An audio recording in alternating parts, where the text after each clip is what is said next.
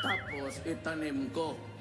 Then I would say, this is ours and do what you want with me. Bahala na kayo. She may not like my answer. She may not like how I answer. She may not like the contempt of my answer. But I am answering. Tatay ninyo si Lucifer, tinalo ko dito. Saan hustisya nyo hinahanap ang hustisya na yan? Sa kalsada? Ang unang step para makatanggap ka ng hustisya ay magpasakop sa korte. And in this case, to surrender to the court. Ito, version lang talaga ito sa katotohanan, ha? Galing sa bundok, no?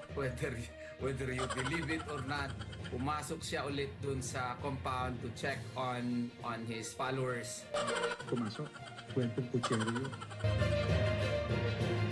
Pag di kayo dumaan sa akin, hindi kayo pupunta sa langit. Huwag kang maniwala sa mga lawyer mo. Daily lamang ang gusto ng mga They want to prolong your cases. Pahabain niya ang kaso para at least makuha lahat ng pera mo. Niloloko mo kami. Kunyari ka pa eh, niloloko mo ako eh.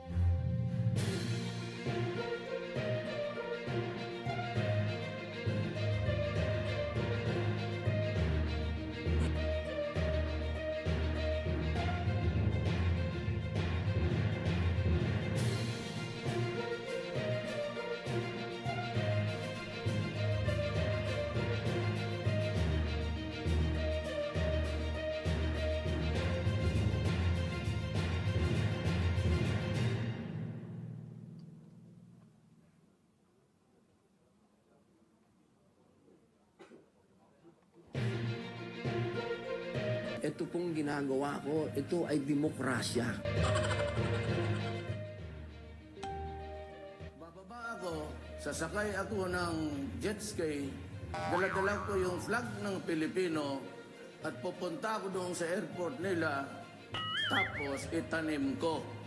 Then I would say, this is ours and do what you want with me. Bahala na kayo. She may not like my answer. She may not like how I answer. She may not like the contempt of my answer.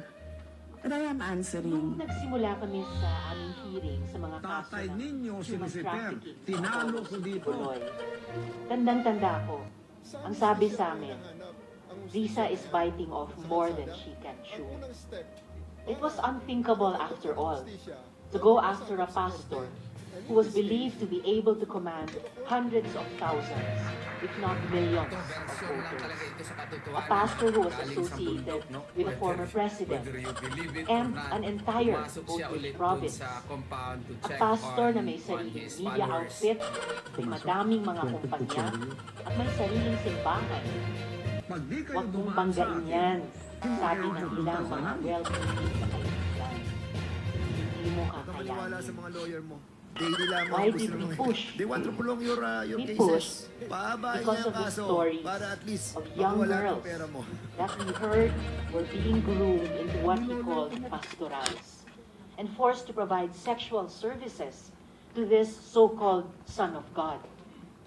Ang pakikipagtalik daw kay Apollo Quiboloy ay paraan ng pagsasamba sa Ama at pagsasakripisyo ng sarili para sa dakilang manlilikha. Tinulak namin ang pagdinig na ito dahil sa kwento ng mga batang puslit na sapilitang pinapalimos sa kalsada at hindi pinapag-aral para makabili ng helicopter, mamahaling sasakyan, malalaking bahay sa iba't ibang bansa ang self-proclaimed Son of God. Hindi po ito katanggap-tanggap sa amin. Coming on the heels of the Senyor Aguila investigation, mahalaga din sa amin na siyasatin. May pagkukulang ba ang ating batas at tila hindi napaparusahan ang mga leader ng mga religious organizations na nagtatago sa balot ng religious freedom para pagtakba ng kahindik-hindik na mga kasamaan? Are our rape laws sufficient to navigate the gray area of Good morning mga kaibigan. No? Ngayon nga nakita natin si Pastor Apollo Quiboloy na nandun sa may panel sa mesa. Mukhang magandang hearing ito ngayon. Pero well, inaasahan natin mga kaibigan na maaaring kanya baka hindi siya sasagot. So pakinggan na lang natin hanggang mamaya. Ngayon po, nandito na sa harap natin si Apollo Quiboloy. Pilit na iniwasan ang Senado kung ano-anong kondisyones ang ginawa para hindi harapin ang ating pagdinig. 50 security personnel, private jet, 5-star hotel at iba pa. Pinarali pa ang mga tagasunod at binuli ang mga witnesses namin sa social media. Ngayon po, nandito na po kayo. Bumabagyo man, ay magkaharap na po tayong lahat. Today, Mr. Quiboloy, your victims will confront whom they believe to be their abuser. Huwag po kayong mag-alala. You will also be given an opportunity to reply. Today, mga kasama, dear colleagues, sama-sama tayong matututo, maglalago, magwawasto, at pinakamahalaga, maghihilom. We will all heal. At this point, pagdating po ni Majority Leader, mag-opening statement din sila. At sa ngayon, may I request our Committee Secretary to recognize the resource persons and administer the oath to those who are here for the first time. At ganito po ang ating daloy, ladies and gentlemen. Today is about the victim survivors. Matagal nang pinatahimik, matagal na tinakot. Ngayon po ay bibigyan natin sila ng puwang magsalita. Mayroon din po tayo mga witness whom they believe to be their abuser. Wag po kayong mag-alala. You will also be given an opportunity to reply. Today, mga kasama, dear colleagues, sama-sama tayong matututo, maglalagom, magwawasto, at pinakamahalaga, maghihilom. We will all heal. At this point, pagdating po ni Majority Leader, mag-opening statement din sila. At sa ngayon, may I request our Committee Secretary to recognize the resource persons and administer the oath to those who are here for the first time. At ganito po ang ating daloy, ladies and gentlemen. Today is about the victim survivors. Matagal nang pinatahimik, matagal na tinakot. Ngayon po ay bibigyan natin sila ng puwang magsalita. Mayroon din po tayo mga witnesses dito na minsan nang nagpakita sa ating hearing. Para sa kanilang kaligtasan ay gumamit po sila ng ibang pangalan. Kung ano-ano ang nadinig galing sa mga taga-KOJC. Kesyo daw, duwag, ayaw magpakita ng mukha. Ngayon po, magpapakita na ng mukha at buong pagkakilanlan sina Yulia Tartova, nakilalang alias Sofia, Edward Ablaza Masayon, nakilalang alias Jackson, at Joar Martinet Olimba, nakilalang alias Jerome. So, Comsec, pakikilalanin muna yung ating resource persons at panumpain yung hindi pa nakapag-sumpa. Good morning po, Senator Hontiveros. For today's inquiry, the Department of Justice, which is supposed to be represented by Secretary Jesus Remulla, is represented by Senior State Counsel Mary Grace Quintana.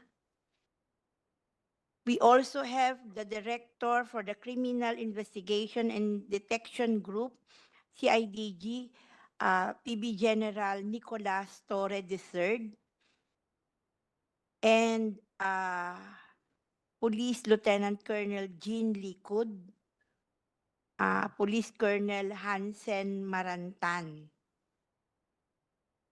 Okay.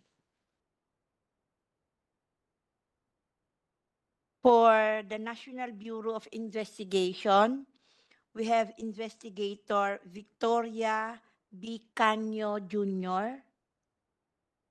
Victoria. And SI Geraldo P. De Luna. From the Department of Social Welfare and Development, we have Social Welfare Officer 5, Ms. Charito Esteban, and Attorney for Edgar Alian Pamis. From the Department of Interior and Local Government, we have ASEC Romeo P. Benitez. From the Department of Foreign Affairs, we have Undersecretary Jesus Gary Domingo.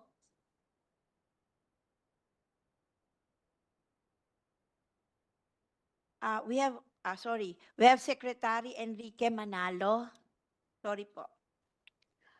And Attorney Zeph Goson. From the Bureau of Immigration, we have Attorney Vicente Uncad and Attorney Jose Calito Zailicas. From the Council for the Welfare of Children, we have Undersecretary Angelo M. Tapales. From the Commission on Human Rights, we have Chairperson Richard Palpalato. From the Securities and Exchange Commission, we have Attorney Jonathan Pancrasius Pagirigan. We have Chief Counsel Attorney Hale Oliver Labayo and Attorney Pamela Lorraine S. Ramos. From the Social Security System, they are represented by Ms. Marie Elaine Estoque, their Vice President for Mindanao South 1 Luzon Division. And Ms. Irene Laksamana, as well as Ms. Alnora Presbitero, Ms. Elaine Perucho, Attorney Joseph Desuña. From the Center for Migrant Advocacy, they are represented by the Executive Director Ellen Sana. From the now Independent Press Council, they are represented by the President Edita Caduaya. And the founding leader and executive pastor of the Kingdom of Jesus Christ, Pastor Apollo Quiboloy, together with Miss Jacqueline Roy, Resente Canada, Pauline Canada, Ingrid Canada, Sylvia Semañez.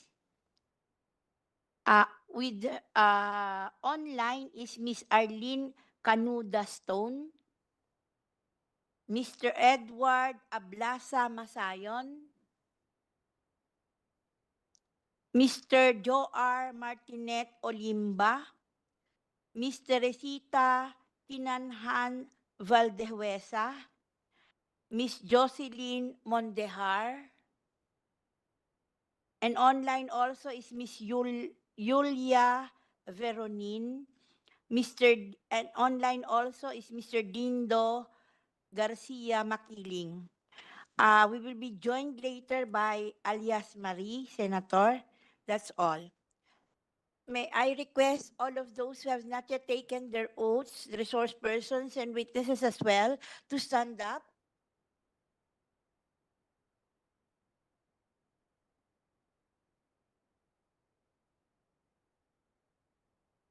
And please raise your right hand.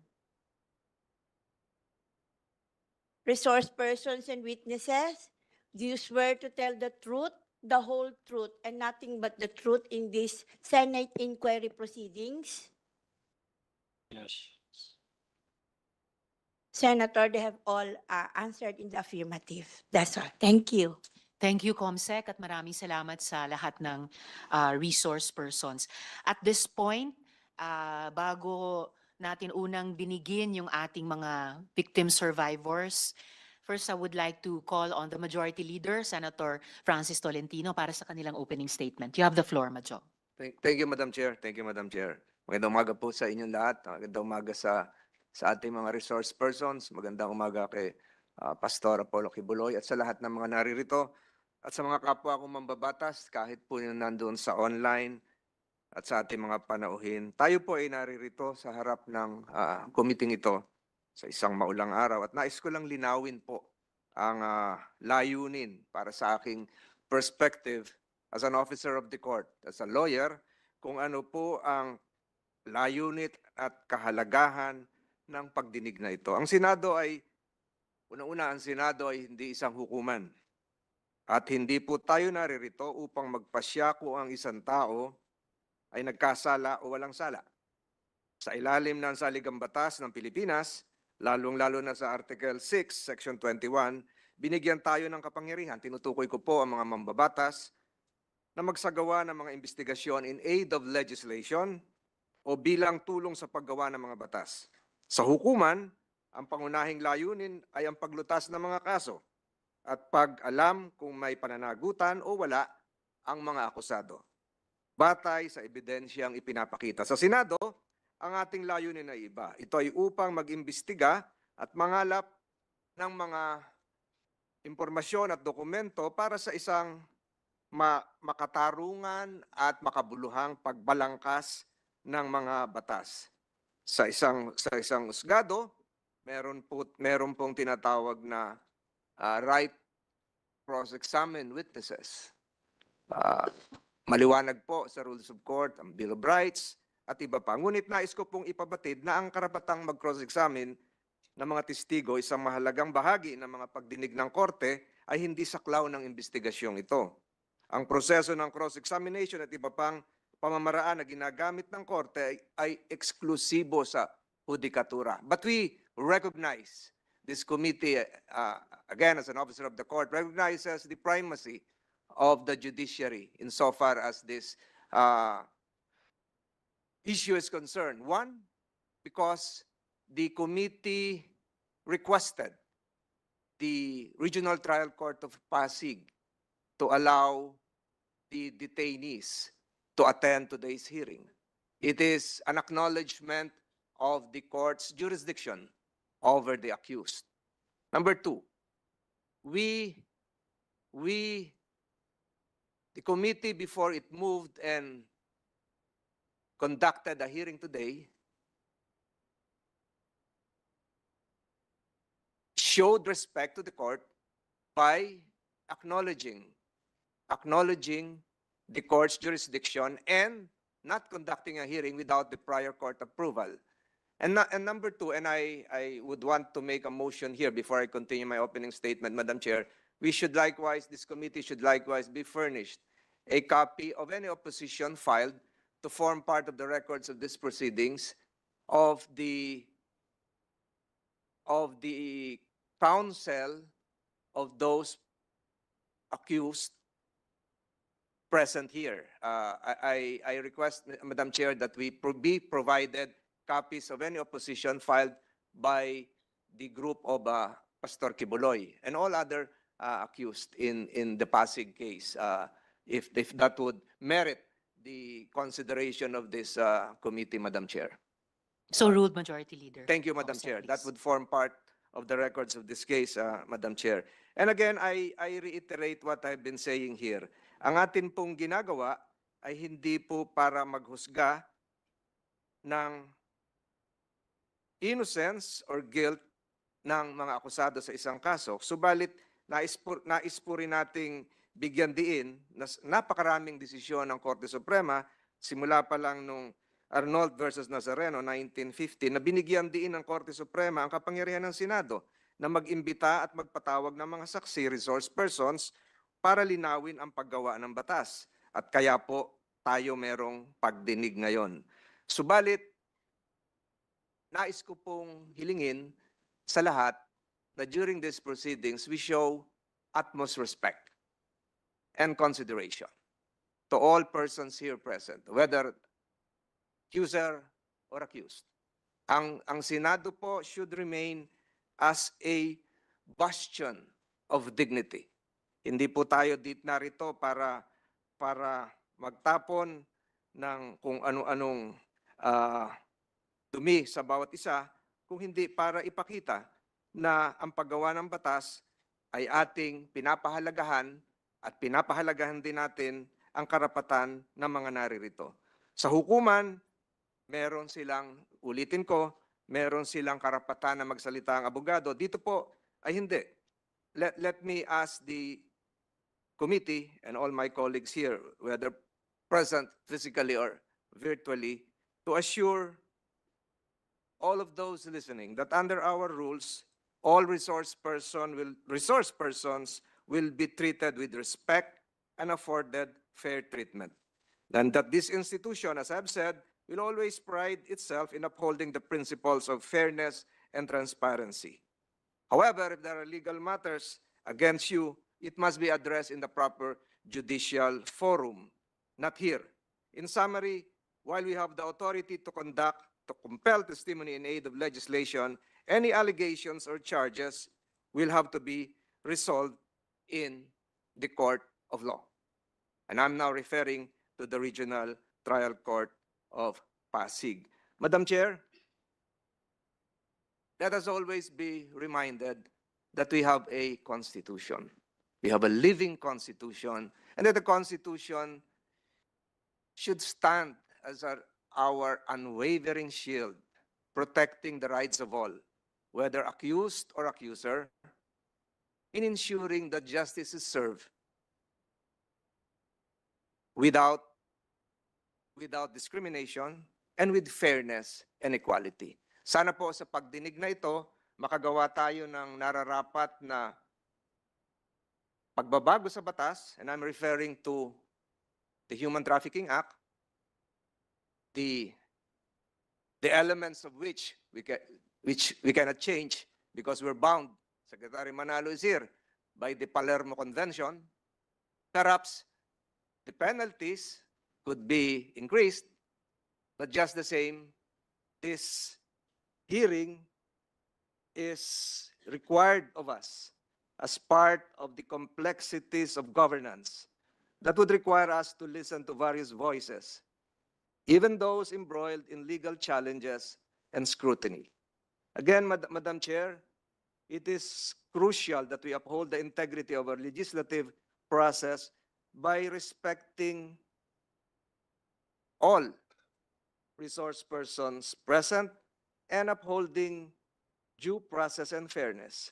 Our commitment must be to engage in a meaningful dialogue while adhering to the principles of justice and respect for individual rights. Our role is to seek the truth. To seek the truth. Mapagandan ho natin yung batas, marami nakikinig ngayon, and not to pass judgment. Madam Chair, thank you for giving me the privilege to have an opening statement, and again, let that serve as a continuing manifestation as to the role of this committee in the coming minutes and in the coming hours as we proceed. I now yield the floor. Maraming salamat po at magandang umaga sa inyo lahat. Maraming salamat din po, Majority Leader. At dagdag dun sa areas of legislation na tinukoy ng Majority Leader, inuulit ko lang yung bahagi ng opening statement ko rin kanina tungkol sa ating mga batas kaugnay ng pag-misuse ng usapin ng religious freedom, yung mga rape laws natin, kung nasasaklaw na nito yung mga usapin ng consent, sexual agency at religious freedom at yung mga labor laws din natin kung saklaw yung mga karapatan at kagalingan ng mga tinatawag na religious volunteers. So muli, salamat po sa Majority Leader. And at this point, lastly, bago natin pakinggan yung ating mga victim survivors, may request po sa ating good Foreign Affairs Secretary Manalo dahil kinakailangan nilang umalis ng mas maaga na makapagbigay ng ilang mga salita sa atin. Secretary Manalo, you have the floor, sir. Thank you. Maraming salamat, Honorable Chairperson Senator Risa Hontiveros, Honorable Senator Francis Tolentino, my colleagues in government, good morning.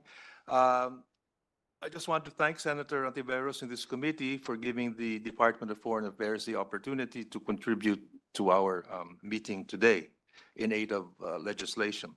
Nais ko lang briefing lang on 2 points with your permission. The first point is on the possible extradition issue.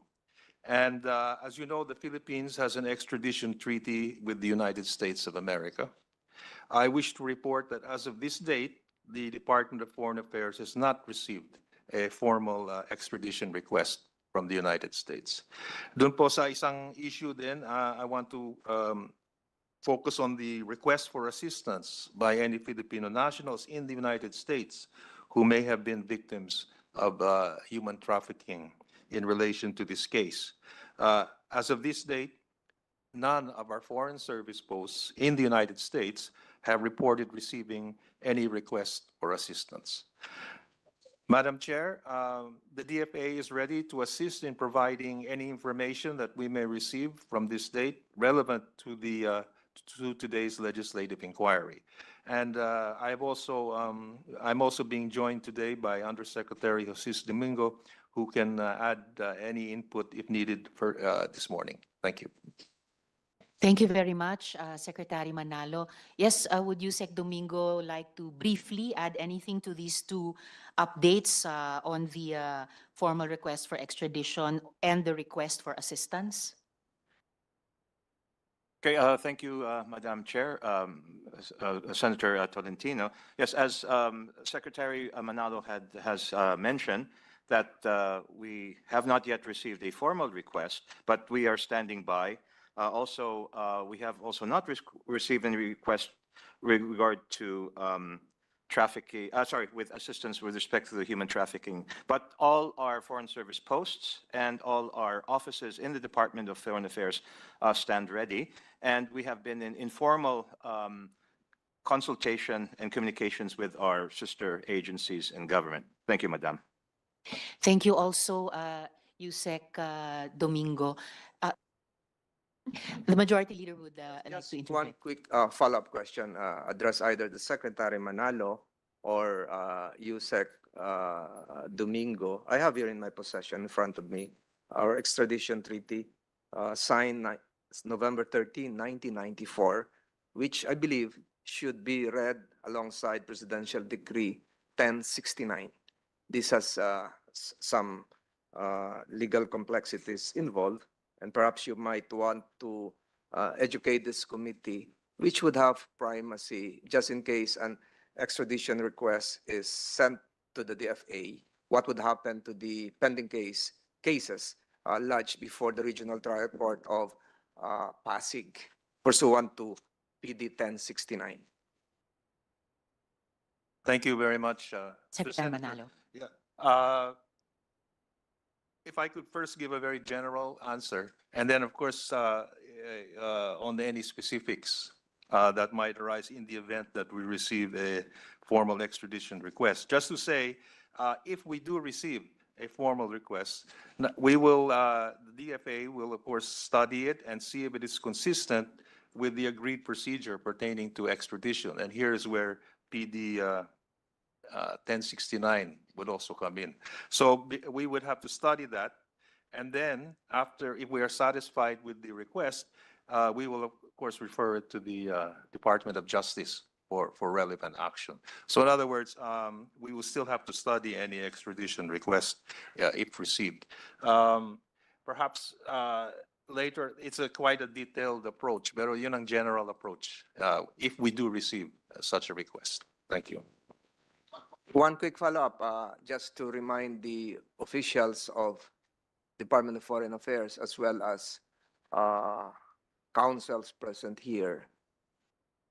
Anything that would transpire and would come out of these proceedings under oath would be recorded. And pursuant to existing extradition rules, any request to have any transcripts coming out of these proceedings would have to be coursed through the DFA. Kayo po ang magpapadala nito mula sa committee ito papunta kung saan man. So you should be aware of that, and the lawyers here present should be aware of that, because this would trigger some concerns involving civil rights or individual rights. So just be aware of that, and I suggest, Madam Chair, that the DFA should stay here till the conclusion of the investigation proceedings, to be physically present. But that's what I'm saying. Thank you, Madam Chair. Thank you, Majority Leader. Assured naman po tayo na bagamat may kailangang mauna ng umalis si Secretary Manalo, that Yusek Domingo will stay on with us. So the department will be well represented. Salamat po, Secretary Manalo, Undersecretary Domingo at Majority Leader. So ngayon po, ang una po nating witness ngayong umaga ay si Teresita Valdehuesa, ang di umanong miyembro ng unang batch ng pastoral ni Apollo Quiboloy. Bago po siya magsimula, I would like everyone to listen to this video, to watch this video. Si Ms. Teresita, si Ms. Ging, ang pinapatungkulan dito, but it will also give a sense of the threats that victim survivors face from within the kingdom. Open source po itong video na ito. In fact, galing sa public channel ni Pastor dati. So, ipe-play na po natin ngayon para mapanood nating lahat.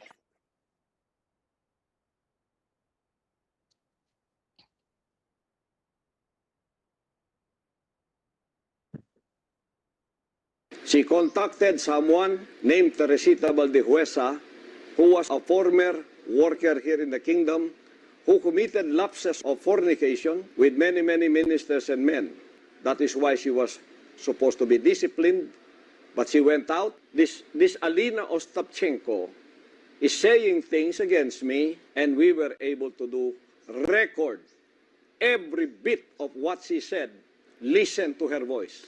Everything that you have said to Teresita Valdehuesa, who was a former worker here, who also backslid because of some lapses in immorality, will give you a sample of her voice that was recorded. Go. I'm fine, dear. I remember you, Bayo. And I'm so glad that I'm already out of the kingdom. And it's a miracle that how I exit from there. Because the time, kasi I was so fanatic before. But when, time passed, I realized many things I can also share with you if you like. Ask me if I'm ready to dedicate my life. I said yes, because for me, I was thinking dedicate to God, so I never think about other stuff. And suddenly, he was on me already, and he was trying to pull my pants already off. And then things started to happen, and I understand that, oh my goodness, it's like I have to switch off my mind. I will not question, I will not ask if it's Father's will in my mind. That time, I will just not try not to feel anything like that. And because I was shocked by what's happening in the room. You have to prove that in court, because this is an international ministry, and I have an international reputation. You will be sued by the kingdom in all places that you've called. We will not let this pass. Teresita Valdehuesa will be part of this. So better get your lawyers and defend yourself. We have lawyers all over the world. Wherever there is a kingdom, we have a general counsel in the name of Attorney Michael Green. In America, we have 18 lawyers who are observing all the happenings in the kingdom. We have financial consultants. We have lawyers who will defend the kingdom wherever it is being attacked. For the record po, yung pastoral na binanggit dito, si Ms. Alina, she gave her consent also to the playing of this video in this hearing. So, Ms. Teresita, meron po kayong testimonyang hinanda. Pwede nyo na pong basahin. You have the floor. Good morning po, Madam Chair, Honorable Senator Riza Hontiveros, and to Honorable Senator Francisco Tolentino, and to all the members of this august body. I come here today to share the truth that has been silenced for 3 decades because of great fear, and this is also on behalf of the many victims who have suffered in silence just like I have. I believe my testimony reflects their pain, struggles, and resilience. While I understand that this is aimed to aid in legislation, I am also grateful to be given this opportunity to inform those who still believe that Apollo Quiboloy has been innocent of the crimes he is accused of because he has never been. At the age of 17, I became a member of the church led by this man, Apollo Quiboloy, in 1980. I was a freshman student. I was eager and active in the community, even spending a significant portion of my college years living at the parsonage where he resided. In 1988, I made a difficult decision of my life to dedicate this to his ministry, driven by the belief that true fulfillment and salvation lay in serving God fully. This choice meant leaving behind my family, my career, and the person I once was. Despite the resistance of family and friends, I pursued my conviction. I joined a pioneering group that struggled to meet basic needs, but my desire to serve God fueled my persistence. Over time, I gained his trust and became a respected worker within the ministry. As the ministry grew, so did our blessings. We experienced answered prayers and expanding membership, which deepened our commitment to serving God. Apollo C. Quiboloy, whom I revered, was considered as God anointed, and his words held absolute authority. I respected him deeply, viewing him as truly the man of God. From the moment I dedicated my life to the ministry until 1993, I experienced a profound spiritual awakenings. I felt forgiven. My love for God deepened. And I was proud to serve alongside a man I believed to be holy. But one day while in Manila, I received a long-distance call from him. He informed me that he had received a divine revelation intended for me and instructed me to travel to Cebu, where he would share this important message. He was also scheduled to preach in Cebu that Sunday. Upon arriving in Cebu City, we arranged for him to stay at the Park Place Hotel in Fuente Osmeña. That evening, he instructed me to remain in the hotel, while Nilda Linda, the assigned worker, returned to the worker's house. When we were alone, I asked if I could just sleep on the sofa as it was a suite room. Instead, he insisted that I would sleep beside him and even said in Bisaya, compatible gyud taging kay parehas man og color ang atong suot. Translated, we are compatible because our outfits were of the same colors. I was wearing red pajamas with white dots, while he was dressed in a red t-shirt and white pants coincidentally. His words made me feel uneasy and quite nervous, and I saw a different personality in him. But I was quick to dismiss that unusual feeling. And because I had previously witnessed Ingrid Canada or ICC Teresita Dandan, TTD, and Felina Salinas slept in his room alternately, it led me to believe that it was just normal and harmless. Moreover, we had been conditioned to suppress any negative thoughts about him. We were warned that any suspicion on him would reflect our own personality, using the words found in 1 Timothy chapter 1, verse 15, I quote, "To the pure, all things are pure. But to those who are corrupted and do not believe, nothing is pure. In fact, both their minds and consciences are corrupted," unquote.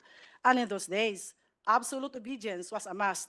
We needed to have an unquestioned loyalty and reverence toward him. Sleeping beside a man I believed to be chosen by God was for me then a great privilege, an opportunity for a sinner like me. But what followed shattered my sense of faith and trust. Without a word, after turning off the light, he embraced me, undressed me, and violated me with his lustful act, and left me in shock and speechless. He then said, "This is the fulfillment of God's revelation." He explained that God had revealed to him that I was to partake in God's life through him by surrendering my body, soul, and spirit. He also mentioned that other girls would go through him in a similar manner. His words were strange, but I was too shocked to respond. The following day after that Sunday worship service, Apollo C. Quiboloy left for Manila, while I was left to carry on with my duties, including organizing carolers for our annual fundraising. Confusion consumed me.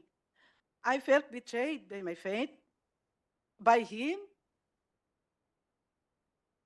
and even perhaps by myself.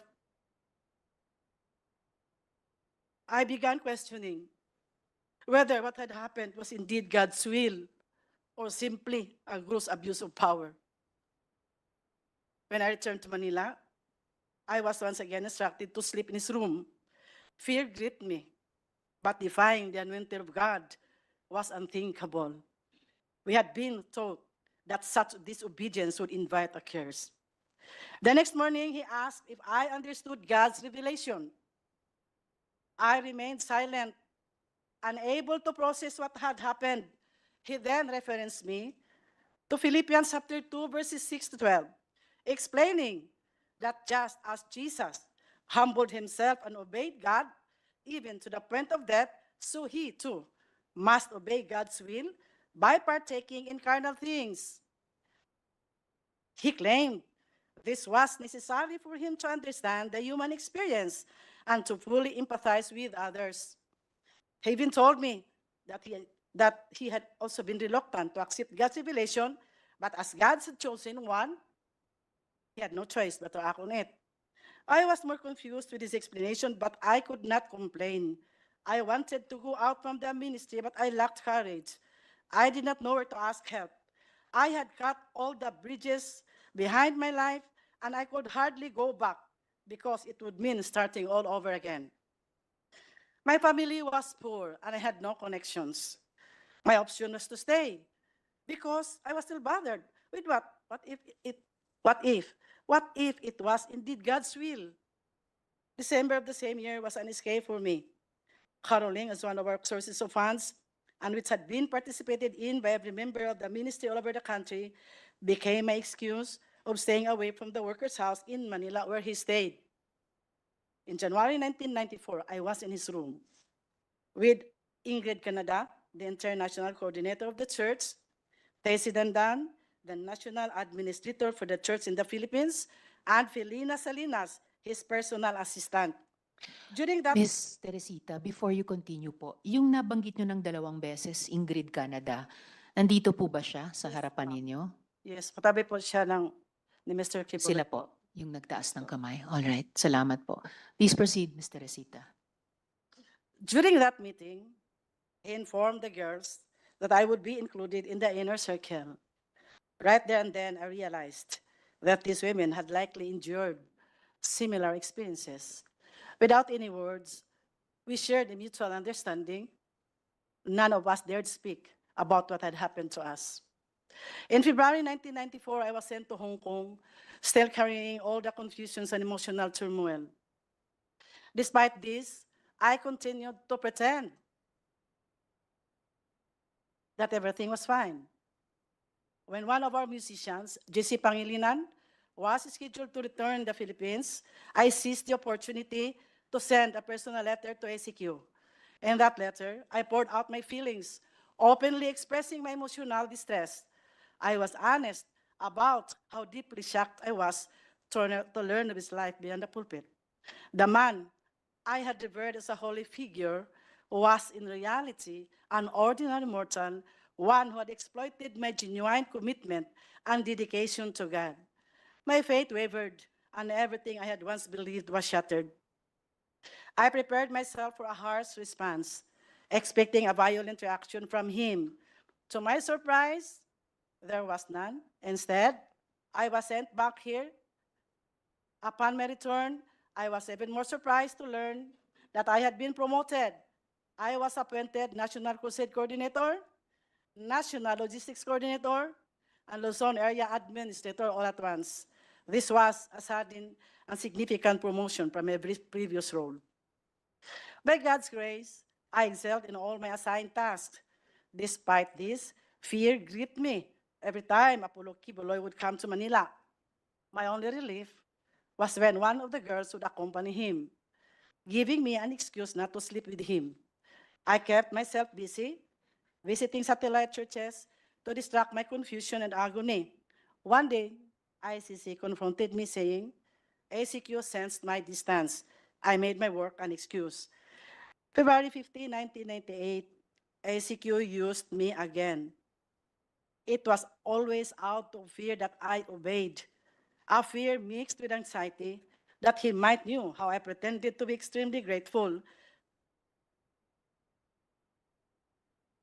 that he allowed me to be a part of his physical life, because in all honesty and God truly knew I was not. All the pent-up emotions suffocated me that on the following day, while preparing for church, I collapsed. ACQ performed mouth-to-mouth resuscitation, but later I learned he told others that it was just a way for me to seduce him, labeling me as Jezebel the temptress. I believe Apollo Carrion Quiboloy understood that I never wanted the life he was trying to impose on me. My decision to dedicate my life to God's service was driven by a sincere desire for spiritual purification from the sins I had committed before becoming a full-time worker. I had only one goal: to live a holy life and ultimately to attain heaven. As the Bible says in Colossians chapter 3, verse 5, I quote, "Put to death, therefore, whatever belongs to your earthly nature, sexual immorality, impurity, lust." But how could I achieve this with the circumstances that I was in? Disobedience and complaints were never an option. Anyone who did so was labeled as carnal, as someone who did not overcome the flesh. Everything was always twisted. One day, I said, "Sir has noticed that you've been distant." I made up excuses, trying to avoid the truth. I had been telling Tracy Dan that I was extremely exhausted. She presumed that I was just too focused of my responsibilities, especially in the logistics department. I was always pressured to meet my 15 million quota.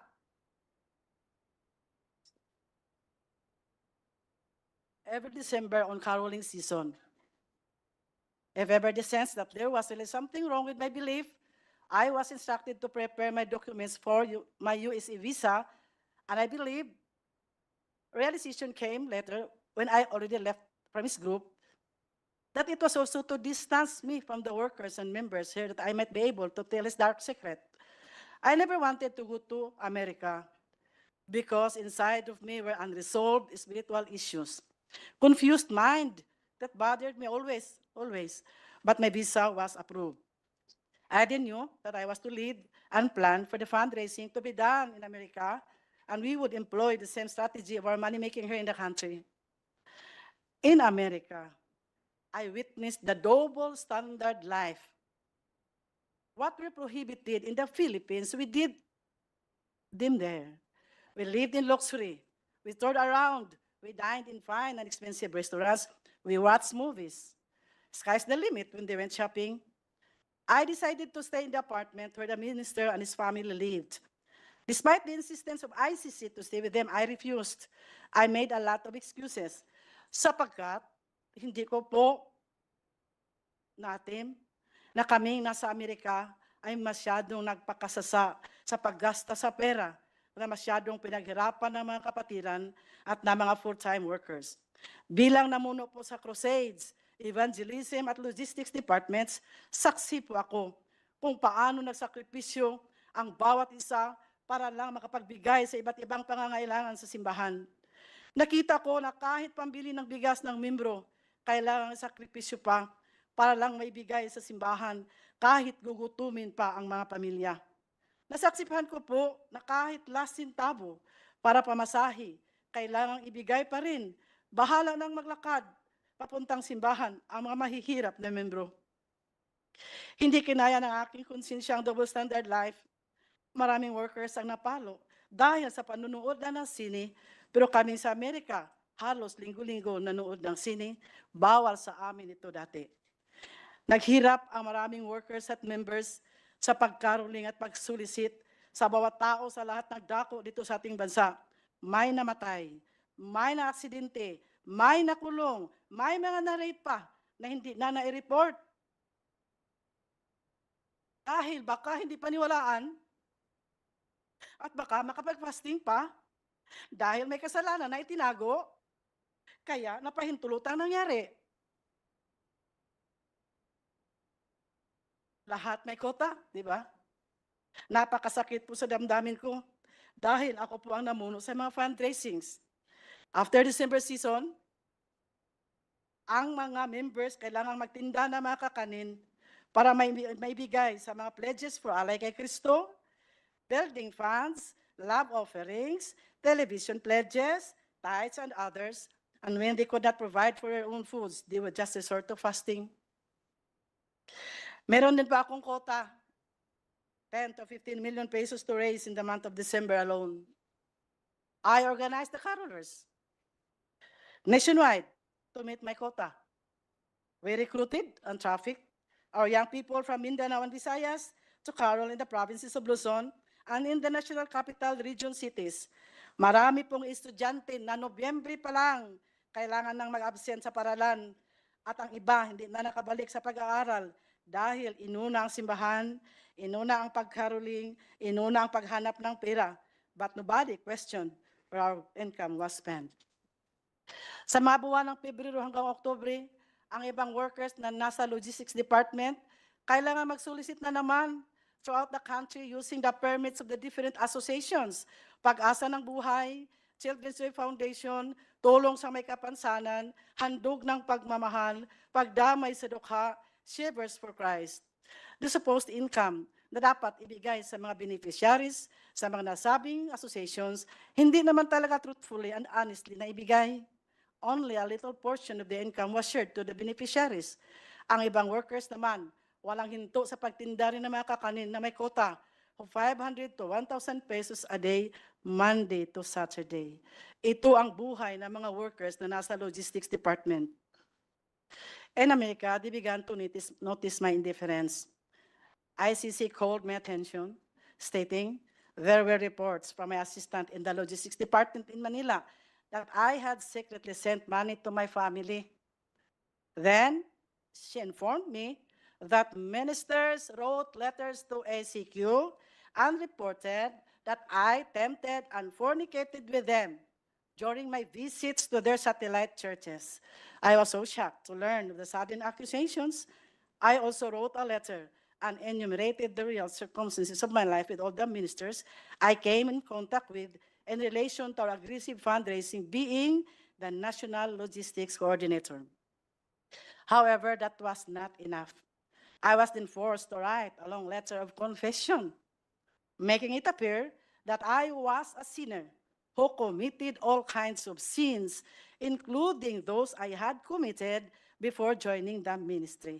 I complied, believing that through this written confession, I would be totally forgiven from my old sins and burdens and be completely sanctified. In detail, I wrote everything I thought was considered sin I had committed from childhood until the present. I also implicated ACQ in my sins. It had the same tenor of the letter I wrote in Hong Kong in 1994. And this time, he was furious. Then ICC instructed me to revise my letter. I was told not to implicate ACQ and to state that I was the sole sinner and I was filthy. Upon realizing how angry ACQ was, I revised my letter out of fear and stated that I had sinned because I truly was filthy. In detail, I imagined sins. Ms. Teresita, yung paulit-ulit yung binabanggit na ICC, sino po yun? Ingrid Chavez Canada. Sila pa rin po. All right. Please proceed. In detail, I imagined sins and I made it appear that I had committed them all. That was how stupid I was to obey and exaggerate my story. Just to appease the anger of our leader, Apollo C. Quiboloy, not knowing it would become my death sentence later. My exaggerated story was then distributed to all his leaders and ministers, and they believed I was filthy, I was pervert, and I was wicked, painting me as the sole guilty party, while ACQ remained innocent. Little did I know this confession would lead to my condemnation within the ministry. And Ms. Teresita, pag sinasabi nyo ACQ, sino po yun? Apollo Carion Quiboloy po. Alright. October 15, 1998, I was sent back here to receive a punishment through prayer and fasting in the guise of spiritual discipline. And the fasting they planned for me was beyond my imagination. It took me 7 months to suffer hunger and isolation in the mountain of Tamayong in Kalinan, Davao City. They placed me in a small, dark, elevated room beside a kitchen, separated only by a mat and walls. My bed was rough, made of uneven slabs, with exposed nails pressing into my back as I slept. I woke up this morning in pain, with no beddings, and the cold October nights left me shivering. I requested a blanket and a mat, but I was denied. Every day from 8 to 5 p.m., I followed a strict routine, regardless of the weather, enduring hunger and isolation. No one allowed near me, as I was labeled filthy and deserving of this punishment. Members were forbidden to speak to me. I was physically very weak and so depressed. I prayed that God would just take my life. Ilang beses po ako nanalangin na sana kunin na lang ng Panginoon. I started to question God and wondered if this was truly a divine process or simply human punishment. I asked myself, is this ACQ's way of retaliating because I rejected the life he imposed on me? It felt like vengeance and disguised as spiritual discipline. My only solace came from reading the Word of God from Genesis to Revelation over and over again. Every day was a struggle of faith. I struggled to believe that the process was still the perfect will of God for me.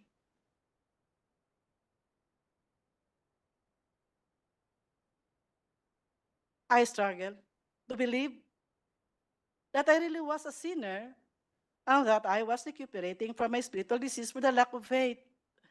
That was to justify my present pains and to at least lighten my burden of loneliness. On January 8, 1999, I gave ACQ a resignation letter and I requested for a fare so that I can travel back to my home in my province. He did not approve my resignation letter. I pleaded to Ingrid, and like a child, I cried for help. But she remained untouched, telling me that it was a divine process. After that conversation, misery doubled. I had no money, and I was still physically weak, so there was no way for me to go out from the compound of the prayer mountain. Waiting for the restoration was the only alternative at the moment. If not for the comforting words of God, surely I would be totally gone out of my mind. They continually accused me of sins they alone knew, unimagined, that would always lead me into fasting. It eventually hardened my heart because I started to realize that the purpose of doing it was to totally break me down and to even slowly kill me.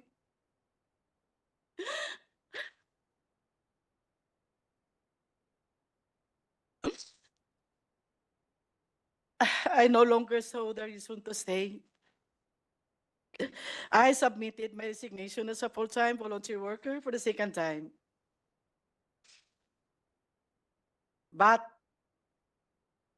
Apollo Carrion Quiboloy refused it again. A week later, on September 30, 1999, I decided to leave without asking for permission, determined to free myself from his control.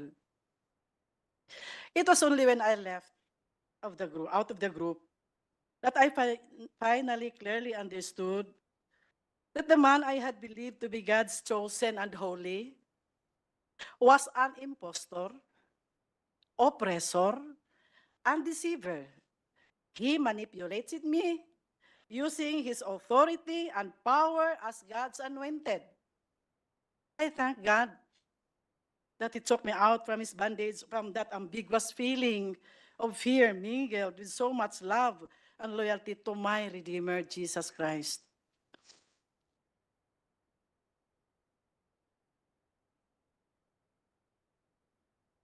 But he was not finished with me and did not stop terrorizing me. Alex Camia, his personal bodyguard, a full-time worker, once known to be a champion in gun shooting before he joined the group of ACQ, together with his team, kept coming to my place to harass me, serving a fake warrant of arrest to a minister who stayed in my house. This minister settled in my place after he was gunned down in Davao City but survived. The team of Alice Camia was apprehended, and when investigated, they had several firearms in the car, several plate numbers, and there was also a red plate. The registered owner of the car was Apollo C. Quiboloy. Because of their failure to serve the warrant of arrest, they blamed me for hiding the minister and filed cases against me of obstructing justice and grave misconduct and an act unbecoming of a public official. After that incident, I heard that Alex Camia was the suspect of the murder of an ex-worker who was shot down inside his home, and this ex-worker did not survive. I was scared to death when I heard this news. My option was to remain silent because killing could have actually happened when Camia and his group came to my place. There was also an ex-worker, Elsa Bolivar, who was a senior citizen, a woman shot dead while she was in her garden in Tagum City. I was so hysterical when pictures of her bullet-ridden body were sent to me because she had just visited me in my place before it happened. Fear consumed me, and I remained silent. 3 years ago, nagkausap po kami ni Alex Camia. Humingi po siya ng kapatawaran at nagsabi na siya ay nautusan lang po na kailangan din akong iligpit. Pinaniwala po siya na ako ay may malaking kasalanan at ako ay napakasamang babae. Nang tinanong ko kung ano ang aking kasalanan, sinabihan daw siya na tinukso ko raw si Apollo Carrion Quiboloy. Nakiapi daw ako sa mga ministro. Narinig naman po ninyo yung sa video. Nakipagtalik daw ako mismo doon sa workers' house at nagnakaw daw ako ng 3 million pesos. He even said in Bisaya, di ba nagtugot man ang Ginoo pagpatay sa dautan? Doesn't God permit the killing of the wicked? Doon ko lang naintindihan na kailangang i-declare ni Apollo Quiboloy sa lahat ng mga workers at members na ako'y makasalanan at napakasamang babae para magiging makatwiran ang lahat ng parusa na binigay sa akin at magiging makatwiran din kung bakit ako kailangang patayin. Apollo Quiboloy called me Jezebel, the temptress, using his pulpit to broadcast how filthy and evil I was. This became a pattern. Kung may mga workers na may alam sa kaniyang buhay, sa sikretong buhay at aalis sa kanyang kingdom, sila ay akusahan ng napakaraming kasalanan. He would always exaggerate their weaknesses at ipaniwala sa mga workers at members na sila ay umalis dahil may mga marumi at mga napakasamang mga tao. His followers only heard his side of the story, which was always filled with lies and twisted truths. They are their side, our side,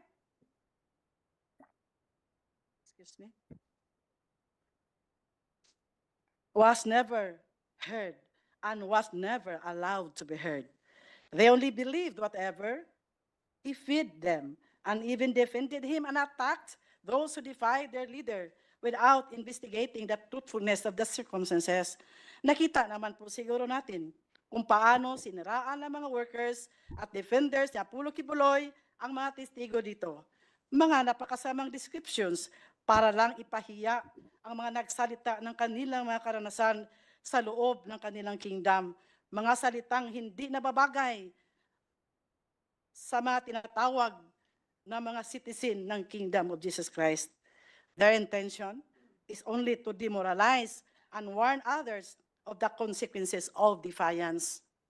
Last August 2021, during one of his television programs, he once again maligned me, broadcasting nationally and internationally that I was a fornicator and an immoral woman, which we have just watched.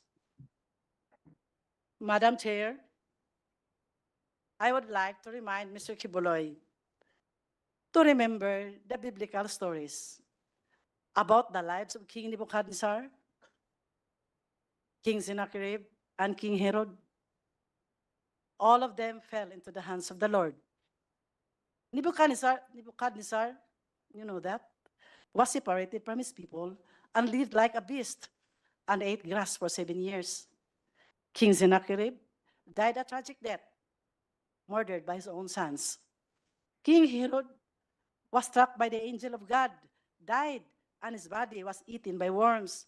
Their sin was that they replaced God with themselves, considering themselves as gods and blaspheming the one true God. This is all, Madam Chair. Thank you. Salamat po, Ms. Teresita, sa testimonya mo. Kahit kailangan mong iyakan para basahin sa amin. Bago yung isa munang follow-up question ko sa inyo, gusto kong i-acknowledge yung presensya online ni Senator Cynthia Villar. Salamat, Senator Cynthia, sa pagdalo nyo. At ang Minority Leader, Senator Coco Pimentel. Salamat kaayo sa pagdalo. Kung walang opening statement si Senator Coco at si Senator Cynthia, bago yung interjection ni Majority Leader sa Department of Justice, isang mabilis na follow-up question sa ngayon, Ms. Teresita o Ms. Ging, Ate Ging, just for the record, guilty ba kayo dun sa mga krimen na inakusa sa inyo, yung pagnakaw ng 3 million pesos, yung pag-fornicate sa iba pang mga ministro? Guilty ba kayo sa mga iyon? Of course not. All right. Salamat kaayo. Majority Leader, for your interjection with the Thank you, Madam DOJ. Chair. Nothing to do with the previous testimony. Magpapaalam po kasi ako kasi magsasalita po ako sa Liga ng mga Barangay and the Minority Leader is already here to fill up some legal questions likewise. But Madam Chair, before I leave, gusto ko lang tanungin ang Hindi ko kasi nakita kanina, dito pala ang Department of Justice relative to my previous questions answered by the DFA. This is speculative, academic, and purely legal. If, wherever, if an extradition request is lodged before the DFA, there is under the PD, which I cited before, a process which would necessitate the Department of Justice to file a petition. But that is another court. And that is another court which would constitute as the extradition court here in the Philippines. And if there is going to be an extradition hearing, the purpose is not to determine the guilt or innocence of the accused, but whether they would fall under the ambit of our extradition treaty. Is that correct? Who will answer? Attorney Torribillas or Attorney Quintana? Speculative lang ito. Ano lang to? Senior State Counsel Quintana, I believe, Majority Leader. Yeah. Thank you, Madam Chair. Good morning, sir. Good morning, Madam Chair. Good morning, Your Honor. As to the as to what will happen on, should the Department of Foreign Affairs later on receive a request for the extradition of Mr. Quiboloy and the present criminal cases are filed against him, the Philippines, as a requested state under the Philippines-U.S. extradition treaty, has the option to postpone the filing of the extradition case, in which case Postpone. only the filing, Your Honor. But is the extradition court would be constituted here in the Philippines. Yes, Your Honor. Not necessarily the court where the hearing is being Yes, conducted. it would be a separate separate proceeding, and as I mentioned, it might be postponed, or we can accept the request and file the case in a separate extradition It case. will not be a criminal court. No, Your Honor. As you correctly pointed out earlier, the extradition court is not there to determine the guilt or innocence of the subject of the request. Thank you, attorney. But my second question is related to the first question and to the previous questions. The extradition shall not be granted under Article 4 when the person sought has been tried, convicted, or acquitted. Tama po ba yun? So pag may pending case na rito at mabilis yung proseso, conviction or acquittal, hindi na siya pwedeng i-extradite. Is that correct? Your Honor, under Article 4, that may be a ground for refusal of the request for extradition, but that in that case, so Your Honor, ang ano po dun parang in effect parang double jeopardy. But in this instance po, there is no double jeopardy kasi po yung Saying double jeopardy, one of the grounds for refusal would be when there has been a trial, conviction, or acquittal that's explicitly stated under Article 4 prior prosecution. Double jeopardy will not apply because of the concept of dual sovereignty. Am I correct? Yes, Your Honor. So, ang tanong ko, mas makakabuti ba na mas mabilis ang trial sa Pasig, which would result in either conviction or acquittal, dahil hindi na pwedeng ma-extradite? Sir, it's independent of the request for extradition. So regardless if the are terminated, are expedited, it will not affect the extradition request. Siguro, aralin niyo mabuti itong Section 1 ng Article 4. Parang very explicit naman ito. You still have time. Number 3 question, I learned that correct me if I'm wrong, and I'm sure you're following this through news accounts, that the Department of Justice of the United States dismissed the charges against a certain Miss Dueñas. Tama po ba yun? Yes, Your Honor. Yes, and this was just a few weeks ago. Last week, Your Honor. Last week. October 7. So, ang tanong ko rito, and this will probably be a lingering question. What would be the effect of the dismissal of the U.S. cases against, is Dueñas a miss or a male? Ano ba yan? Female? She? Female. What would be the effect of the dismissal of the U.S. cases against Ms. Dueñas to the pending cases of Pastor Quiboloy in the Philippines, since some of the elements would be the same? Your Honor, if I may defer to Prosecutor Torrevillas. Torrevillas. Deputy State Prosecutor Torrevillas, please. Good morning, Madam Chair. Good morning, Senator Tolentino. It will not affect the cases pending against Pastor Quiboloy, considering that Ms. Dueñas is not one of the accused in those cases. One of the accused in cases pending before the Regional Trial Court here in Pasig, or in the United States Department of Justice? Saan po? Saan jurisdiction? Before the Regional Trial Court of Pasig and Quezon City, Mr. Senator. So it won't affect. Yes. But there is an interrelationship between the elements involved in the U.S. cases and the Philippine cases. Tama po ba yan? And probably I'm not jumping the gun on what the defense counsels were doing. So walang effect. As I've said, this is just speculative. It will not affect the cases pending before the Regional Trial Court of Quezon City and the Regional Trial Court of Pasig, because Ms. Dueñas is not one of the accused, neither she one of the witnesses for the prosecution. But some of the defendants in the case pending before the U.S. Department of Justice are likewise defendants, are accused here in the Philippines. And I understand there would be a second hearing come May 20 before the U.S. Department of Justice. Tama po ba yan? I am not aware of that. Okay. So paano naman kung yun ang magkaroon ng ibang desisyon while pending dito sa Pasig and Quezon City yung ibang kaso? Any speculative answer? O kung wala, mahirap na It siguro. has no connection at all because opo. Different jurisdictions, different elements. Again, Madam Chair, maraming salamat po sa pagbibigay sa akin ng pagkakataong makapagsalita. I reiterate again my earlier statements that respect and dignity should permeate the entire proceedings today. And I hope that the dignity of the Senate through this committee will be enshrined, Madam Chair. Maraming salamat po sa pagkakataong ito at maraming salamat sa mga resource persons natin na dumalo. Magandang umaga po sa inyong lahat. Dagang salamat.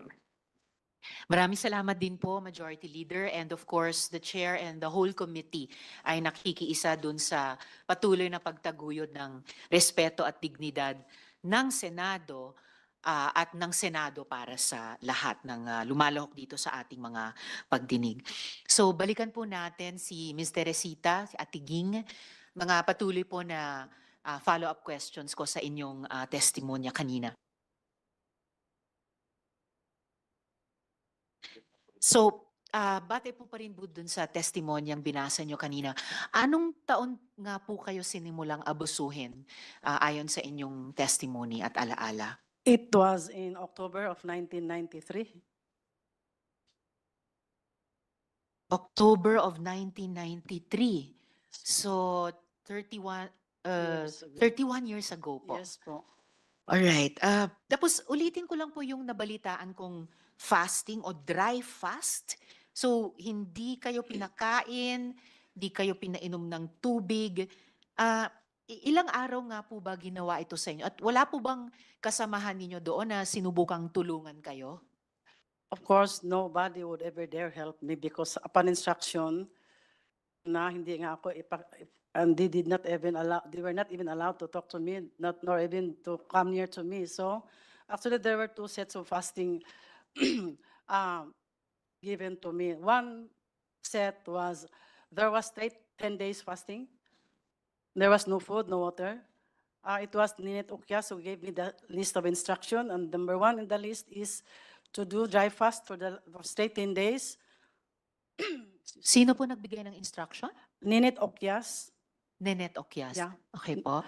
And then, I only was able to eat a little amount of rice and viand on the 39th day because when you have fasted, hindi naman kailangan kakain ka agad. So, there was water, then then lugaw, and then finally on the 39th day, that was the time I was able to eat rice.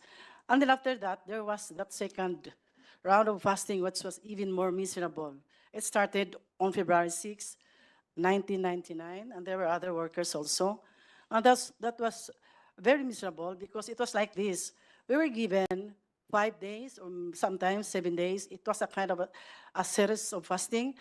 The first, second, third days were for dry fasting, meaning you were not allowed to drink, of course, to eat food, dry foods. And on the fourth, sometimes it's water, sometimes it's sometimes it's lugaw. Then another 5 days, the same pattern. Sometimes it became 7. It ended on the it ended on the month of May because I have my diary on that. So yung pangalawang dry fasting, 3 buwan na may iba't ibang klasing fasting for 5 days or 7 days, 1 to 3 days na dry fasting. Yes. On the 4th day may tubig o yung yung pinakuluan ng sinaing, di ba? Yung pinapainom ng mga lolo't lola natin sa mga baby nung panahon ng World War II. Yung sabaw ng ano po. Sabaw. lugaw. Sabaw ng lugaw. Yes po. Or lugaw. So over 3 months, may ganitong series ng mga iba't ibang klase ng dry fasting. Yes po. But I was together with other workers also because they were also punished, but I was the longest. I stayed there for the longest 3 months. And yung una pong dry fast, yung unang set ng pagpapadry fast sa inyo na 10 araw, walang pagkain, walang tubig. 10 araw na walang tubig at 10 araw na walang pagkain? Yes po, that's true. Paano niyo po na-survive yun? I did not even think I would survive. Opo. Because of course, the place was cold. And then every time in the morning when I took a bath, so parang doon ko na lang nalalasap yung tubig. Kaya I keep taking a bath 3 times a day. Iniinom nyo na lang yung Halos, hindi ko mainom tubig kasi pampaligo. natatakot ka namang baka masira yung tiyan mo. Parang ganun lang, parang And after 39 days, ganun ulit, pinainom muna kayo ng tubig, ng and then pinakain ng lugaw, and finally, kanin. yes, on the 39th day.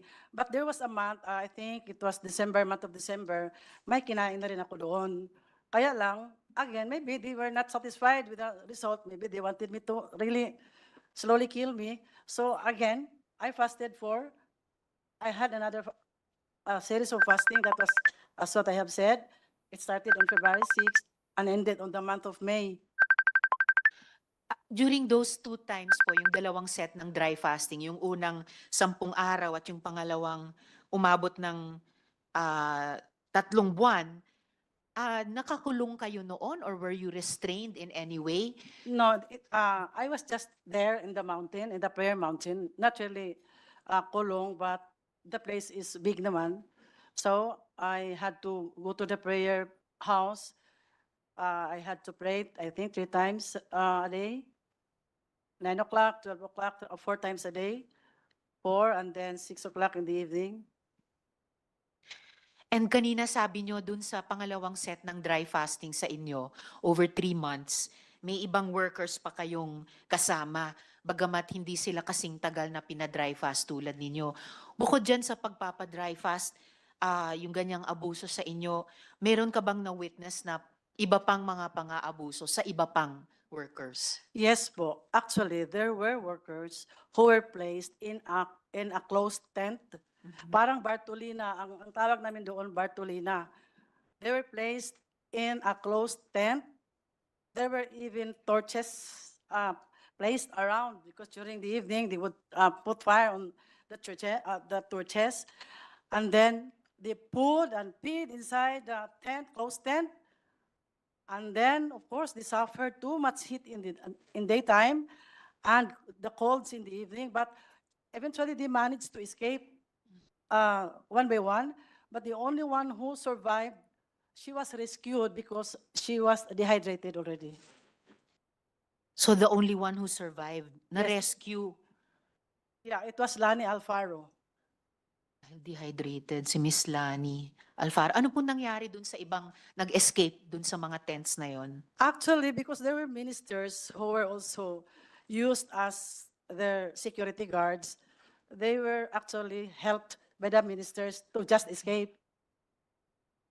So may mga minister din naman na naawa sa kanila at Meron din po. tinulungan silang makatakas. Yes po. Okay. Tapos, Ms. Teresita Atiging, tama po ba na naging subject kayo ng attempted assassination?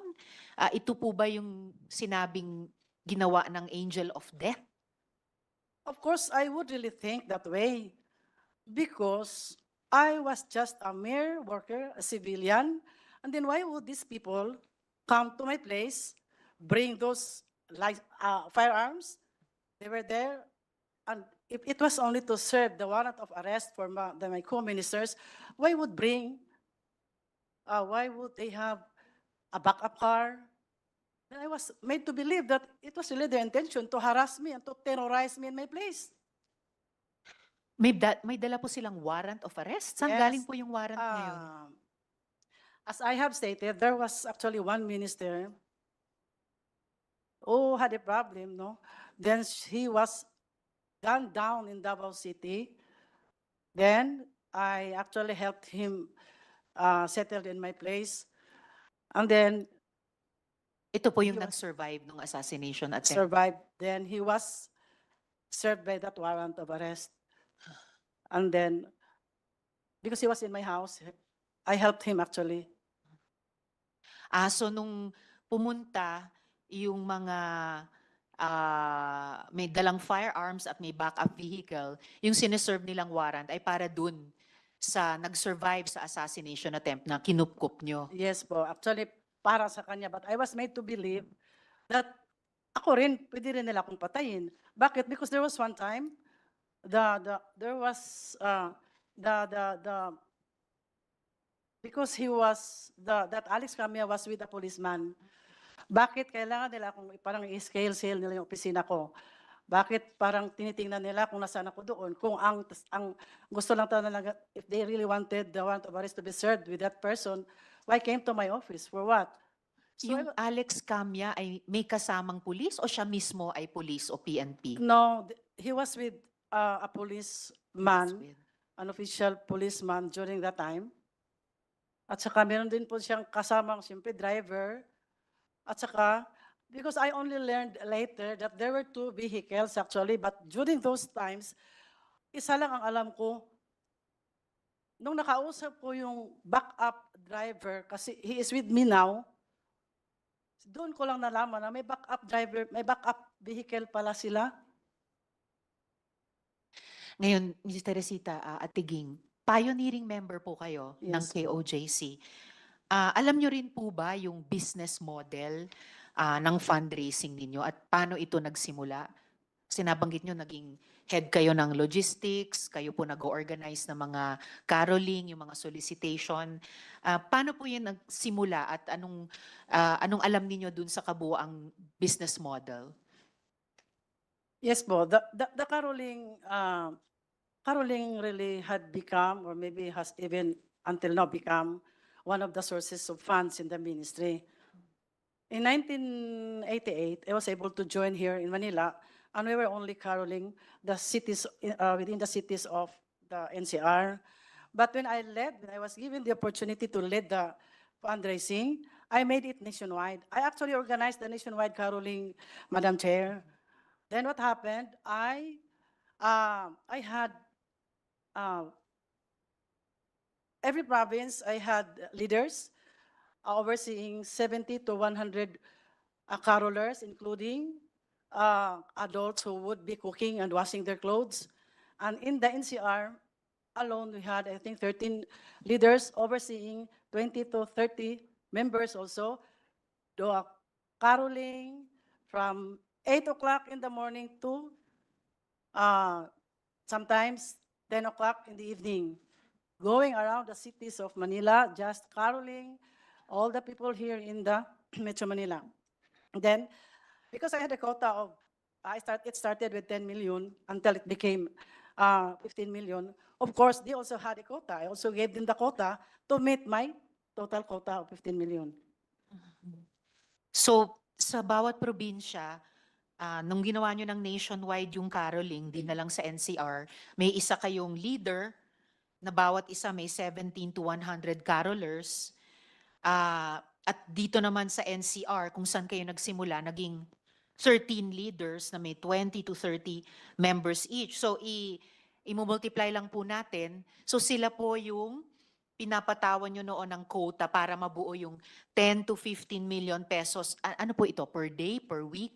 No, that's 1 month of Per caroling. month. Yep, yes. Per month. And so 14 hours a day sila pwedeng nagkakarol, nag-fundraise 8 a.m. to 10 p.m. Yes po. Ganun po katagal. Alright. Dagang salamat, Ms. Teresita Atiging. Please stay on sa hearing natin dahil yung mga kasama kong senador, mga kauban ko, including our minority leader, may have questions for you. Yes, the minority leader would like to interject now. You have the floor, Senator Sige, Coco. Ma'am Ging, no? So, dito lang ako nababahala sa sinabi mo na dry fasting, Yes 2 po. times ang experiences mo. And sa experience mo, it was a form of punishment. Very much a form of punishment. But it was actually a disguise like a spiritual discipline on me. Okay, Because pero it was presented still as a disciplinary measure. Yes po. But have you seen dry fasting as a form of a ritual or not as a form of a punishment? Is it also practiced there? Actually, there were 2 meanings, no? Of course, when we were instructed to do dry fasting, we would always consider it as our sanctification, as our cleansing on us, because we would always believe that we were always made to believe that we were sinners, and we do accept that we were sinners, so we had to go through fasting. In the 2 particular, sa mention mo kasi dalawa, ang particular Yes po. cases, hindi ko na matandaan yung mga months. Pero in your particular case, punishment. At first, I did not consider it as punishment. No, wag yung consider. How was it presented to you? You have to undergo dry fasting as a punishment? Spiritual discipline on the first, talaga spiritual discipline. Kung andun yung discipline, punishment, di ba? Okay. Yung Yes, pangalawa, Yes po. yung pangalawa, was it what? A punishment also, yung pangalawa? Mas lalong punishment on the second round. Maybe Okay. because they saw me alive still kicking. It was not their intention to really see me alive. Okay. That's why I had my second series of fasting. But sa observation mo, tagal ka dyan sa kingdom meron, you also undergo fasting as a part of a ritual, not as a punishment. Tama? Yes, there were many times. As severe as dry fasting? No, mine was actually was the worst. Yun yung mga fasting na alam natin, yung babawasan Yes po. mo lang yung Yes po. quantity ng kakainin mo, siguro ganun, ano? Yes po. Yun ba yung meaning ng, yun yung sa ritual? Yes, Okay. ritual. Ngayon, sa karanasan mo, ikaw kasi, obviously, nag-survive ka nung dry fasting mo as punishment Sa personal knowledge mo, meron kayong kasama sa KOJC na nag-suffer ng masamang consequence as a result of dry fasting as a form of punishment? Wala naman akong Wala kang alam alam. because I left 1993. 1999, you pa left po. 1993? When did you leave? 1999 pa po. 1999. Sige po. Pero sabi mo, founding member ka, so, pero wala kayong nakita pala. Okay. So far, wala. Kasi sana, kung meron, i-encourage natin sila ngayon na magreklamo sila because this might be a violation of the revised penal code. How is it enforced pala? How is it enforced? Sabi mo kasi sa Prayer Mountain, you're free to roam around Pwede kang gumalaw. So, paano kung super gutom ka na? Can you cheat? Can you cheat on the dry fasting punishment? We were tempted to do that, but because we were so afraid, baka madagdagan pa yung araw pag malaman. Okay. Meron kang kinikwento na although hindi ikaw yung involved, sabi mo lang na may close tent, may mga ganon. Tapos may mga ministro na sila na mismo nagpatakas doon sa mga pinapunish, no?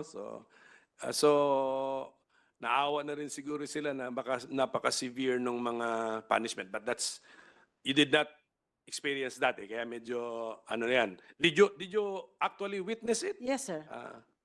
Yes, sir. And then did the ministers actually tell you na pinatakas namin ito si... No, I was just told after those incidents when they got connected to me. So kasi ang lumalabas na issue dito, Madam Chair, is if there is a religious group or an organized group na meron silang system of punishment, baka yung mga severity naman ng mga punishment, baka some of these punishments already cross the line, ano? Na they may amount to already violation of the revised penal code. Sige. Thank you, Madam Chair. Thank you also, Minority Leader.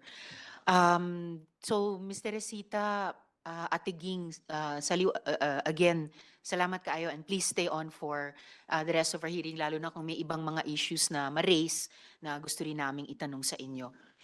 At this point po, our next witness is Yulia Tartova, a former pastoral and victim survivor of sexual abuse at the hands of Apollo Quiboloy. She's joining our hearing live from Ukraine. Just to refresh our memory, let's listen to Yulia's video. And after that, she is here to answer any other questions that we might have. So let's just view again Yulia's video at that time as Elias Sofia. I was about 21 years old. It was 2014. And where did you stay? I stay in a dorm, like a building, a separate building. And most of the people there was Ukrainian. Tell me how your relationship with Pastor Quiboloy developed or unfolded? At first, our relationship was very good, very warm, very friendly. I didn't feel everything like, oh, he's like me. No, there's nothing about that. And transfer me in one room. I live with the Jack Roy. She's pastoral and one of the closest, like she's very close to pastor. And I live with her in one room.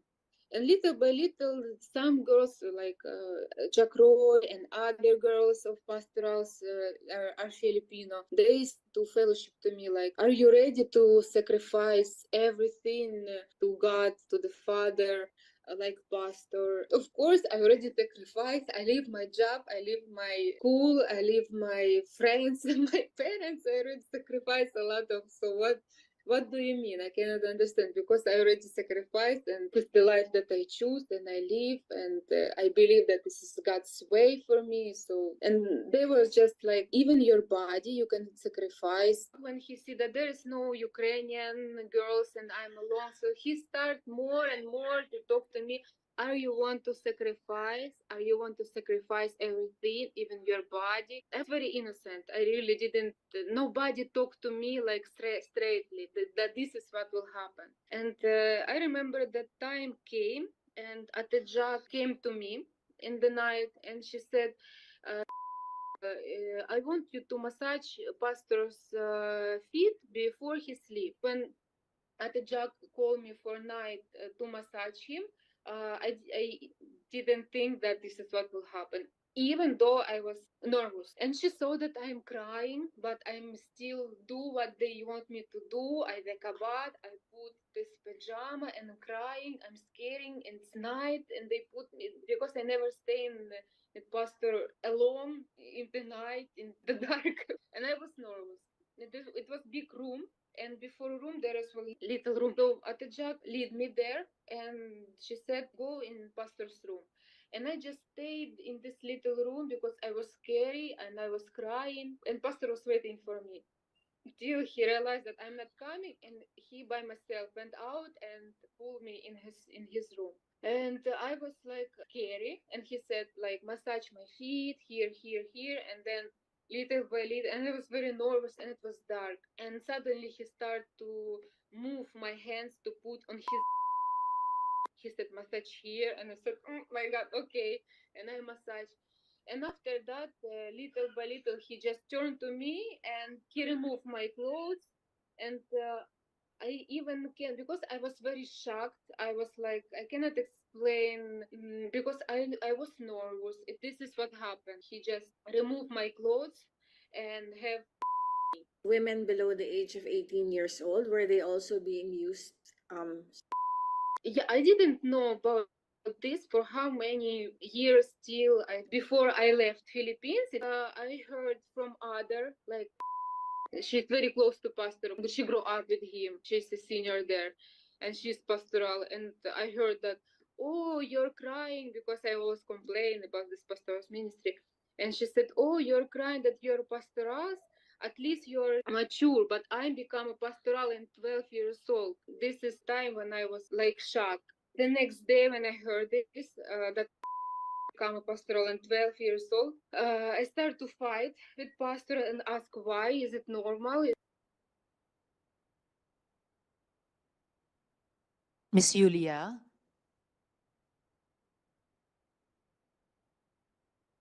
Miss Yulia, I think your audio is still muted. Could you please unmute? Good morning. Yes, good morning, Miss Yulia. Thank you for joining us in the hearing. Thank you. Can for you hear inviting me. us? Yes. Okay. Thank you, Miss Yulia. Before some of my follow-up questions about your the previous video and also with your presence with us today, could I just quickly ask, in the video you mentioned Jack Roy. Can you confirm if she is here today in the hearing? If she is to the right or to the left of Pastor? I cannot You see cannot the see? video. Yeah, but she's present there. I saw her. She's present. Is she to the right or to the left of Pastor? I don't remember. I have to check. You cannot see the video of the Yeah, yeah. there. She's yeah. Can you confirm where if Jack Roy is Right here? between Attain Grid and Ipoh. So is she the one on camera right now with Yes, glasses? yes, she's the one. So that's the Jack Roy you mentioned in your previous video. Yes. All right. Thank you, Miss Yulia. Um, how many Ukrainian pastorals did Quiboloy have when you were there? It's about 10, I think. 10. All right, including yourself. So 10. You and about nine Yeah, others. about 10. Yeah, not if I will count. Yeah, it's about 10. About 10. All right. And uh, what do you think would happen if you refuse to have sex with Apollo Quiboloy? What do you think would happen? Actually, we try to to avoid this kind of service, but because when you believe that he is the Son of God, and you will do whatever he wants us to do. And if you afraid, like if you will try to, excuse me, I didn't practice my English for a very long time. It's all right. If you will try to deny, they will punish you. And there is a lot of really psychological instrument that they will use on you, that even one day will not be enough to mention everything. They will punish and call us, scold us for a meeting and put us in shame, that saying that we are ungrateful because pastor give us everything and you just don't want to give sacrifice your body like Jesus Christ sacrificed. And of course they always will use the Bible as an instrument to convince us to do it. And they always in the same time they want us to feel, to twist our mind to feel that this kind of service, it's a very big privilege. So we will be willing to do it with our will. So he will say that there, because nobody can deny that there is a pastoral ministry, even Mr. Quiboloy himself. And everybody knows that only girls and young and beautiful women are included there. And everybody knows, nobody can deny, even the full-time workers, that we all live separate from any others, under the same roof. Our rooms are next to him, so he have free access to every room, to each room, and nobody can nobody know his life behind the door. That's why no, there's no full-time workers that know what is happening there. So when you try to, like for example, there was several times that I tried to deny this ministry of sleeping with him. Because we have a schedule, like, and he will be the one to put the schedule. Who will be the one tonight? And Jack Roy, in my time, it was her ministry to invite girls to pastor's room, and actually to invite the girls to this ministry, to pull them in his room. And Miss Julia, you told us something very important. You said that nobody can deny that there was such a thing as a pastoral ministry. You told us that twice. And you said that if you refused to give those kinds of service, that sexual service, as you tried to do several times, that you would be punished, including yeah, through psychological instruments. Yes, you yeah, said that they yeah. they could try to twist your mind. Uh, what kind of psychological punishments and what other kinds of punishments did they impose on you if you tried to deny this kind of sexual service? Like as I said, there was a schedule, and there is one time I tried to deny because one day he said that I will change my rule, so I will not be the one to call you. Who will be the one tonight to present yourself to me? But I want you to be voluntarily to come to the Jack and to put yourself in the list. And me and some other Ukrainian girls whom I know, we like said like we never go and put our names in the schedule. And then because he said, Mr. Quiboloy said that I want to see those who are really doing that willingly and who is not. And me and some other girls have a separate room in pastoral ministry. And after he wait 1 week, 2 weeks, or about 1 month, I don't remember exactly, but there is such a time that nobody from us asked to do this ministry. And then he started to come by himself. Like, for example, he had the key of each room, and just in the middle of the night, he come to my room and have sex with me. Then and you cannot run away. You cannot say I don't want, because if you say I don't want, he said you didn't overcome your flesh, and if you will not obey, you will go to hell, like things like that.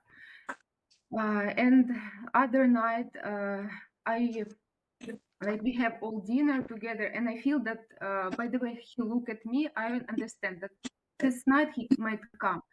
So I didn't sleep in my room. I go in other room, and in the middle of the night, he was looking for me, and he find me in girls in the room the girls live all together. So because in my mind I thought that he will not come if we are many, but he come and he said, you have 5 minutes to come back in your room, and if you will not come, you will have a problem in the morning. So different kind of instrument they used. I know there's like, for example, other girls who said that, and also me, I use this as an instrument. Like, for example, it's the time to serve, and I will say I cannot do it because I have menstruation, and because we are mature, they didn't do that these cruel things that they have done to the girls that they're younger. So Atjag came to the girls and said, I want to check your panty if there is napkin or not. And the girls just remove their pants to prove that they're not lying. So of course he know that we are not willing that to do it, and we are forcing that to do it, and we don't want to do it. But Yes. he likes the most girls he like. It's those who try to deny, because he said, I want you to overcome your flesh. I want you to be on the next spiritual level when flesh are nothing to you. Like, for example,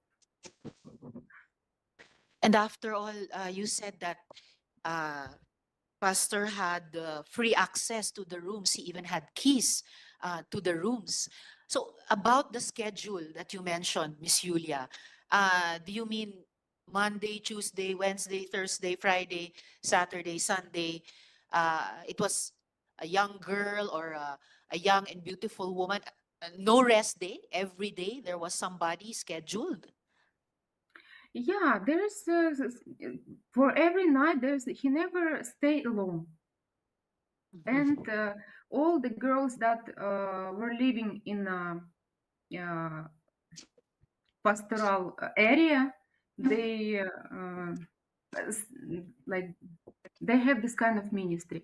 Someone have just several times to experience that, and some have to do it like all the time, like almost every week. And you also mentioned another important thing earlier, Miss Yulia, that nobody, even some of the full-time workers, nobody knows pastor's life behind those doors, behind the doors of the pastorals. You also mentioned Jack or Jacqueline Roy as your groomer. How did she groom you? At first, it's a long story, because in order to do it, it's not a very quick way. So I will try to make it short. Yes, Like please. when I was in transferred to a pastoral area and I started to live with Atejak, I was very new. I even didn't know English, any word of English, and he was very in hurry to pull me in pastoral to pastoral ministry. And there was one time at the jug in it was night, and she called me and she said like he wants to talk to you. And I came to his room, and he have Russian Bible. He opened Russian Bible, and because he cannot talk to me in English, and he said, I want you to read this verse in Russian. So I opened this Bible, and there was a verse. I don't know how to say it in English, translate in English. It's about there's scripture about to sacrifice your body, like that.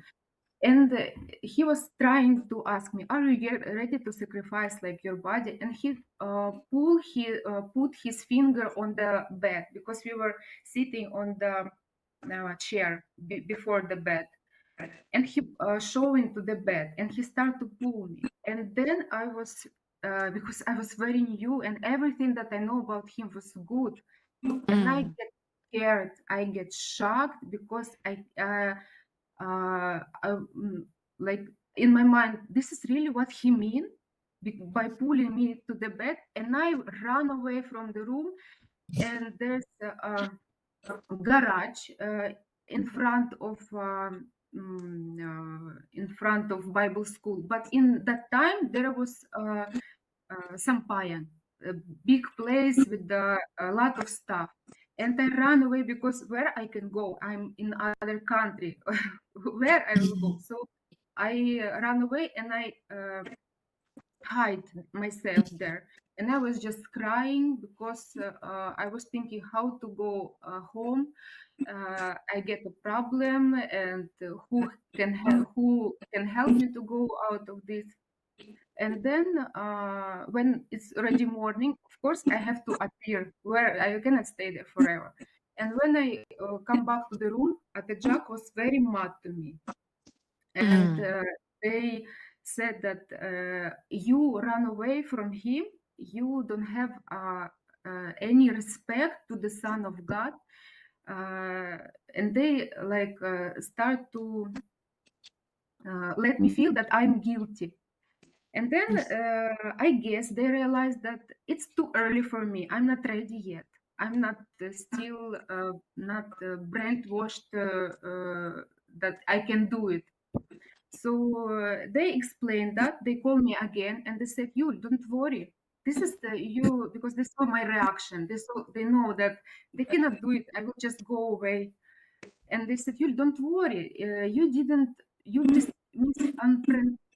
help me this word. Misunderstood? You misunderstood. Ah. He just want to trust try your faith, to know if your motive of coming here are really real.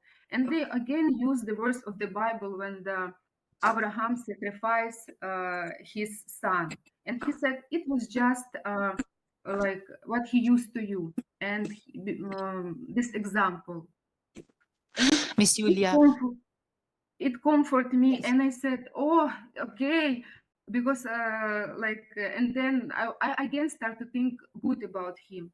Then the next level, we have a dinner, like few maybe weeks. Again, the next level, we have a dinner, and I have trauma in my back, and I was just talking like I have pain in my back, and Mr. Quiboloy, he put a joke, as I thought in that time. He said, "Don't worry, I have a healing hand. I will do massage for you, and you will be healed." And I was just laugh because we thought it's a joke. But when the night came, in the middle of the night, Atachak came with pastor to my room, and I was just sleeping. And he said, you said you have back pain? He want to massage you." And I said, "No, I'm okay. I was just joking." He said, "Don't worry, just trust, because it's a big privilege if he will pray on you." And I said, "Okay." And I just lay down. She turned off the light and she go out from the room. And then Mr. Quiboloy came and he started to massage my back. And of course, I didn't feel comfortable, but I also cannot escape.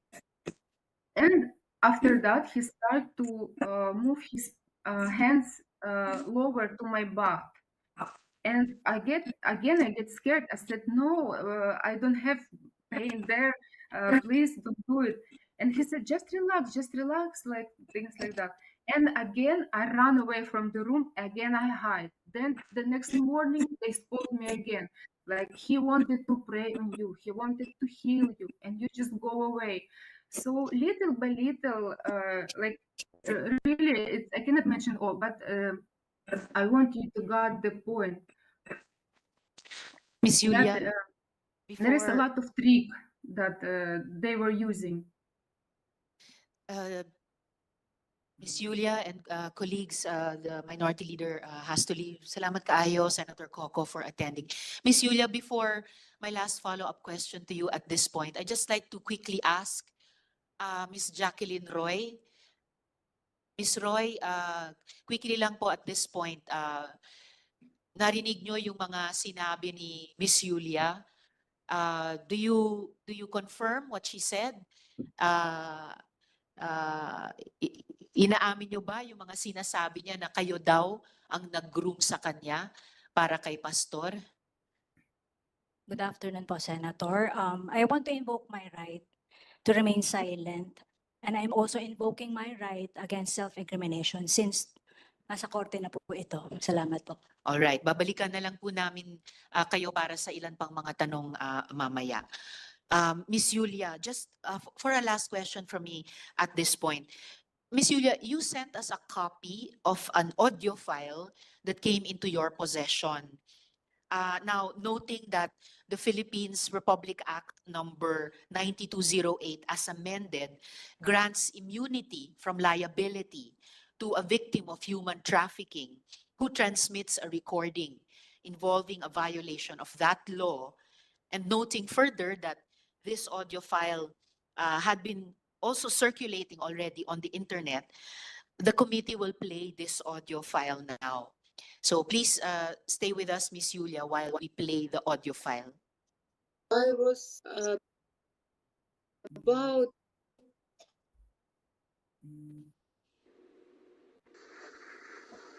Ang makagamit sa inyo ang anak lang. Walay lain, maunay kabubuto niya. Ikaw, pani, may number 1 niya. Pag gilapas ni mo, imong gilapastangan ang balaod. At yun kang ulay ko kaluoy, pinagi sa duha o tulo ka saksi. Nabingwit na satanas doon. Gapakita sila sa inyo sa internet, malipayon sila, no? Ganong gapakita pa man sila diyan, malipayon sila. Kay di sila malipayon. Kato sila, gukuro na ko to. Abilag, tapos na ko sa ila. Pabayaron ko sila tanan. Kay naiutang sila sa ministry nako, naiutang sila sa kingdom. Mubayad to sila madali, madugay. It will take 5 years, it will take 10 years. It does not matter. Basta nakatutok sa ilang angel of death. When the opportunity presents itself, patay sila. Pila nakapastoral na naigo nga tapad sa kuha. Iya pa ninyo. Di man niya ko mapasakitan, membro-membro lang. Pagka nakik-contact ng lalaki diha, nakik-sex ka na sa iya. Yatag mo na yung kaugalingon sa iya. Pag sa internet, I love you ka na, yatag mo na yung kaugalingon sa iya. Dato ko, nagsaliko sa imo, yatag na kung gugman ako sa imo, gitraidor ko nimo. Driver, gitraidor ko nimo. Kung sa'yo akong buhaton. Dato ko, para mabawi akong tungo kung sa'yo akong buhaton. Ikaw, ugang driver, patyon ta ka. Siguraduhin na ako, mamatay mo doon. Dito pa ako makabawi sa akong tungo. Mabita ang Muslim, doon ay honor killing. Dili na mo katalikod ang ministry. Pwede mo mga matay. Pero yung pagtuo, pwede mo matalikod. Ginana kay gusto ninyo matalikod. Sulod daw mo NPA, be. Bisang kadre ka lang, sulod ka NPA. Pagka naka-lecture na kapila sa ilaha, di ka nakagawas. Pag nigawas ka, bukurong ka, patyon ka. Sulod mong mafia, sulod mong gobyerno sa Amerika. Pag gipasulod ka diya sa ilang CIA, gipasulod ka sa ilang FBI, gipasulod ka sa ilang NSA, nakabalo na ka sa ubang mga confidential niya. Tapos kalit-kalit mo talikod ka, di ka gukurong. Inani ang commitment na ako sa inyo. Wala na'y makatalikod sa inyo. Wala na'y makatalikod sa inyo. Wala na'y pwedeng mo traidor sa inyo. Pag nag-traidor mo, na'y magukod sa inyo. Patay jud mo dito. Kapahamakan ang inyong liantuan. I-implement po natin. Anong unang-unahan ninyo na ba? Pakalaluman ninyo ang pangunang-unahan ninyo sa ministry na ako. May pamilya mo. Ikaw pa ni, may inahan ka din, may isuon ka. Katuloy isuon ni mo. Pati lang imo isuon sa gawas. Kung doon natanan, wala ibili na na. Inana ka lalo ang commitment nato dire. Pero nag-communicate mong lalaki, pagkatapos mag-report mo sa kuwa dire. Samtang niya mo sa akong balay, ang gusto na ako dire, may yung tumanon. Dili mo pwedeng mutuman dire sa gusto ninyo, nga dili na ako gusto. Kapuyon kumagyud ang animal anak putang satanas diri ba? Maibog ko ng mga Moros, ng mga Muslim. Na yung mga babae sila magpa-prostitute sa ilang mga warriors. Para mawala ng stress. Ina na ko ang iyong weakness sa lalaki. Ilabay ninyo na kay di na nakabubutol sa mahan. Kay gi mo na mong pastoral para sa anak lang mo.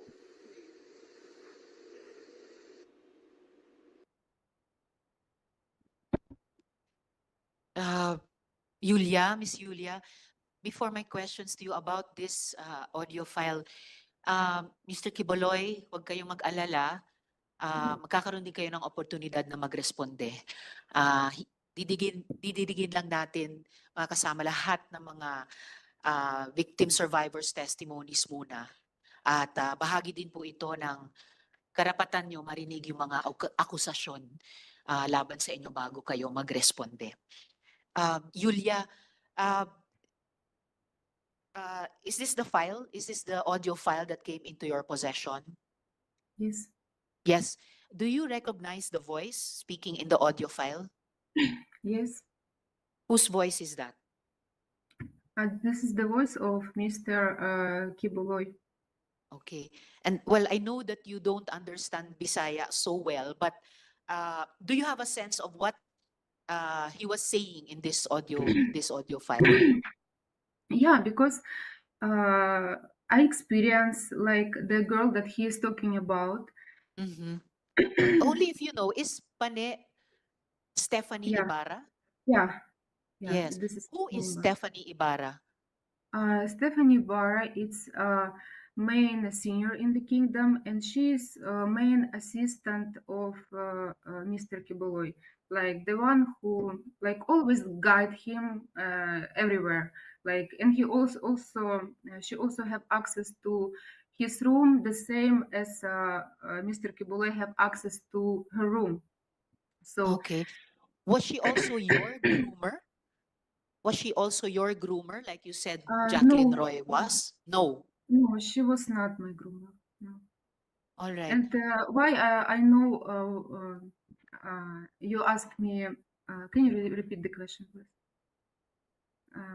How I get idea what he's talking about in Yes. this audio, even though I don't understand English, because I Mm. experience a lot of things in the ministry. And for example, the girls have some lapses there.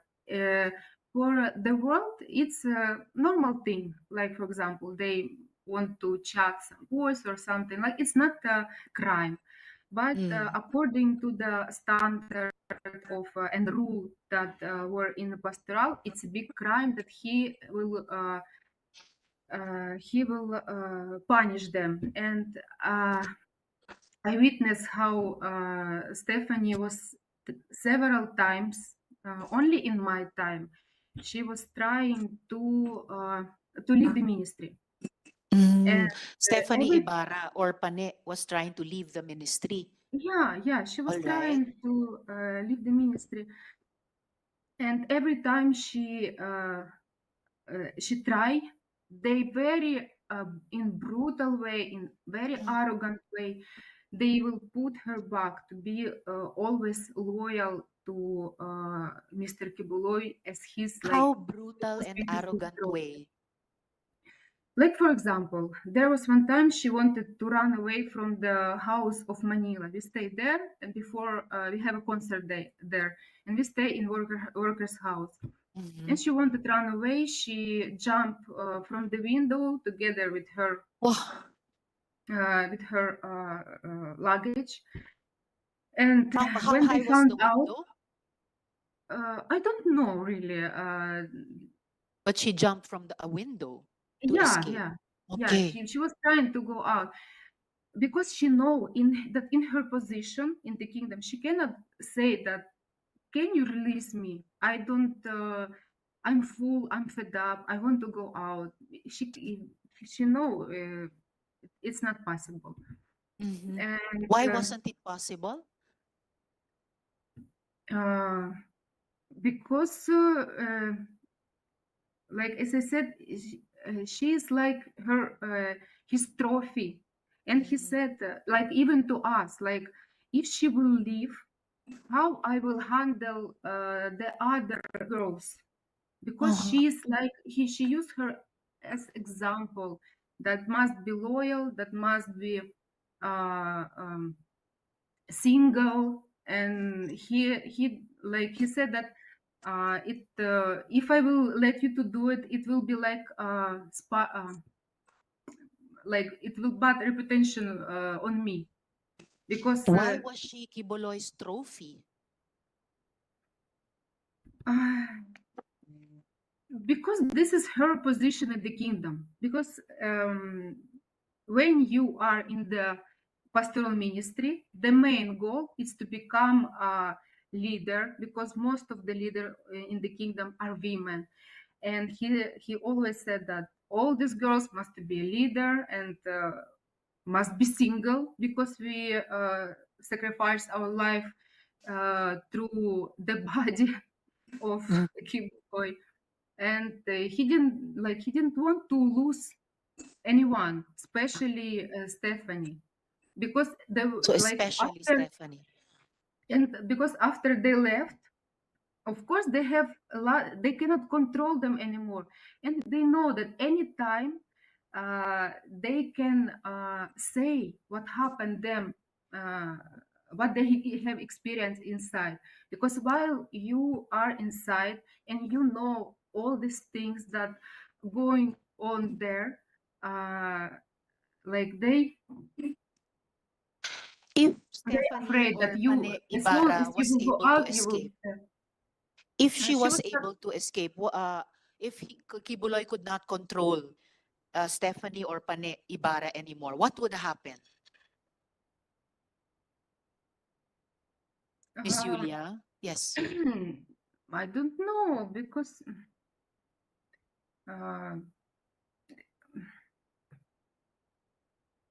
to me and to us, it's nothing will happen. She will just live her own life, good or bad. It's depend on our choice on the way how Yes. we work on life, because he always put the fear on us that if you will go out, you will become a prostitute.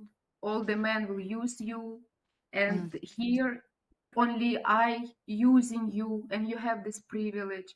And he said, I will honor you, and in the world you will be dishonored, you will be lost, like to the you will be homeless. And this is what they are talking actually about us.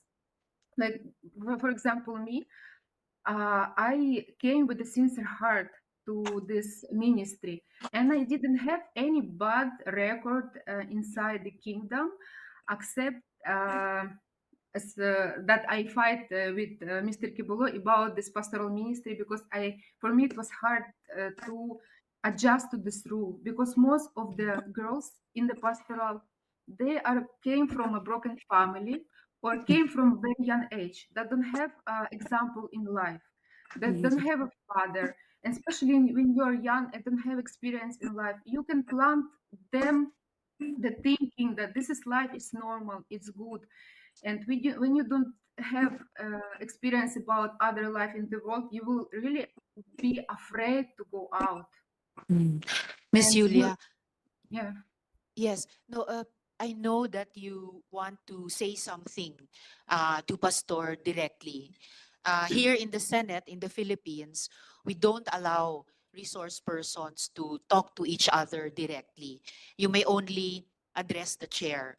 So if you want to say something directly to Quiboloy, please address it through me. For the record, please say, Madam Chair, this is what I want to say to Quiboloy, so that we can hear you and we can put your message to him on record. So please Okay. proceed. Madam Chair, this is what I want to say to Mr. Quiboloy. When I came to the Philippines, I trust my life to you. You promised that you will put honor, dignity on us, and we trust that this is what will happen. And all of this time in this ministry, I was very honest to you. And if there was something that I understand, I always come to you and ask why, explain me. So from the very beginning to the end, I don't have any bad records. I didn't show myself as a girl, cheap girl, and I always try to be on that level that you try to put on us. But because of this pastoral ministry, for how many years you know that I was trying to learn this way. But I always argue with you because I have a good example in my life. I have a family, there is a wife, there is a husband. I came 24 years old, I'm mature, and it was very hard to broke my the way my view about what is the life, normal life, happiness must be. And I really try to broke myself to follow your rules in the kingdom. But you lead us in a very bad experience. For all these years, of course, I have a good experience and bad, and when everything is mixed up, it's very hard to analyze. When when you are on your emotional are like they will put you very high, they will put you very low, and you always on this wave. It's very hard to analyze the way you your true feelings, and they will think that the way you feel bad about this ministry, that this is immoral, but he tried to convince that this is the very high level. They made us doubt about our feelings, and I was there with the honest heart. And even before, like when what pulled me back from this ministry, because from this 6 years, as I said, I have a good and bad experience. And to the year of 2019, the bad experience was already more than a good, and I decided to leave. I made a letter through Attain Grid to pastor that I'm very thankful for all the experience that I have in the kingdom, because there is a lot of things that I love, like singing, worshiping, like young congregation. I like to serve God, but I'm going out because I have doubt about pastoral ministry. I cannot tolerate it anymore, and I don't feel that I can do it. And this was the time of COVID, and I was in Ukraine that time, serving here. And because it was COVID, I went to from the KLC workers' house. I went to my parents' house, and I stayed there for how many months, because it was we didn't know. And this is again my thinking renew. Again, I see my family, I see, and I start to, there is no one who will influence me again, and I came to life. But even though the bad experience that I have, I still go with a thankful heart. And what they do to me, because I still watching, even though I go out, I still watching the TWP program. And in his TWP program, I didn't do anything bad. He said about me that if you will work as a prostitute the whole your life out of the kingdom, you cannot replace all these material things that I invest in you here. You compare me as a prostitute,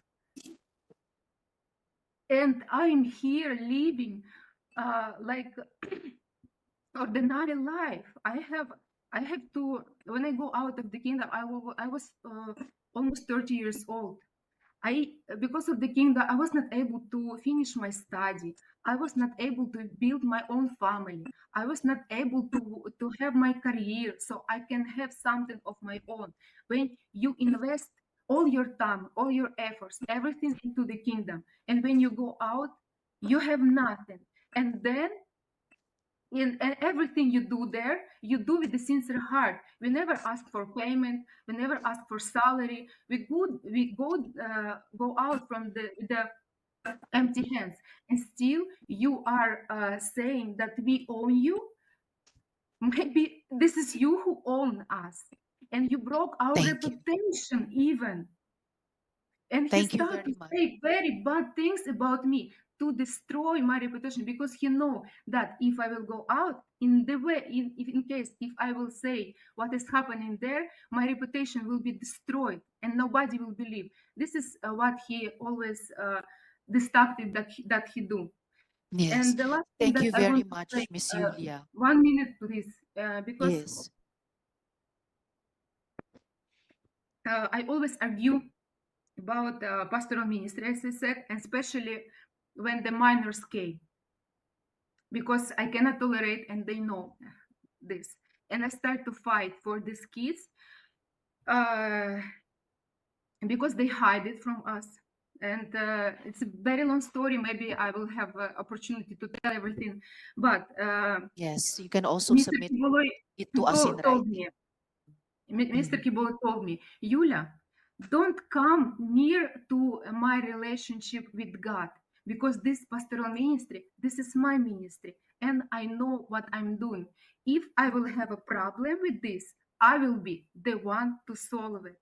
But when problem to appear, he never face it, because he wants the other. He used people who even are not pastoral and don't know about his life. They don't know what he eat, what his arrangement in the. They don't know anything.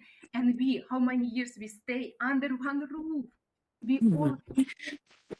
Thank you And very he much, Miss Julia. uses not. He's until now. He's not. Solving this problem that he created. He wants the all kingdom nation to protect him. He want even this victim to make them as accomplishment protect him. But Thank you very much, Miss what Julia, I want for to actually face your helping us. problem. Yes, you're helping us to find out what the problems actually were and see if through our laws we can prevent them ever happening again. So thank you very much, Miss Julia. Please stay on in our hearing in case we have other questions for you later in the hearing. We will now hear the other victim survivors. Thank you very much, Miss Julia, and take Thank you. care. Thank you very Okay, much. thank you. Thank you. So ngayon, pakinggan naman po natin si Edward Ablaza Masayon. Sir Edward, maaari mo bang ipaalala sa amin, di ba kayo yung bahagi ng 2nd Signal Battalion ni Quiboloy? Opo, Madam Chair. Okay po. Ano po ba yung 2nd Signal Battalion? Para ba yung private army? Actually po, Madam Chair, ang 2nd Signal Battalion is a legit po na galing sa Philippine Army. Noon po, nag-start yung ano ni Quiboloy po, yung private army po. Nung panahon pa po ng Task Force Davao, kasi yung unang batch ng Task Force Davao, yung hindi pa ako nakasali doon, meron po mga workers na kasama ko, yung pili lang, sila yung mga unang batch talaga. Okay. Task Force Davao is local lang po ng Davao. Yes. Noong 2015 po, mag-jump out po tayo. 2015, na-endorse po yung paaro dito sa Kingdom. Because paaro is gamit na gamit po kasi national na po siya. Ano po yung paaro? Philippine Army Affiliated Reserve Unit. Okay, paaro. Paaro po. Under po ng 11 RCDG, at saka po yung sa ARESCOM po na yung nag-train po is 1105 Community Defense Center ng 11 RCDG. So yung paaro nasa ilalim ng 11 RCDG po. RCDG. Ano po yung RCDG? Reserve, RCDG is Reserve Command po. Ng Philippine Army. Opo. At yung paaro nasa ilalim ng 11th RCDG at ng Nag-train po is yung sa 1105 Community Defense Center po. Nag-train. Opo, yung under po ng sa training. 1105th Opo. Community Defense Group? Group po, group. Community Defense Group. Okay po. Defense Center po. Defense Center. Okay. Bali po yung second Signal Battalion po is ano po yan, binubuo po yan ng buong kingdom members o workers po. Wala pong nakasali dyan ng mga tagalabas. Hindi po kagaya ng ibang mga ng paaro sa ibang lugar po, sa ibang tawag nito, sa ibang parte ng regional po na ano. Yung exclusive po talaga yung second Signal Battalion under po ng SMNI. Oh, okay. Under ng SMNI, yung Opo. media company. Opo, media Pero company yung po. media company ng SMNI, merong sa ilalim niya nitong Second Signal Battalion. Ito po yung certificate ko po, sinerex ko po. Okay. Basahin ko po yung ano Yes, talaga. please. And then pakisubmit ng kopya sa aming COMSEC.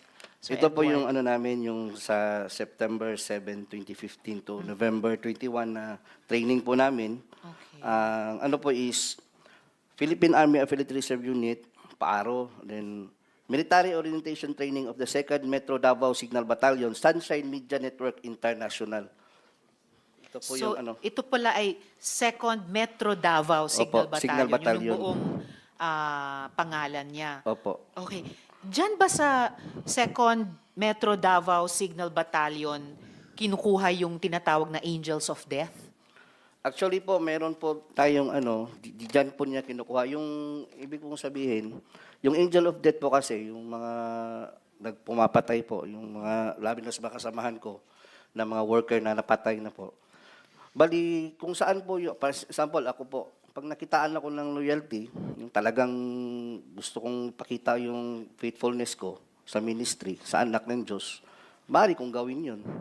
So yung pagkaalam nyo sa Angels of Death ay pumapatay sila, pumapatay pati ng workers, pumapatay ng workers para magpakita ng loyalty kay Quiboloy.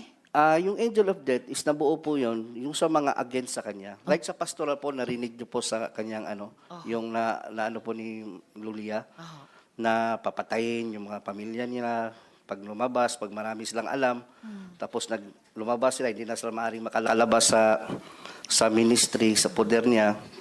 At saka maraming alam po, yung nakakaalam po sa, lalo sa pastoral, inner circle, yung mga ganun po. Tsaka mayroon din pong member ng, ano, yung sa Angel of Death, yung kasama ko rin po, yung si Simon Tagnipis.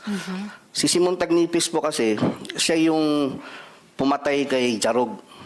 Kay? Jarog po. Jaruk? Opo, Jarog. Sino po si Jaruk? Duming Jarog, hindi ako, dato po yan ng ano, Kausayan. Kahusayan? Sitio Kausayan ng... Sitio Kahusayan. Opo, yung sa ano atayan, sakop atayan ng Manuel Gianga sa Davao City. Sa Davao City, Sitio Kahusayan. Nakasama ko po yan, open secret na po yan sa security department sa amin na siya yung talagang tumira kay Jarog. Ang security department, ito rin po yung Second Metro Davao Signal Battalion. Opo, under po ng security department yan ng Kingdom. Kasi more or less 21 department yung nasa loob ng Kingdom. May logistics, ganyan, transportation. Opo, logistics kina Ms. Opo. Teresita. At Opo. tiging kayo naman sa security department. Okay. Ganun po yung ano namin, set up po dyan sa loob. Okay.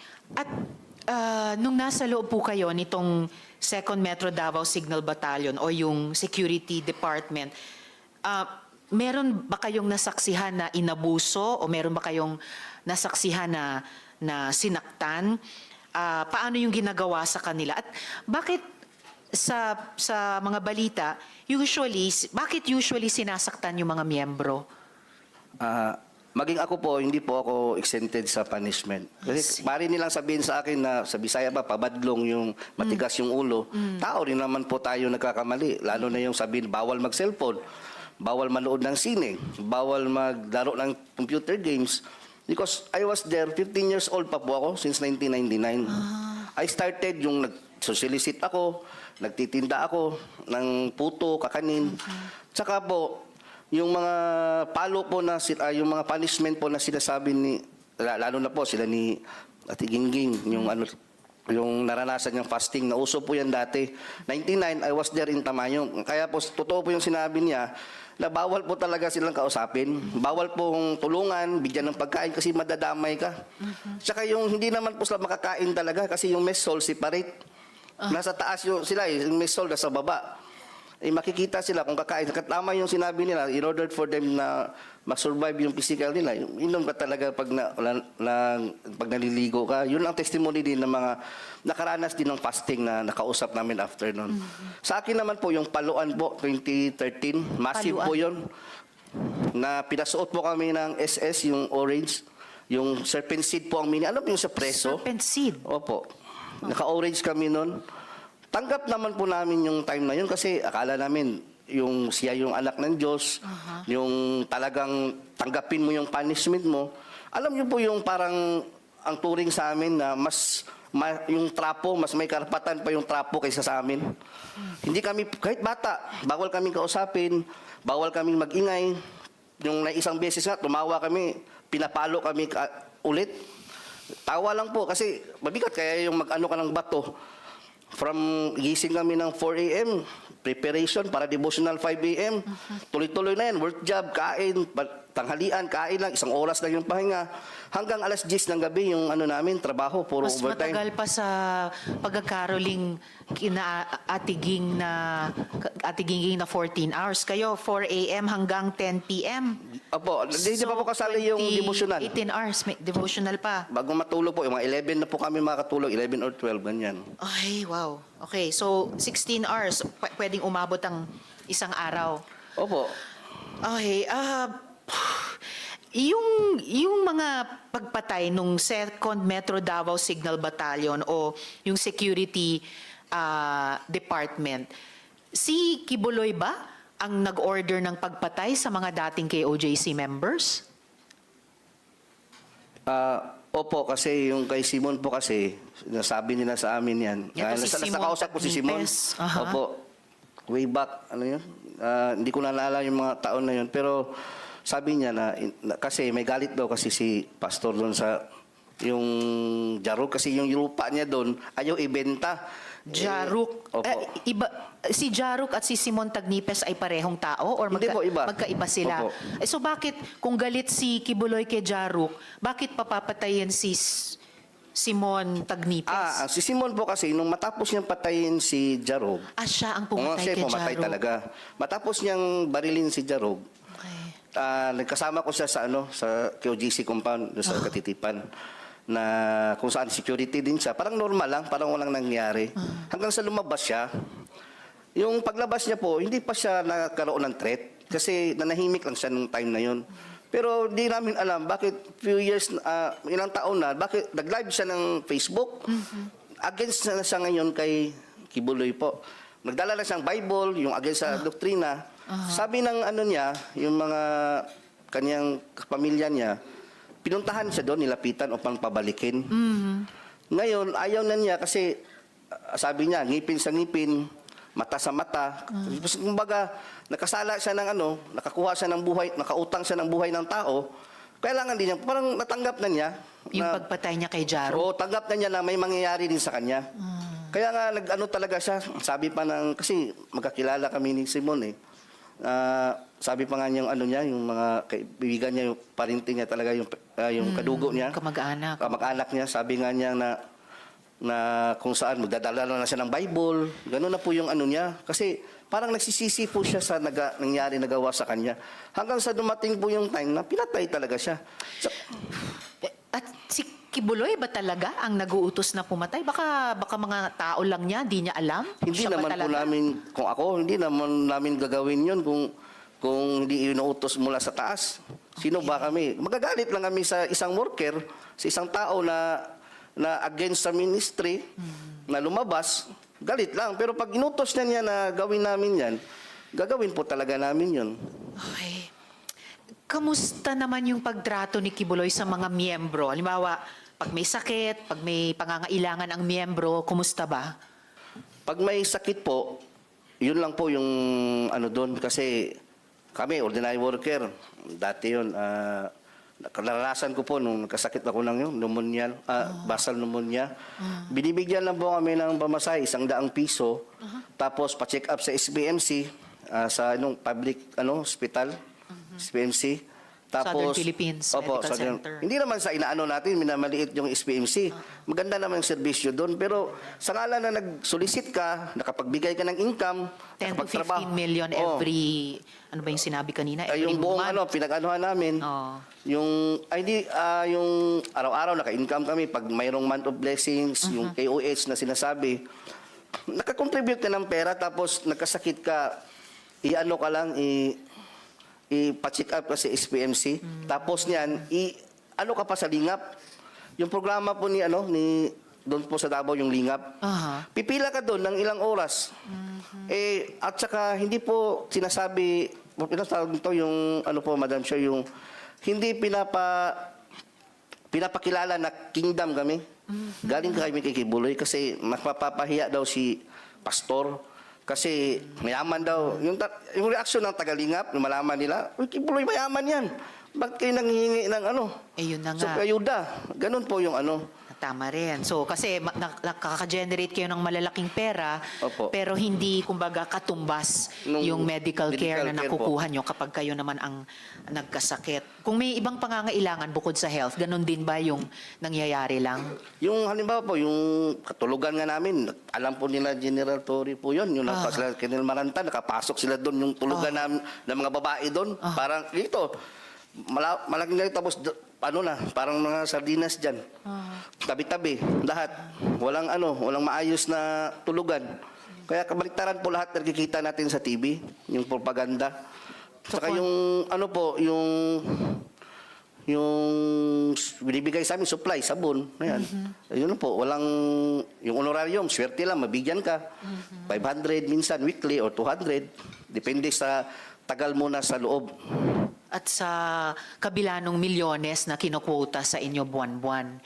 So pati yung mga higaan, ilang paligo lang kumpara sa kailangang higaan ni Ate Gingging nung may bare, tapos may pako. Ito, very bare din sa karanasan ninyo. Ngayon, Sir Edward, pagkatapos nung mag-share kayo ng testimonya nyo sa Senado, sa pamamagitan ng video noon, inamin mo na lumapit ka kay Crescente Canada. Yes, kayo po. So, maaari mo bang ikwento, Sir Edward, yung encounter na iyon? Opo, ganito po yan. Di ba po, yung last December, nag-ano po tayo ni attorney, yung kami, yung about sa yung coming na hearing. Opo. Gaya po sinabi ni Yulia, kahit nila po ni Gingging, lahat kami dito, loyal at committed po kami lahat. Naniniwala kami na anak siya ng Diyos, glorified body. Kahit na lumabas ka, dahil parang doon ka na lumaki, yung mundo mo doon na umikot. Doon na umikot yung mundo mo. Tapos pag na-anuhan niya na nalaman mo na para sa isip mo na siya na talaga yung daan at katotohanan kahit nasa labas ka, magkaroon ka ng takot, baka mamatay ka, tapos siya yung harapin mo. Kung ganun po yung nararamdaman namin. Kaya, nung time na yon, uso yung pinalabas na nag-glorified na raw si Pastor. Yung time na yun, hindi na siya nagpapakita gaano. So, lumapit ako ngayon kay Enting Canada po, Crescente, sa Barangay Hall. Kasi baka sakali ako na totoo nga si Pastor, ko talaga, naka-decide talaga ako na lumapit. January 16 or 17, kung di ako nagkakamali. Nitong taon. Kumbaga, pagtatraidor po yung gagawin ko, yung ganun. Kasi isusuka ko yung mga contact na staff ninyo. Gagawin ko talaga yun kasi parang na-feel ko na totoo talaga to si Pastor. Parang, Lord, patawad po kung nakakontak ako sa kanila, nila Arlene. Ganun po na-feel ko kasi I've been there for 20 years. Tapos yung faith mo, alam mo na lumaki ka sa isang relihiyosong pamilya, yung ganun po. Tapos, paglapit ko po nung time na yun, buti na lang, may sinabi si Inting, bago ko na ibigay, buti na lang, hindi ko na ibigay yung number. Hindi kasi siya nag-ask nung una. Unang ginawa niya, nag-usap kami, fellowship, ang ganda ng fellowship. Ito, ganyan talaga yung sa kingdom, buhay ni Pastor, ganyan. Bigla lang kalagitnaan, na iba yung usapan namin.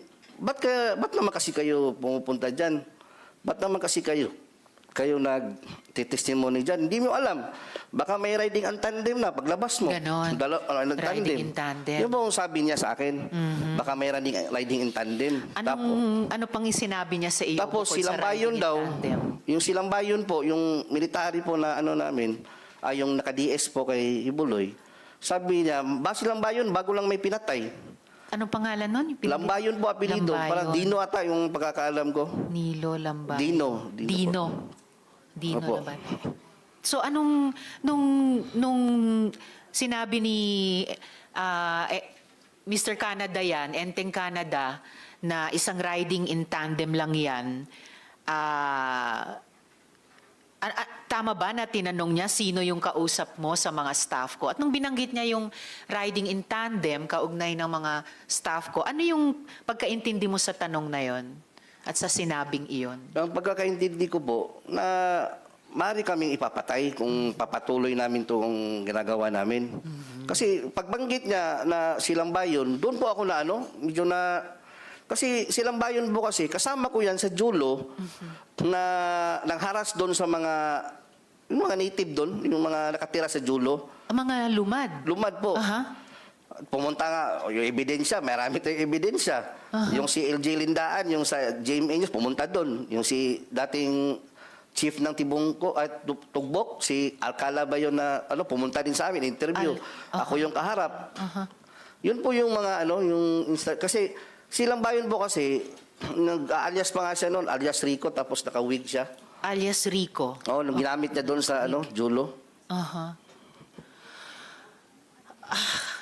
And kanina nung, Sir Edward, nung binabanggit nyo si Montagnipes at Jaruk, may binanggit din kayong usapin ng lupa. Ito rin ba ay kaugnay ng mga hinaras na mga lumad? Or Opo, kasali na yan sa Julo, buong ng Tamayo. Jolong? Julo, Sitio Julo. Sitio Jolo. Opo. Okay.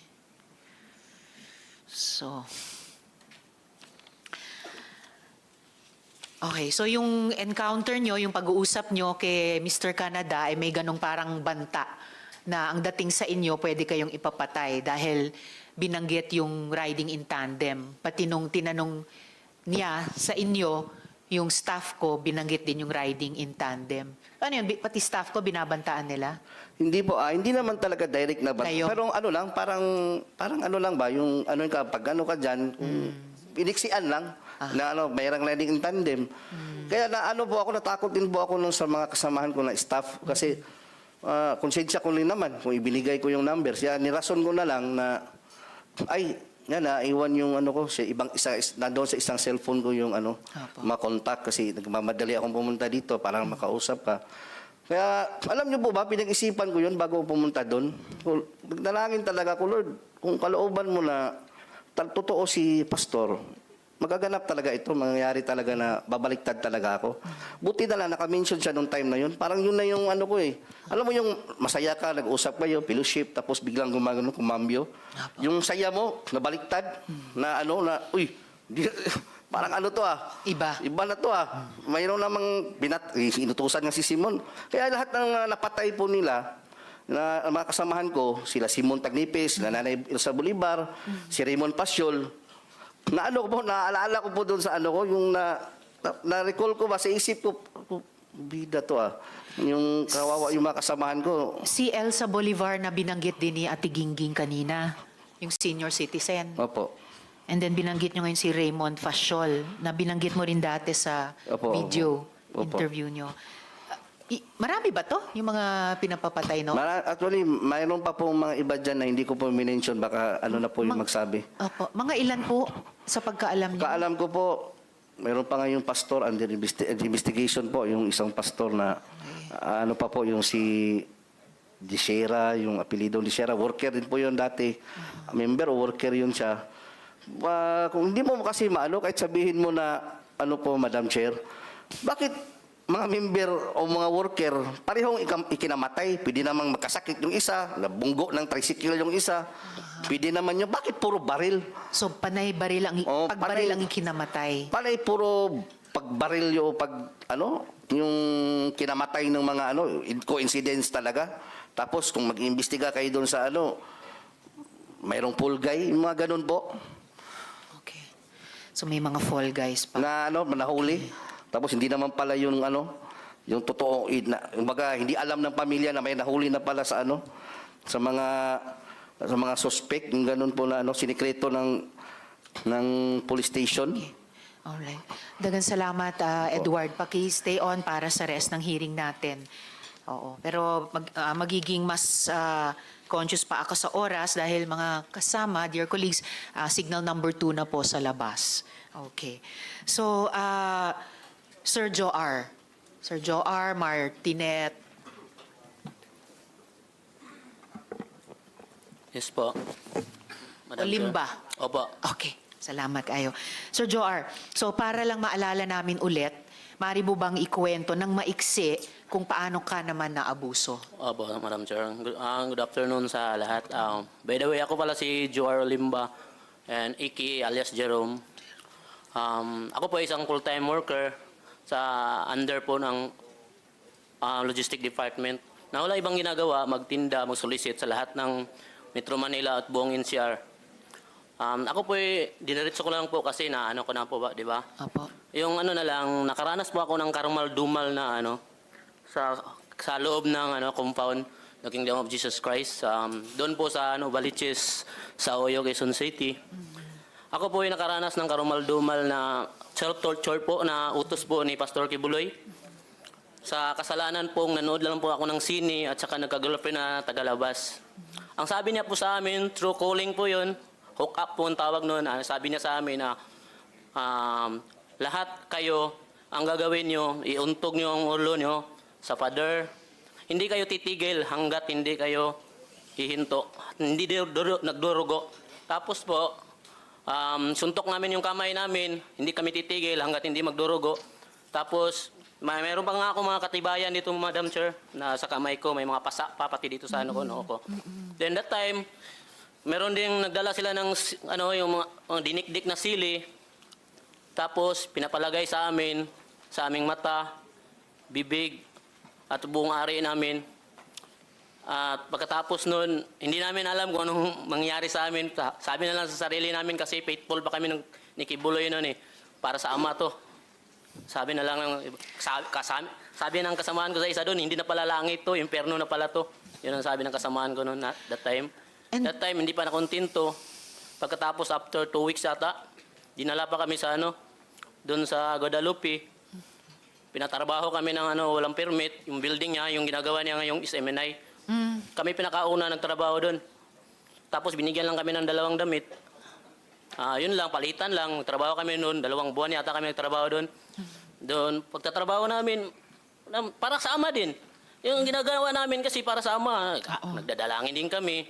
But that time was time na sa katagalan namin magtrabaho doon, naisipan namin parang hindi na yata tama to Di ba? Patatrabuhain ka na walang permit, tapos bawal kami magtrabaho ng umaga kasi bawal nga, kasi walang permit. Gabi kami, madaling araw, hanggang umaga, alas 6 kami magtrabaho. Lahat ng mga kwarto doon sa building na yun, binabar down namin, ginagamitan namin ng hammer. Yun lang ginagawa namin. Ilang taon yun, ay ilang buwan. Kaya pagkatapos noon, naisipan namin siguro na nag-isipan namin na tumakas na lang. Wala kaming pira noon that time, di ba? Wala kaming damit. Tudes lang, di ba? Ang ginawa namin, meron kami nakukuha ng mga doon, mga bakal, Madam Chair.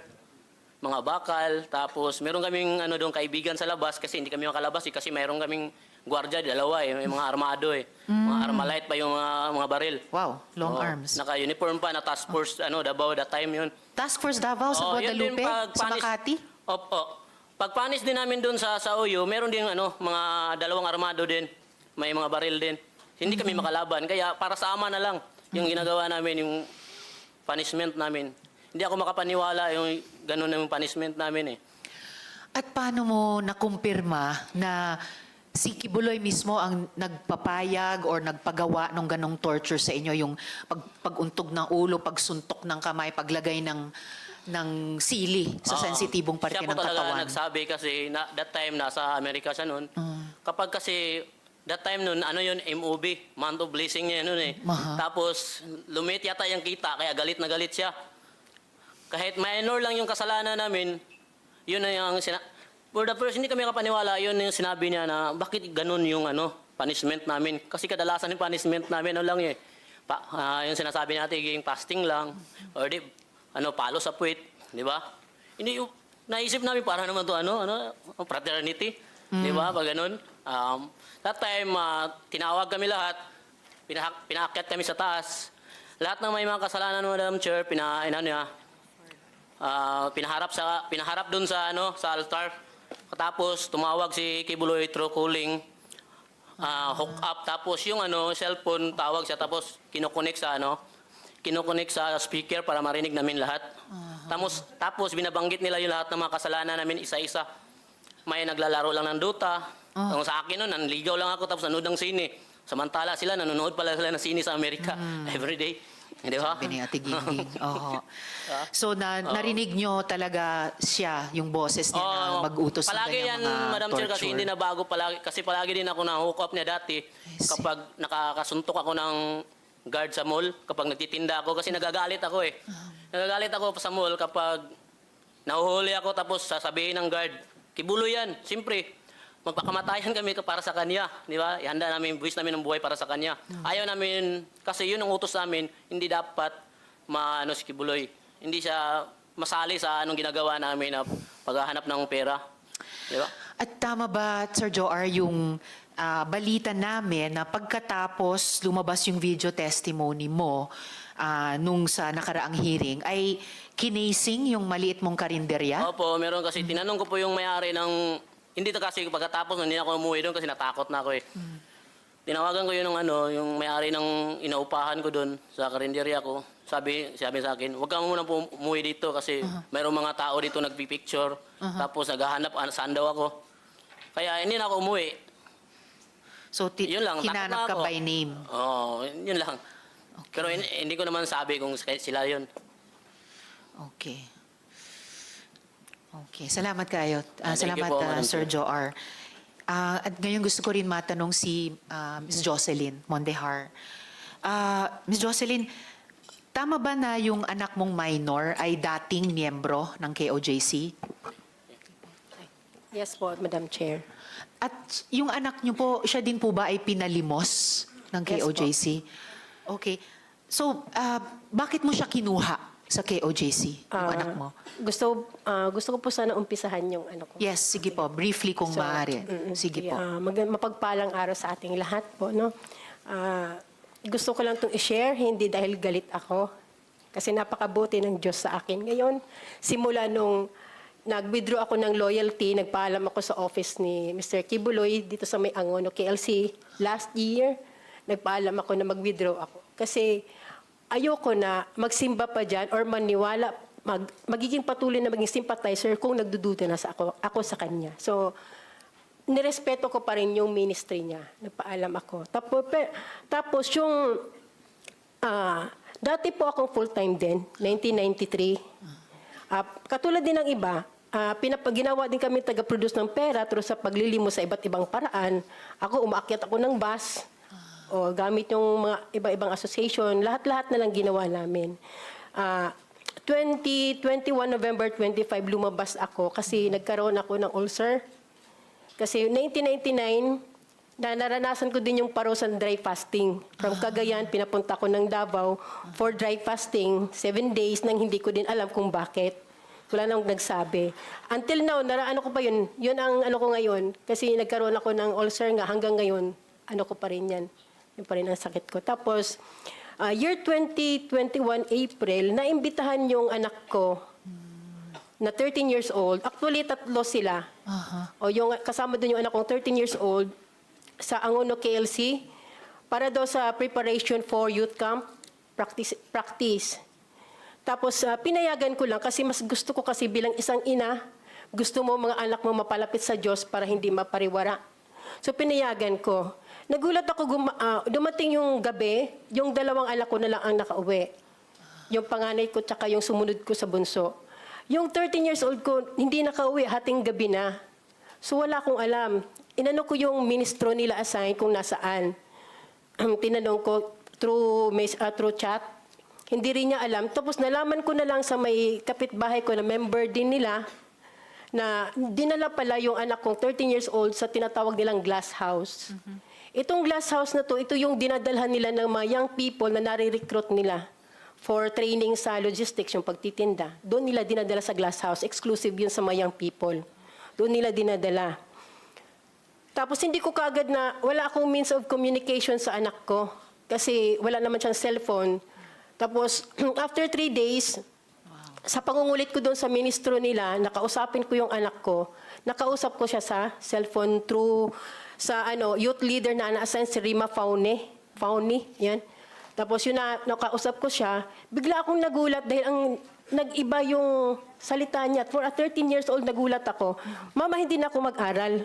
Kasi babalik na ang Panginoon. Tapos si Pastor Quiboloy mag-glorified na. So nagulat ako kasi bagong member lang yung 13 years old ko at that time. Masipag yun mag-aral. Talagang sobrang sipag niya mag-aral. Nagulat ako, ganun na ang salita niya. Sabi ko, anak, ganito yan kasi dati akong worker dyan, so alam ko. Kahit pa mag-glorified si Pastor Quiboloy or bumalik ang Panginoon, magpatuloy ang mundo, hindi totoong matunaw ang mundo. Kailangan mong mag-aral kasi yun ang tama dahil minor ka. Tapos hanggang sa hindi ito na yun, ito na yung ito na yung gusto ko. Magtinda na lang habang buhay para sa anak, para kay Pastor Quiboloy, kay gusto daw niya makarating sa 7th heaven. So ibig sabihin, sabi ko, Nak, mayroong nagsabi sa iyo, kasi hindi mo alam yan bakit mo masabi, 13 years old ka lang, new convert ka lang. So mayroong nagsabi sa iyo niyan. Ayaw niyang aminin. Tapos sabi niya, Mama, lagi kong ini-insist sa kanya, Madam Chair, na, anak, mag-aral ka, sige, kung gusto mo dyan, maglingkod ka dyan, maging alay ka ng buhay mo kay Pastor, through Pastor Quiboloy, mag-aral ka talaga. Ang sabi niya, Mama, pinaka-worst na, sinabi ni isang anak sa isang ina, Mama, hindi naman talaga kayo ang tunay na may-ari ng buhay namin. Ginamit lang kayong instrumento ng Diyos para mailuwal kami. Pero ang nagmamay-ari sa amin si Pastor Quiboloy, ang anak ng Diyos. Sabi ko, sabihin mo, kasi pupuntahan ko yung sino nagsabi sa'yo, ayaw niya talagang sabihin. Tapos,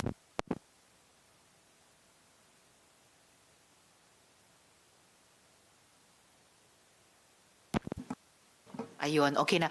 Actually, Miss Jocelyn, talagang, sa puntong yan talagang napakasakit marinig at nakakabahala sa isang ina. Pero baka senyales din ito na kailangan din natin pagkatapos nyo ngayon marinig si Mr. Quiboloy at marinig sina General Torre bago lalong sumama yung panahon. So kung maaari ko kayong pasalamatan sa punto pong ito, pero kung mayroong pang mga tanong mamaya please stay on. Pwedeng last na inanong ko na lang Sige po, Ms. Jocelyn. Kasi dito po nagpatuloy na siya doon. Tapos dahil sa ko na ipag-aralin siya, dito ang pinakamalaking problema, dahil pineke nila yung pag-aaral ng anak ko. Kinuha nila yung report card, previous report card ng anak ko ng grade 8, tapos PSD, kunyari in-enroll nila. Pero sa isip ko bilang isang ina, paano ang isang bata nakakapag-aral ng mula umaga hanggang gabi, madaling araw, nagtitinda ng otap? Di ba hindi dapat? Paano makapag-aral isang bata? 13 years old lang yung anak ko. May sakit pa siya sa baga kasi mahina ang baga noon. Lagi kong sinasabihin may sakit sa baga ang anak ko. Tapos ma'am, nung time na sinasabi nila na ini-insist ng youth leader na nag-aaral yan te. Ito yung Rima Fauni. Opo. Pati yung dalawa yan sila, si Carla Guillermo. Oo. Okay. Tapos ma'am, nagpatulong ako sa teacher niya dati, grade 7. Ma'am, pakitrace kung talagang ba na-enroll ang anak ko. So, sabi ng teacher niya, ma'am, kahit saang school, wala siyang makitang pangalan ng anak mo naka-enroll. Pero sinabi niya naka-enroll. Tapos nung time na nalaman ko yun, ma'am, pinagpursige ako. Sabi ko, pupuntahan ko yung hideout nyo kasama ang DSWD at DepEd. May kausap na ako. Siguro sa takot nila iskandalo, hinatid nila yung anak ko sa bahay. So pagdating ma'am pagdating nun sa amin na, to make the story short, nakauwi ang anak ko dahil siguro napilitan sila. Pag-enroll ko ma'am ng grade 9, sinubukan ko i-enroll ulit sa grade 9. Kahit sinasabi nila na na-enroll sa grade 9, sinubukan kong i-enroll sa grade 9 para makita ko kung anong reaksyon ng bata. Kasi kung totoo nag-aral siya, I-ano niya ako, mama, hindi, kasi na-enroll na ako doon, nag-aral ako. Wala siyang kahit anong reaction, ma'am. So na-confirm ko na hindi talaga siya nag-aral. Tapos isa Salamat, pa, Miss ma'am, Jocelyn. pinatanong ko po sa teacher, pina-interview ko, ma'am, siya sa teacher. Kung nag-aral ka, sino ang teacher mo, kung online man, o sino ang principal mo sa JMC. Yung Ma'am, Jose wala po Maria siyang College. alam. Wala Okay. po siyang alam. Okay. Maraming salamat, Miss Jocelyn, at talagang mabuhay kayo sa pagkuha, no? Yung matagumpay na pagkuha nyo sa anak ninyo. And salamat din sa pagbanggit sa DSW at DepEd dahil mamaya may itatanong din tayong kahit mabilis sa kanila dun sa pag-rehabilitate ng mga bata na kinuha na ng magulang o ng gobyerno sa KOJC, kaugnay ng moving forward natin mula sa itong napakarami at matitinding problemang naiimbestigahan natin dito. Maraming salamat, Ms. Jocelyn. Paki-stay on sa hearing natin in case may iba pang mga kaugnay na tanong. Maraming salamat. Salamat po. So ngayon po, dadako na po ako kay Apollo Quiboloy. So, Mr. Quiboloy, bibigyan ko po kayo ng pagkakataon na magresponde sa mga akusasyong ito. At marami po sila. Pero unang tanong po, ilan ang miyembro ng KOJC? Salamat po, Madam Chair, sa pagkakataong ito na makaharap ko ang lahat ng mga nandirito at narinig ko ang kanilang mga testimonya. At magpasimula po tayo kay Ms. Valdehuesa. Pastor Quiboloy, Mr. Quiboloy, yung tanong ko muna, ilan ang miyembro ng KOJC? More or less po sa tingnan ko po muna ang exact na Kahit in estimate po. more or less po, including mga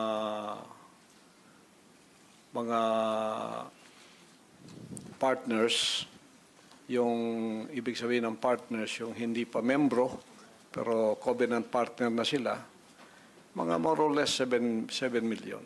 So kasama, so miyembro plus covenant partners, mga 7 million sa inyong pagkabilang.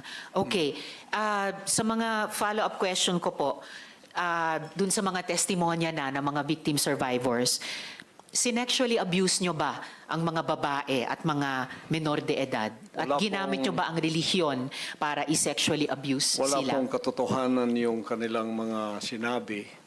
Kung meron po silang mga charges na criminal laban sa akin, malaya po silang mag-file ng kaso at doon ko haharapin at sasagutin sa tamang forum sa korte ng ating lupa tulad ng kinakaharap namin ngayon. And actually, on that matter and for the record, may at least isa sa victim survivors na dati nang naghain ng kaso sa inyo dun sa Davao, kaya lang dinismiss. Kaya inappeal nila sa Department of Justice. Yun naman pong mga testimonya ni na Ms. Valdehuesa at ni Julia, tinatanggi nyo ba ang mga testimonyang iyon? Tinatanggi ko po. Wala pong mga katotohanan yung kanilang mga sinasabi, kundi sa aking paningin ay kabaligtaran. Ngunit hinahamon ko po silang mag-file ng kaso sapagkat ito'y mga kriminal na mga allegations. At ito ay para maging fair, ay maghain po sila ng mag-file sila ng kaso laban sa akin o kanino mang kanilang gustong mag-file laban sa mga kingdom na leaders or members because we are under the law of the Republic. Tulad po kay Masayon, yung kanyang sinabi. Pastor, i-interrupt ko muna kayo doon dahil tinatanong ko muna yung mga testimonya ni na Ms. Valdehuesa at ni Julia. Sorry po. Pinalimos niyo po ba yung mga bata para i-sustain ang operasyon ng KOJC at para tustusan ang inyong lifestyle? Wala po kaming mga palisiya na magpalimos ang bata. Pero walang polisiya man, pinalimos niyo ba sila? Hindi po. Wala pong katotohanan yun. Okay. Yung mga adults po, pinalimos nyo ba sila or pinayagan nyo ba silang maglimos para sa operasyon at lifestyle ng KOJC? Wala pong polisiyang ganon ang kingdom na magpalimos. Wala mang polisiya pero pinalimos nyo ba sila, Hindi yung po. mga adults? Hindi po, wala pong katotohanan yun. Alright. Pinayagan nyo ba yung pang-aabuso at pag-torture sa mga miyembro nyo? Hindi Halimbawa yung parusang dry fast. Hindi rin po polisiya ng kingdom ang batas ng pagparusa ng tao ay ipapasting para mamatay. Napansin ko po, lagi kayong nagre-refer sa polisiya, pero ang tinatanong ko po ay yung practice. So, pinaabuso nyo ba, pinatotorture nyo ba yung mga miyembro nyo? Pinapa-dry fast nyo ba sila? Sa freedom of religion po natin, meron tayong separation of church and state. At tulad ng sinabi ko, yung fasting ay voluntary kung tatanggapin mo. Hindi po ipinipilit. Alright. Kayo ba yung nakaisip nung modus na piliting magpakasal yung mga miyembro nyo na hindi naman magkarelasyon para manatili sila sa ibang bansa? Sino pong nakaisip nun, nung modus na yon? Because this is under the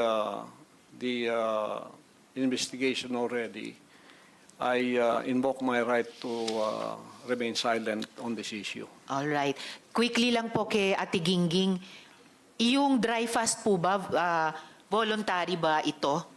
No, for sure. No. Alright. Salamat It po. was an instruction. Instruction. So, hindi siya voluntaryo, instruction or utos siya. Alright. Salamat po. Mr. Quiboloy, boses nyo ba yung nasa audio file kanina, yung binabantaan mo yung si Stephanie o si Pane? Kailangan po i-authenticate kasi ngayon malakas ang AI. So pero boses nyo ba yon yung nagbabanta kay Pane o kay Stephanie? It appears na parang boses ko. Pero hindi Alright. ko po ma-authenticate kasi ngayong panahon na to malakas ang AI.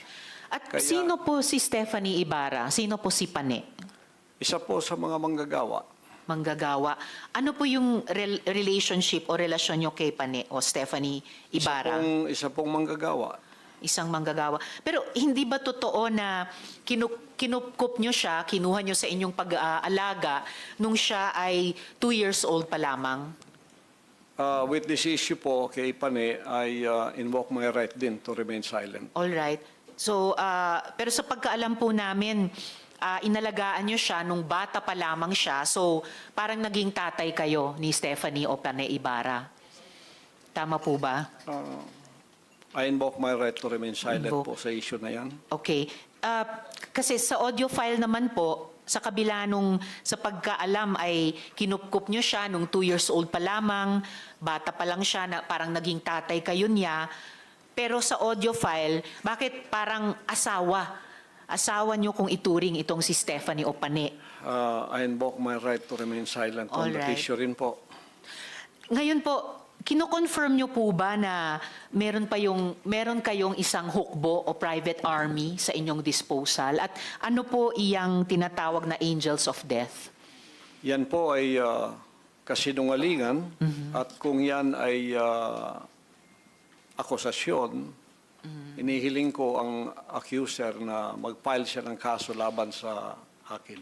Okay. So, sinasabi nyo kasinungalingan yung isang hukbo na nasa inyong disposal. Opo. Pero ano naman po yung angels of death? Hindi ko po, imbento po nila yan eh. Imbento lamang. Ano ang, kanina po kasi sinabi po ni Sir Edward na yung, ano ba ito? Yung, saan na ba yung notes ko? Teka ha.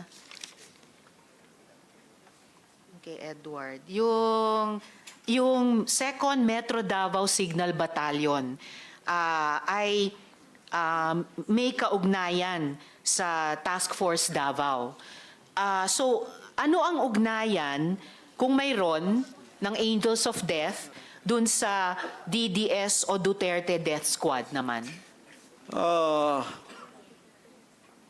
Wala po akong personal knowledge niyan, so I Walang invoke personal my knowledge. right to remain silent on that issue also. All right. Tapos, pwede pwede nyo bang ibahagi sa amin, mula sa perspektiba nyo, yung detalye ng law enforcement kung papaano nakuha nila ang kustodiya sa inyo?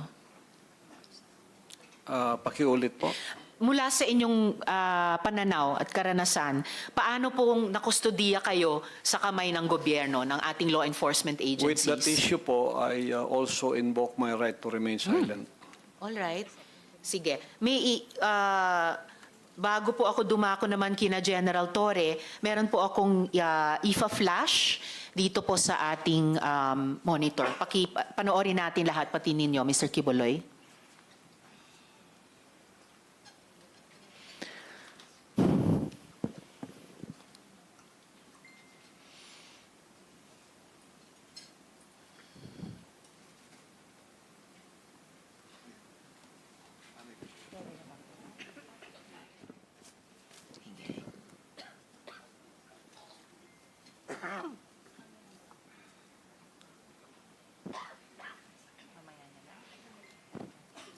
Inaayos lang po yung pag-flash natin dito.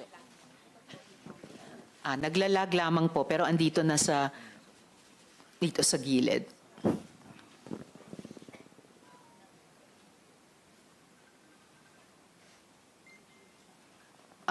Meron pa lang ako nakikitang pamagat ng event na closing ceremony. Okay. Welcome, closing ceremony. Military orientation training. Baka ito yung binanggit ni Edward kanina na ganitong klaseng training ng mga paaru na nasa 2nd Metro Davao Signal Battalion na may kinalaman sa Task Force Davao. Yung paaru sa ilalim ng 11 RCDG or yung 1105th Community Defense Center. Okay. Edward, alam nyo ba itong closing ceremonies ng military orientation training na to? Madam Chair, una sa lahat, yung correct ko lang po yung TF Davao, separate po yun, iba yun. Opo. Unang training po yun ng batch ng worker. Okay. Pero lately, naging pumasok na sila sa Paaro. Yun yung national. Separate po yung Task Force Davao sa Paaro. Yung Paaro nag-start 2015 po, Okay. 2nd Signal Battalion. Okay. Yan po yung mga lately na yan ng mga batch ng mga ng mga training po. Kasi hindi lang naman sa aming batch 2015 yung may training Every year nag-help po ng training. Kung mapapansin niyo po, pagkakaalam ko hindi pa Brigadier General po si Buloy nung time na yan, nung time namin. Parang bago lang ata yan naging Brigadier General sa reserve unit. Yes, na nakikita natin sa litrato na natakpan lang ng pagbilog sa kanila, pero BGen, Pastor Apollo C, na I suppose Quiboloy. Apo. Pwede nyo bang i-confirm ito, Mr. Quiboloy?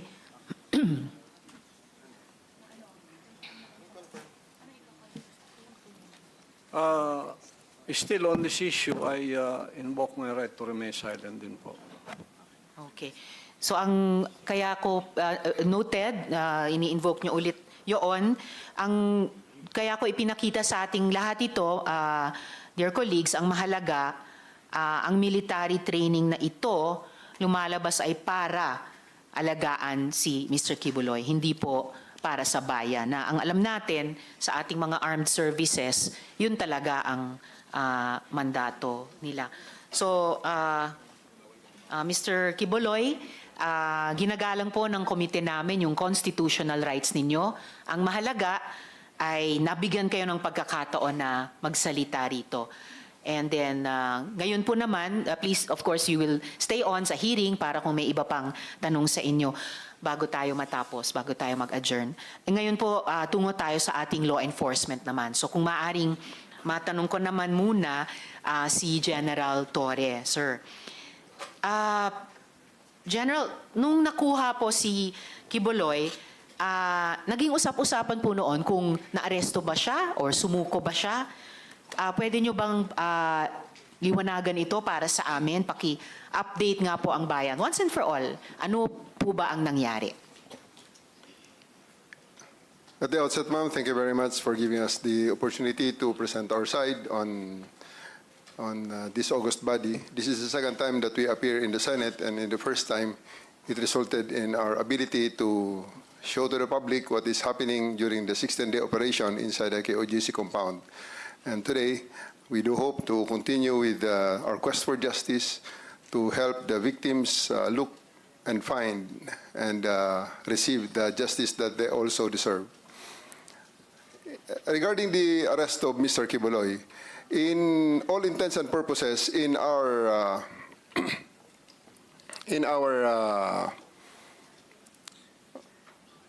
whole operations, he is arrested because he submitted himself to my representative because he has no other options other than submit himself to the custody of the law. Because whether he like it or not, he has no other options during the time. Because I have 4,500 people around him inside this compound, and 1,200 is concentrated on the 2 buildings that he has control of. On the part that he is saying that he voluntarily surrendered, it is just on the colloquial and the popular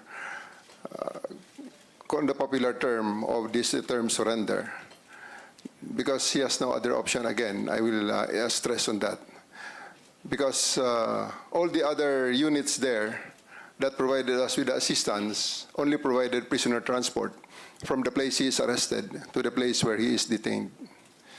So that's I think the synopsis of everything that transpired during that day on September 8th, when he took custody of him to make him answerable to the crimes that he is charged of in various courts in the Philippines.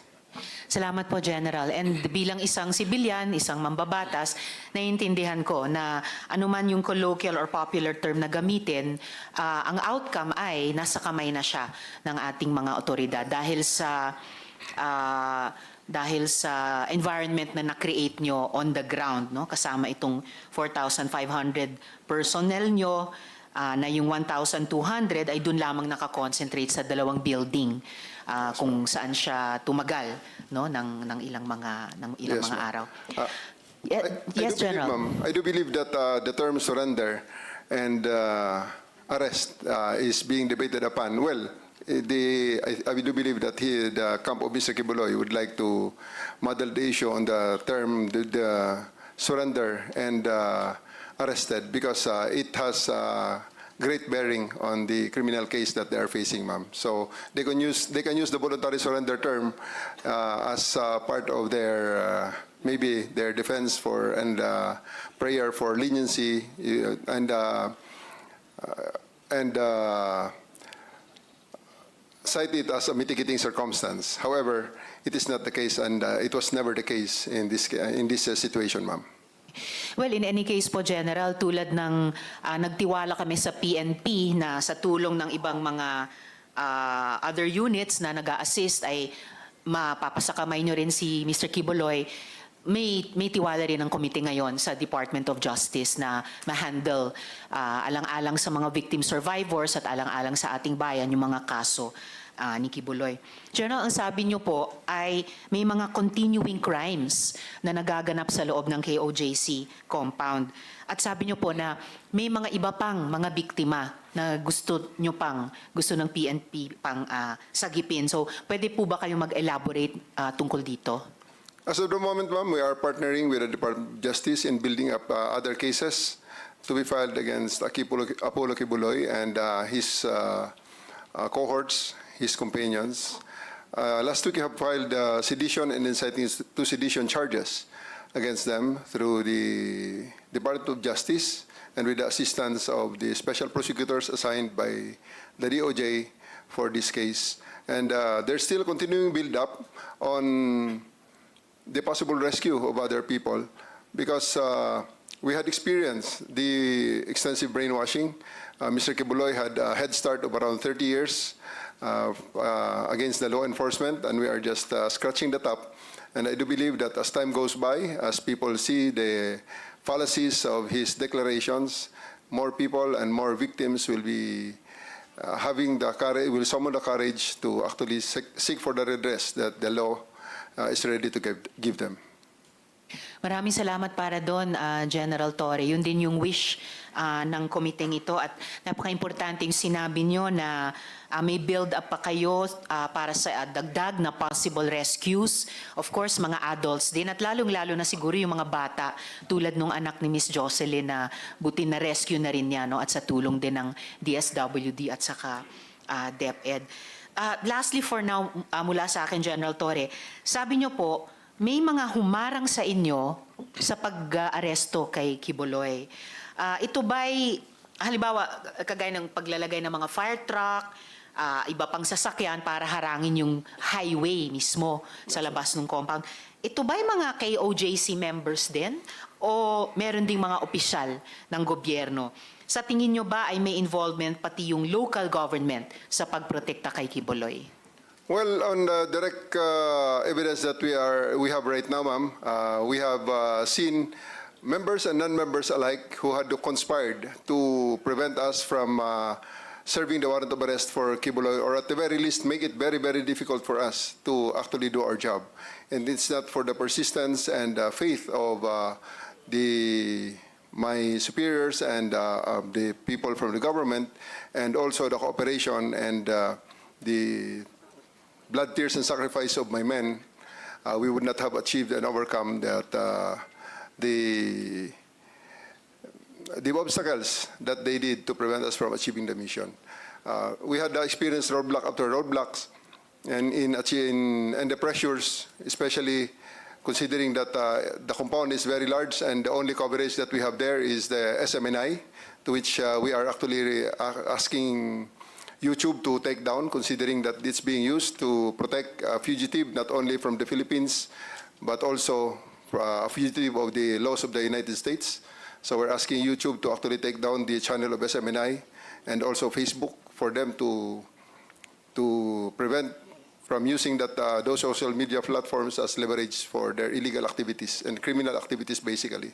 And at this juncture, ma'am, I would like to thank the Senate for giving us this chance to show to tell our story, the side of the story, hoping that this is a hearing in aid of legislation, and I do hope that legislation will really be passed to help us and again give leverage to the law enforcement, because I can really feel that in the 6-10-day operation we have reached the limits of the law, and we have really tested the limits of the law there, and I do believe that we still did everything within the bounds of the law, however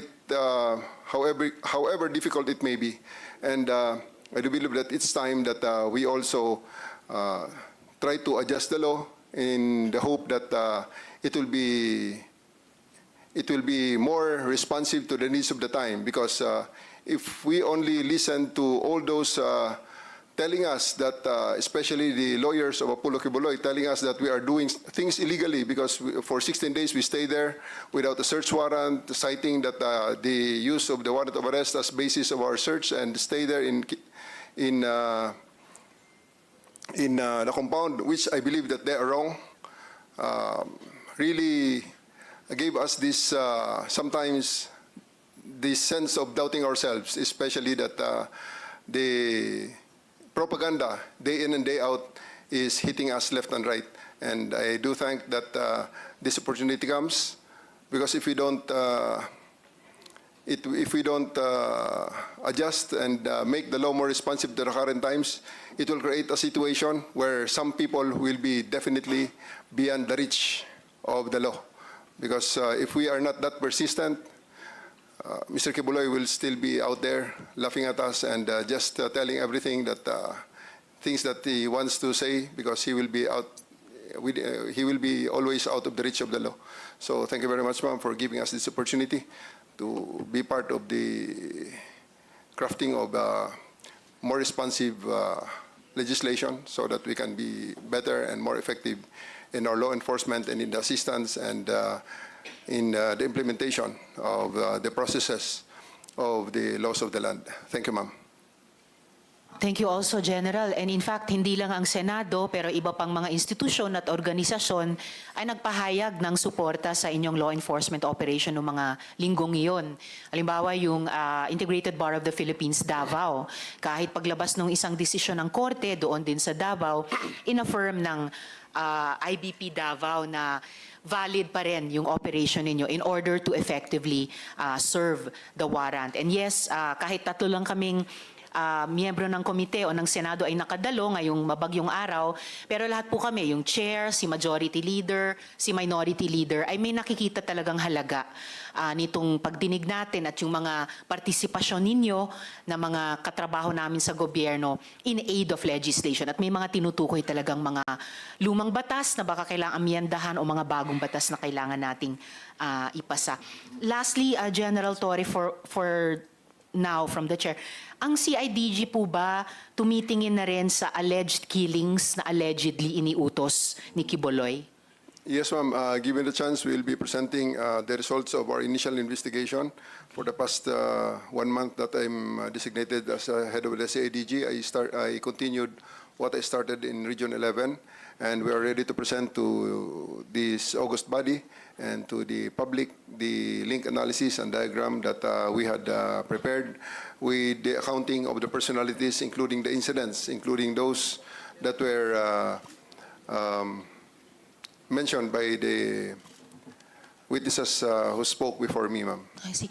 General, prepared ba kayo maghain ng ganitong kahit broad strokes kung ano yung pinaka-importanteng mga initial results ng inyong investigasyon nitong nakaraang buwan, pati yung link analysis, or ano ba yung maaari nyo nang at pwede nang ibahagi sa komite? Yes, ma'am. We can show you just one slide, which is Yes, sir. Please the collection of, which is basically the simple result of our validation and collation of the information that we have right now, ma'am. It's on the processing, and I will be asking my regional chief of the Regional Field Unit 11 of CIDG to show to us the single slide of the link analysis. Salamat, General. Sir, nakapanumpa naman din kayo kanina, ano po? Yes, sir. Yes, ma'am. If you could, sige po. Handa na po yatang yes, ma'am. While they are i-upload. preparing that, ma'am, this is still a work in progress, and as time goes by, we do believe that there's even a possibility that the Senate and congressional investigation on the EJK will intersect with each other. I see. So there's Well, that's very important. Para sa kaalaman ng lahat, ang investigasyon naman ng Senado sa ilalim ng Blue Ribbon Committee ay magsisimula naman po sa Lunes, 28 nitong buwan, at ang magpapangulo ay si Minority Leader Senator Coco Pimentel. Yes, ma'am. It's part of his. The link analysis will cover around 30 years from the start up to the present that we know, based on the declaration of various witnesses. There may be times that things will be for validation. The danger is only libel. Maybe so that's why I ask my personnel to redact the link analysis, remove the names. But rest assured that without the reduction, there will be actual names that will be given in there.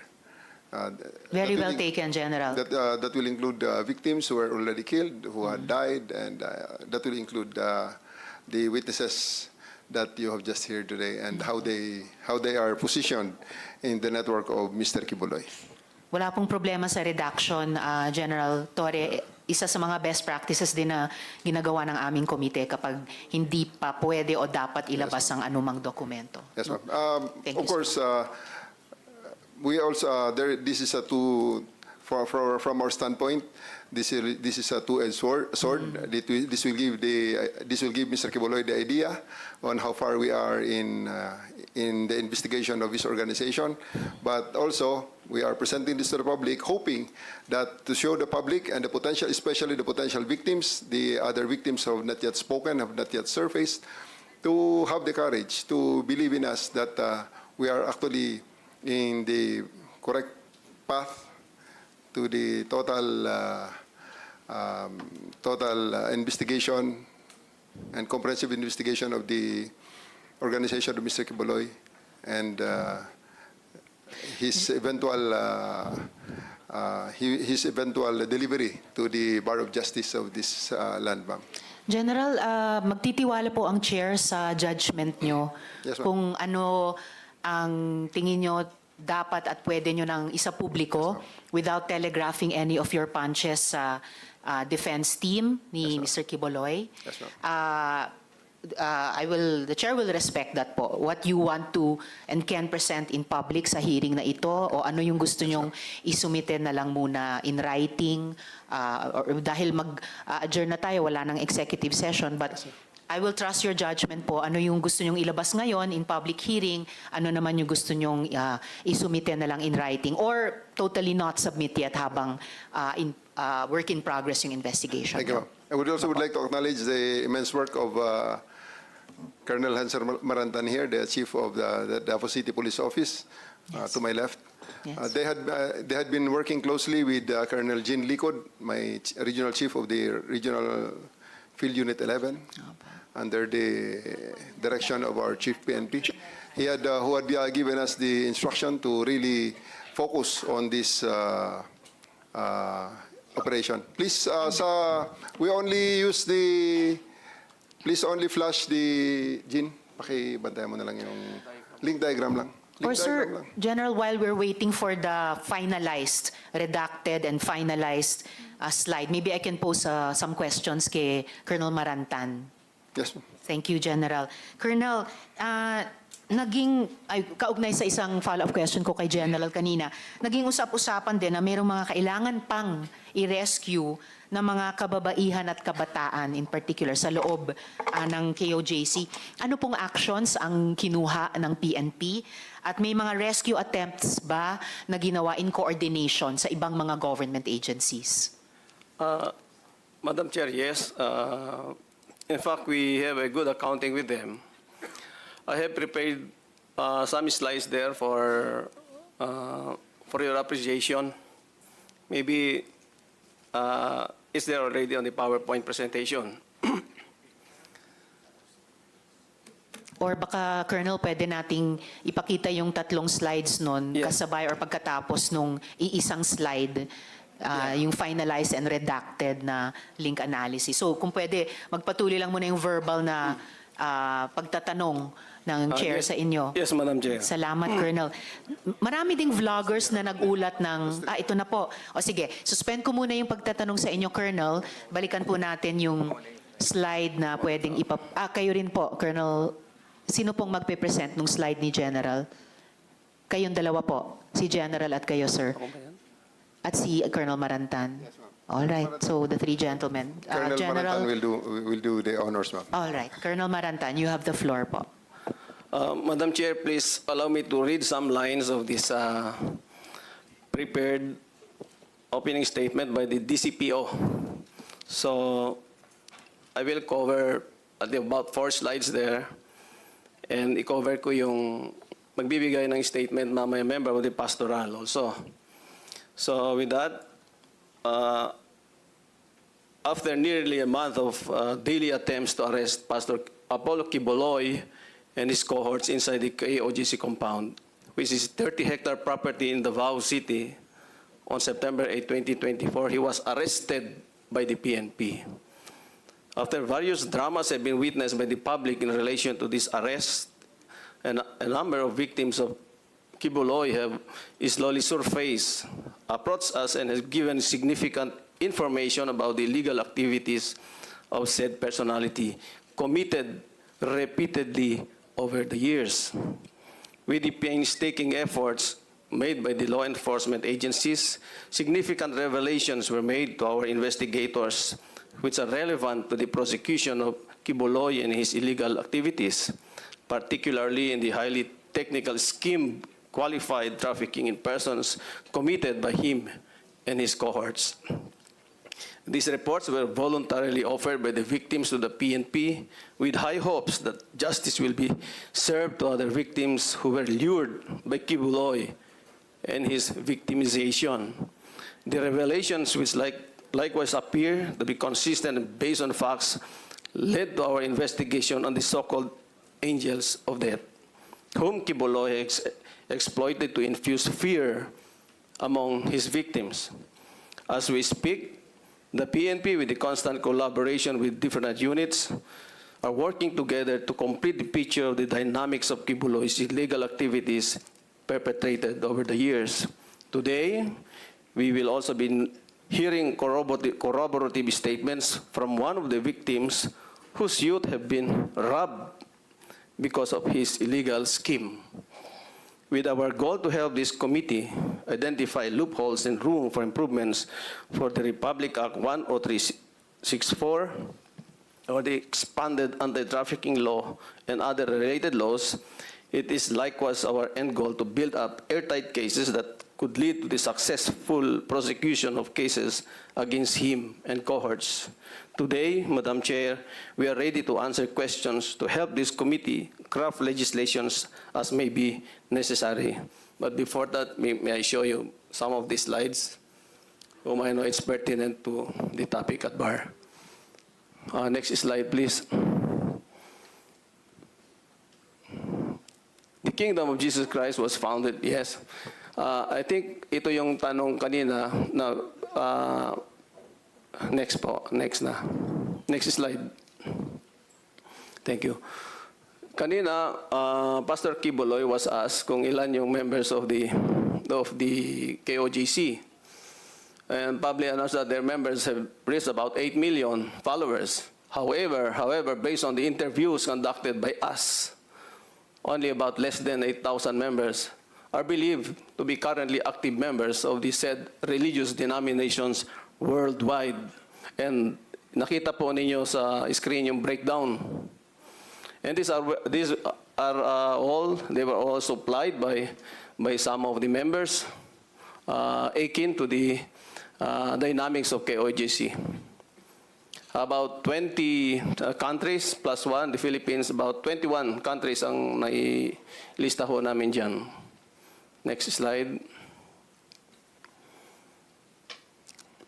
Nandyan ho yung mga numero.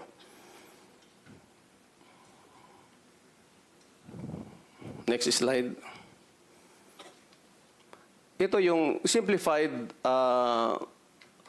projection of the tip scheme of Pastor Quiboloy. First on the recruitment and then the grooming. Doon sa grooming, there will be separation kung sino ang prospect nila na maging subject of the sexual exploitation. Doon naman hindi mag-qualify, doon sa standard, pupunta sa ordinary miracle worker for the forced labor eventually. Next slide. Kanina we were talking about the difference between the lifestyle of the pastoral and members of the simple workers. Next slide. Just please return to one of the Yes, General Torre. If baka makalimutan na ni Colonel Marantan. This room is the bedroom of Mr. Quiboloy in the Bible school. Bible school. And there is a bedroom, something like that, looks something like that. With the twin, the lower right corner is the twin tub jacuzzi. Jacuzzi for 2 persons. Thank you. And taken from the narrative of the pastorals, Yes, Colonel Marantan. this is where the sexual exploitation oftentimes is being perpetrated. Next slide. Yan po yung difference na sinasabi kanina ng mga kasama natin ng mga resource speakers.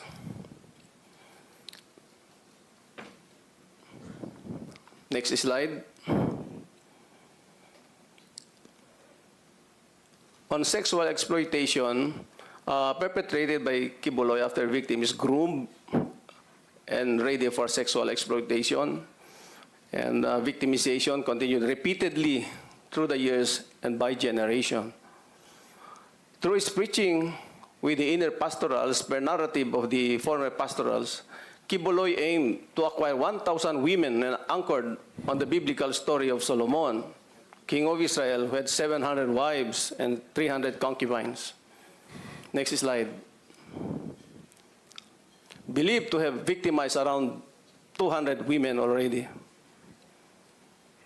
Currently, PNP identified 68 female personalities of different ages whom were victimized by Quiboloy sexual exploitation, engaged in strict fellowship with the inner pastorals to brainwash them of the purpose of illegal acts.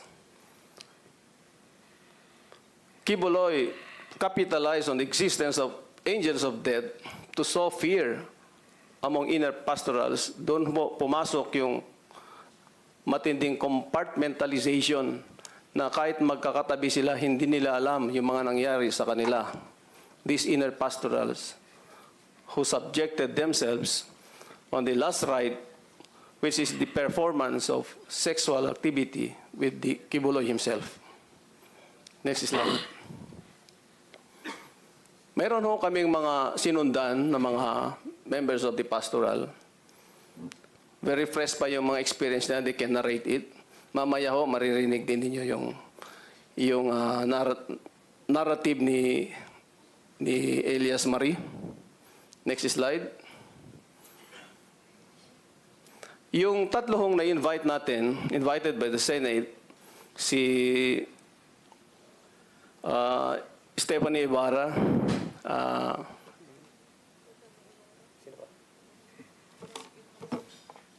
and three of them, pwedeng i-refer ko lang. Si Olive Campo and Jack Holtz ay hindi ho nag-respond sa invitation by the Senate. Pinapakita ho namin sa inyo ang due diligence performed by the members of the DCPO. Pero apparently, they did not heed to the invitation of the Senate, especially Stephanie Ibarra. Next slide. Yan po yung mga efforts. Every day, pumupunta yung mga policemen natin doon sa alam ng mga address nila. Next slide. On the way forward, there's an investigation on the land grabbing issues at Barangay Tamayong, on the house of Quiboloy in Garden of Eden, Barangay Tamayong. Next slide. Oftentimes, naipalabas naman ho yung mga photos na ito. Financial investigation on possible money laundering case committed by Quiboloy and KOJC.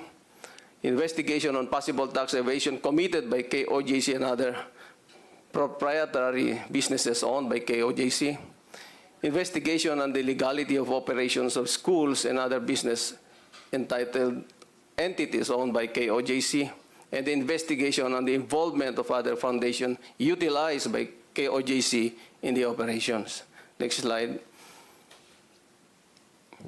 And with that, Madam Chair, I think the Elias Marie is ready to narrate her ordeal inside the KOJC compound for 10 years.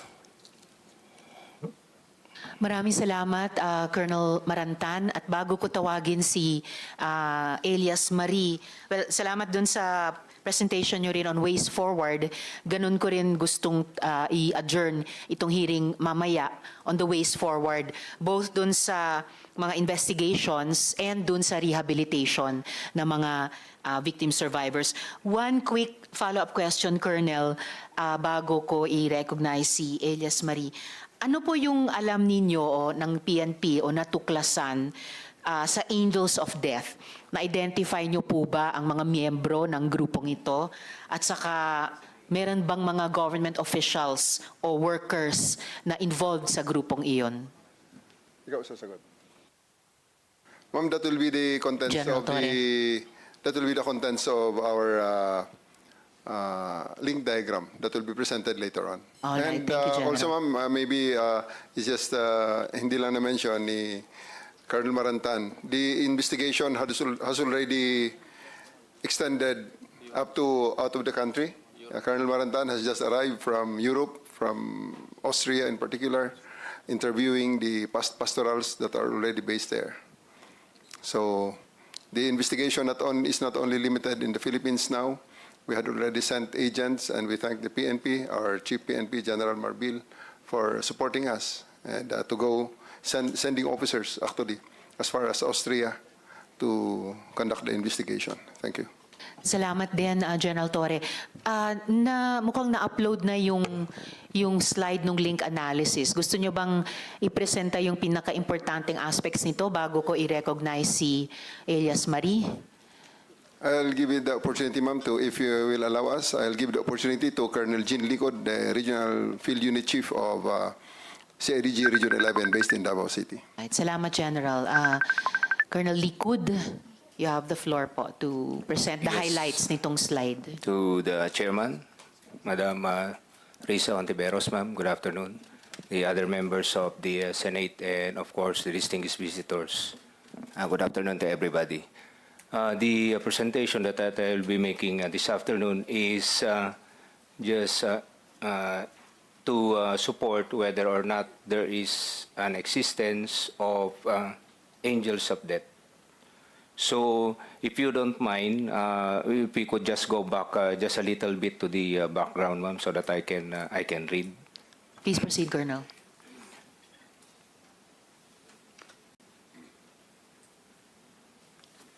Just to read a little bit with the background of the so-called angels of death. Pastor Apollo Quiboloy, the self-proclaimed appointed son of God, has used the term angels of death to threaten the members who violates the doctrine, teachings, and code of secrecy of KOGC. Thus, the angels of death was established in 1990. Apollo Quiboloy handpicked trusted members with background in military and security training to compose the angels of death, which later on utilized as liquidation team to various KOGC locations nationwide. Members reportedly possess firearms and are supervised by Crescente Chavez Canada, or also known as Enteng, and Ingrid Canada. So you might be smiling right now, but later I will prove it to you in the succeeding slides. These angels of death reportedly operate as a secretive, loyal group within the KOGC ministry, capable of imposing both physical and psychological harm on those who do not comply with Quiboloy's wishes. The very name, angels of death, suggests a level of intimidation and power that goes beyond mere spiritual guidance. The allegations paint a picture of an organization that functions as a private army, a weaponized wing of Quiboloy's church used to coerce and control members, particularly vulnerable young women whom Quiboloy has allegedly abused. On the part of the investigation, as the primary investigation office of Philippine National Police and in behalf of my director of the Criminal Investigation and Detection Group, we have set some objectives pertaining to the very existence, whether or not the angels of death does exist or not. So we established some objectives to prove whether or not angels of death exist. Second, reinvestigate dismissed cases involving deaths by members of angels of death. Third, identify the crimes perpetrated by the alleged angels of death and its surrounding circumstances. Fourth, identify the degree of participation of members and provide evidence for filing of appropriate charges in court. Definitely, we have to find evidence so that we can file a complaint before the court. As to the efforts that is being undertaken by the CIDG in particular and the PNP in general, we are continuously identifying the alleged members of angels of death, profiling of the alleged members, interview of victims' family, relatives, and witnesses relative to the crimes perpetrated by the alleged angels of death, thorough and discreet validation on the involvement of the alleged angels of death relative to the death of former KOGC members, coordination with other intelligence units, the local police, the AFP, counterparts, and other agencies for case build-up and possible operations if evidence warrants.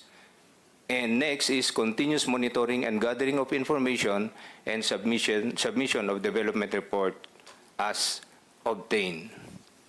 Now, ma'am, I would like to bring your attention to the diagram being shown in this slide. We would like to show you how is the flow of instruction being undertaken. Of course, as we all know, that the KOGC is a structured organization, but this one, it is not a structured organization. Kaya yung angels of death, ma'am, is just the term that is being used. But it is not an organization. It is how, in this diagram, how the instruction is being relayed or being followed by the members. Well, of course, on the right corner, as you can see, is Pastor Apollo Quiboloy. Based on that diagram, Madam Chairman, there are 4 na kanyang pinagkakatiwalaan ng kanyang mga instruction. Si Mr. B, of course, Mr. Crescente Canada, si Ingrid Canada, at saka si Pastor Acobo, based on the diagram. Yan, ma'am, yung 4 na mga pinagkakatiwalaan niya as of now, base doon sa mga nakukuha nating mga interviews and affidavits na nakuha natin. So, yan ang lumalabas sa sa ating structure. Now, ma'am, in relation to the punishments being undertaken on some deaths also, but we are not saying that they are the perpetrators. That's why, on the words of our director, we are on case build-up. We have to gather evidence so that we can prove the objectives that we wanted, to prove the whatever crimes that was committed. Those are the circumstances. To explain further, ma'am, the diagram.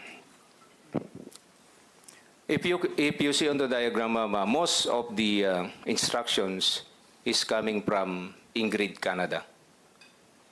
However, if you look into the diagram, dotted lines po siya, ma'am. So meaning, she gives the instruction, however, they need confirmation from Crescente Canada. That is why there is a solid line coming from Crescente Canada. So, hindi pwedeng si Ingrid lamang po yung magbibigay ng instruction at siya lang din po yung susundin. So, manggagaling, i-confirm din po nung mga 1 to 12 na yan and more kay Crescente Canada. Yan po yung usually nangyayari. As what we are saying, ma'am, these are all taken, extracted from the accounts of our witnesses and taken from their affidavits. Hindi ito imbento.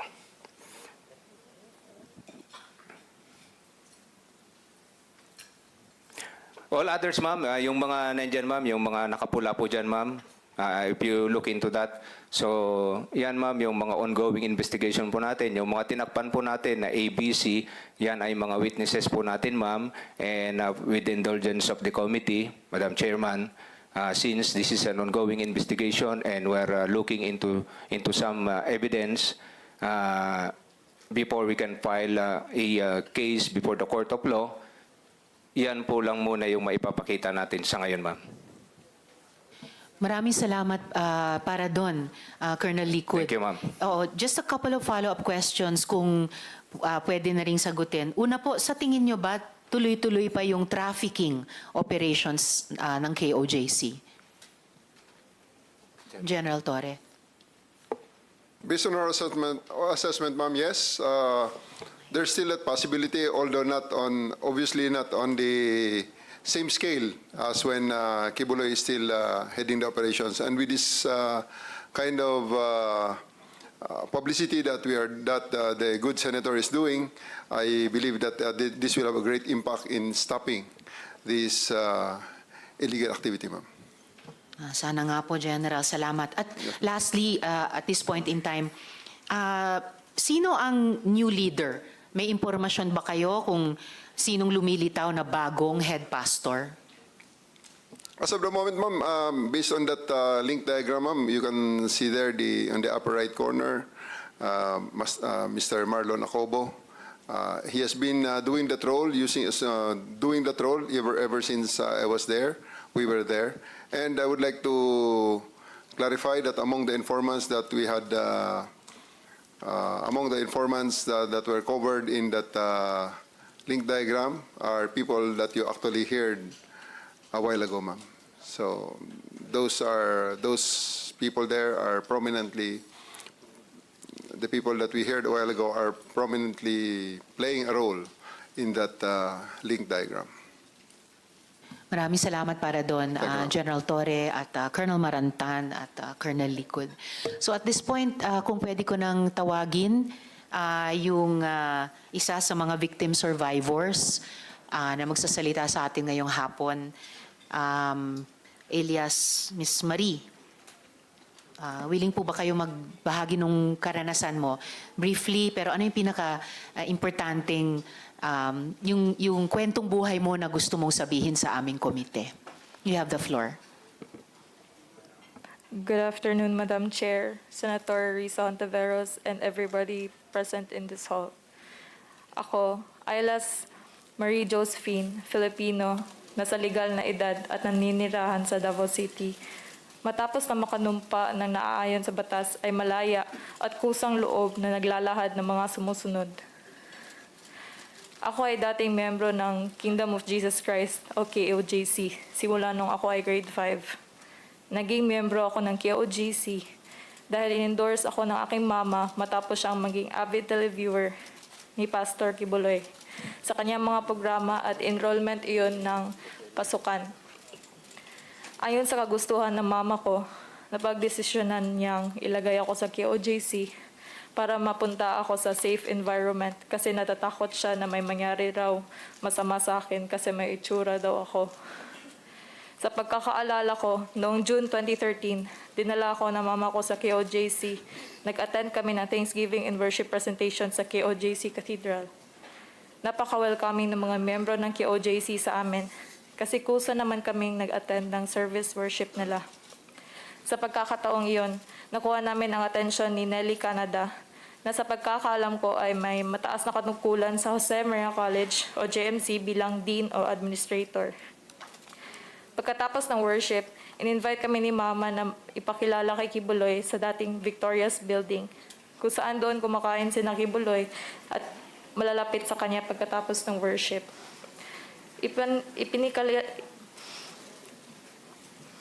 Nelly Canada let us meet Pastor and endorse ako ni Mama kay Quiboloy.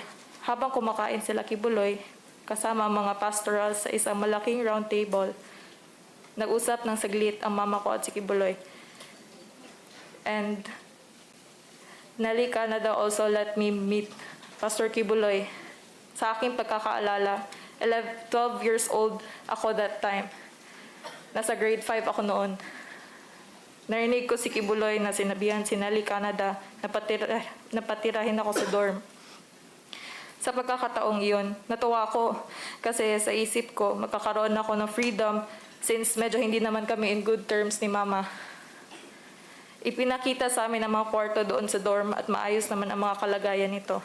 Kinabukasan, kasama si Nelly Canada, kinuha namin ang mga gamit ko sa bahay, sakay ng isang Innova ng KOJC. At simula noon, doon ako pinatira sa loob ng compound. Habang nasa loob ng KOJC, nakatira ako sa dorm, kasama ng ibang mga miyembro. Sa pagkakaalala ko, nag-aaral ako ng grade 5 sa JMC habang binabayaran ng papa ko ang tuition ko, ngunit may discount bilang miyembro ng KOJC. Sa pang-araw-araw na pamumuhay doon, tinuruan kami na lahat ng gagawin namin ay nakabase sa schedule. Sa umaga, magigising kami para mag-devotional ng alas 4 o alas 5. Pagkatapos ng devotional, gagawin namin ang mga assigned tasks o work job na tinatawag kagaya ng pagmamap ng sahig, pagwawalis, pagpunas ng mga furniture sa common area, at paglilinis ng kwarto. Isang house parent namin ang nag-a-assign ng work job. Naalala ko din na kapag gusto namin lumabas ng compound, madaming dadaan ang proseso at hindi sa lahat ng pagkakataon ay mapapayagan lumabas ng compound. Noong senior high ako, pinalipat ako sa ibang quarters kung saan nakatira ang isang leader na kasama ko. Sa panahong ito, nagsisilbi na ako bilang member ng choir. Kalaunan, na-assign ako sa pastoral department. Meron pa din akong work job at minsan nag-serve ng pagkain ni pastor. Sa panahon iyon, napapansin ko parati niya kasama sa kainan si Stephanie Ibarra, na isa ring pastoral sa inner circle. Sa pagkakaalam ko at alam din ng lahat na paborito ni Pastor si Stephanie Ibarra. Parati kasama ni Quiboloy si Stephanie kahit saan siya magpunta. Mga taong 2017, naimbitahan ako na kumain sa JMC lobby kasama si Quiboloy at ng iba pang mga inner pastoral. Nalaman ko kalaunan na kapag nakakasama ka na sa ganitong groupings ay malapit ka na mapagbilang sa inner pastoral. Naranasan ko ang ganitong routine ng mga ilang buwan. Pagkatapos ng mga ilang buwan, isang gabi, inibita ako ng isang inner pastoral na si Patricia. Sabi niya sa akin, Marie, pinapatawag ka ni Sir kasi sabay daw tayo maghilot, be presentable. Pagkatapos noon, nag-prepare ako, nagligo ako at inayos ko ang aking sarili. Sinamahan ako ni Patricia sa isang private theater ni Quiboloy. Pagdating ko doon, nakita ko si Jacqueline Roy at ibang inner pastoral na nag-aabang sa anumang iutos ni Quiboloy. Habang siya ay nakaupo sa kanyang recliner chair habang nanonood ng movie, pagdating namin doon, binulungan ako ni Patricia na pumesto sa may kaliwang paa ni Quiboloy. Hinilot ni Patricia ang kanang paa habang ako ay nagsimula na maghilot sa kaliwang paa. Si Jacqueline Roy naman ang nagmamasahe sa balikat ni Quiboloy. At sa pagkakataong iyon, naramdaman ko na privilege ako. Kasi hindi lahat may opportunity na makasama si Quiboloy or ang itinuturing namin na anak ng Diyos or appointed son. Sa tuwing nagtotestify ang mga inner pastoral sa worship or may event or team building, parati sila nagpapasalamat sa pribilehiyo na binigay ni Quiboloy sa kanila. Kaya iyon ang nakatatak sa isip namin ng mga membro.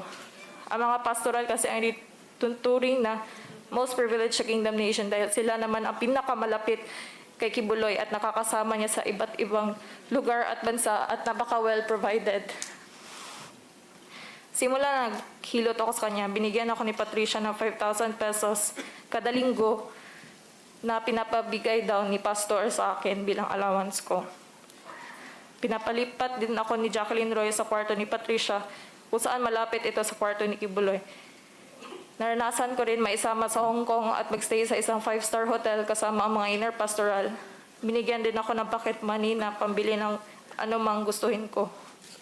Nagsimula rin ako maglinis sa kwarto ni Quiboloy kasama ang ibang mga pastoral. Hindi kasi lahat ng membro pwede pumasok sa kwarto ni Quiboloy.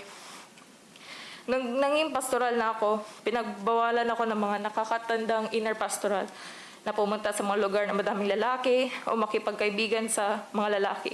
Bilang miyembro ng KOJC, pinagbabawalan rin kami na magkaroon ng boyfriend o gumamit ng cellphone at pinagbabawal pa kami ng iba't pang mga bagay. Noong naramdaman ko na mapapabilang na ako sa inner pastoral, madami ako natanggap na mga bagay kagaya ng pabango, chocolate, damit na galing ibang bansa at iba pa. Paulit-ulit na lang ang ganitong routine sa aking buhay ng ilang taon sa loob ng KOJC compound noong February 2023. Dahil sa kagustuhan kong makapag-aral ng kolehiyo sa labas at sa paniniwala ko naman may kakayanan akong makapag-aral, lumayas ako sa KOJC compound at hindi na bumalik doon. Noong araw na mismo na iyon, pumunta ako kay Patricia dahil alam kong lumayas na din siya sa KOJC compound sa panahong iyon. Doon ko nalaman na inutusan siya ni Jacqueline Roy na ihanda ako para maging membro ng inner pastoral.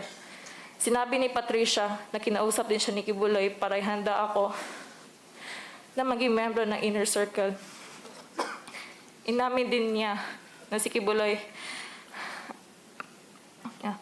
Inamin din niya na lahat ng akusasyon na sexual exploitation laban kay Quiboloy na inaakusa ng mga lumabas na pastoral ay totoo. Inamin din ni Patricia na inaalay nila ang katawan, isip, kaluluwa at spirito nila kay Quiboloy para sa mga sexual na gawain at paghihilot ay umpisa lang ng duty sa pagiging inner circle pastoral. Ayon sa kanya, sabi ni Patricia, dito sa panahong ito, sinisubukan ni Quiboloy kung handa na ba ang isang inner pastoral para ialay ang katawan, isip at kaluluwa para sa kanya. At nung nalaman ko iyon, nagtampo ko kay Patricia kasi pakiramdam ko, ilalagay niya pala ako sa kapahamakan. At hindi niya ako sinabihan sa mangyayari sa akin. Pero nagpapasalamat naman ako dahil nakaalis na ako doon sa compound. At hindi ako napagsamandalahan. Kaya ako nagsasalita ngayon dahil as former member, alam ko na buong operasyon ng QGC ay bawang panlilin lang lamang. Yun lang po, Madam Chair. Maraming salamat sa iyo, Marie. Ilang follow-up questions lang, okay? Kung maaari. Okay? Yes, Madam Chair. Alright. So, bilang muntik nang naging inner pastoral, bilang naging pastoral, ano yung paniniwala mo sa katauhan ni Quiboloy at kailangan nyo siyang pagsilbihan? Meron pa ba ikaw idaragdag na ano yung mga gawain nyo at ano naman din may idadagdag ka pa bang anong pinagbabawal sa inyo? Sa experience ko po, besides sa work job nung nandun pa ako sa loob, ako ay na-assign sa Kingdom Children Growth School or Global Child Evangelism. Kaya besides sa life namin doon sa quarters namin na naglilinis kami, nag-serve kami, ako ay may duties din doon na everyday doon ako. And back then, ang tunay na paningin ko talaga kay Pastor is father figure. Kasi lumaki naman ako na walang ama. Yun po, Madam Chair. Salamat, Miss Marie. Sabi mo nga 11 years old ka nang ipagkatiwala ka, no, ng iyong mama sa KOJC. So a few years after na inumpisahan kang i-groom para maging pastoral, so you were on your way to being part of the inner circle ng mga pastoral. At maraming beses binanggit mo si Jacqueline Roy bilang bahagi ng prosesong iyon. So meron ka bang idadagdag pa kung bakit nasabi mo iyon na papunta ka na talaga sa gagawin kang inner pastoral? Meron pa bang ibang palatandaan na malapit ka nang maisali dun sa inner circle ni Quiboloy? Kasi nung lumabas si Patricia, tinanong ako ni Quiboloy kung handa ka na ba na ialay ang body, mind, soul, spirit mo para sa anak. He is referring to himself. At sabi niya na dito sa tanong niya sa akin kasi parang lately lang na lumabas si Patricia nun kung ano gusto ko sa future ko sa KOJC. Sabi niya kung leader ba, along those lines. Ang sagot ko lang, gusto ko lang kasi like masave yung soul ko. Yun talaga yung pinanghahawakan ko dati. Yun po, Madam Chair. So, yung mga senyales mo na papunta ka na sa gagawin kang inner pastoral ay hindi lamang kay Jacqueline Roy pero kay Quiboloy mismo sa ganung mga pananalita at gawain nila. Yes po, Ma'am Chair. Okay. And eventually, hindi natuloy ito hanggang makatakas ka nga last year.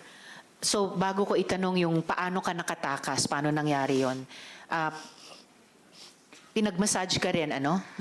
Nung pastoral ka pa at malapit ng gagawing inner pastoral. Sabay po kami ni Patricia. Sabay kayo ni Patricia. So, tig-isang paa na Yes po. pinamasahe. Okay. So, paano nangyaring na nakatakas ka nung nakaraang taon? Nung nakaraan po, ibabalik na sana ako sa Tamayong kasi doon kami nag-aaral ng Bible School. Yun yung school na ACQ College of Ministries. And personally, gusto ko talaga makapagtapos ng kolehiyo na totoong kurso, maging professional, ganun po. Kaya po, hindi ko na po kaya na mamuhay sa pang-araw-araw namin na ganun po, na wala kaming choice. Sinasabi may freedom of choice. Pero naka-instruction naman lahat. Yun po, Madam Chair, kaya lumayas po ako. Hindi po ako nagpaalam.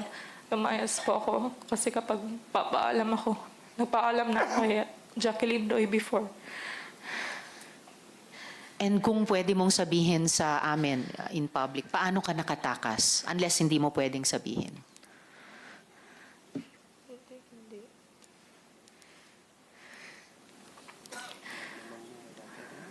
Okay lang, kung hindi kaya, sabihin mo lang sa akin kung kaya mong sabihin or hindi. I beg po, Madam Chair, na hindi po sasabihin. Okay. So at least hindi mo sabihin in public.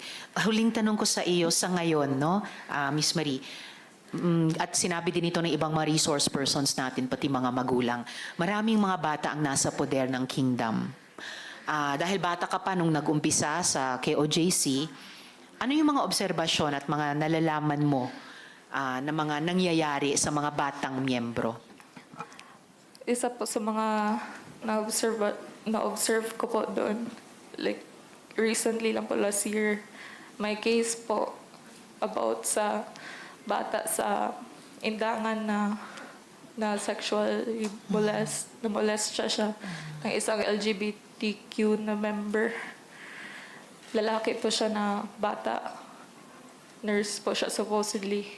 Tapos I don't know po kung na-raise nila to legally.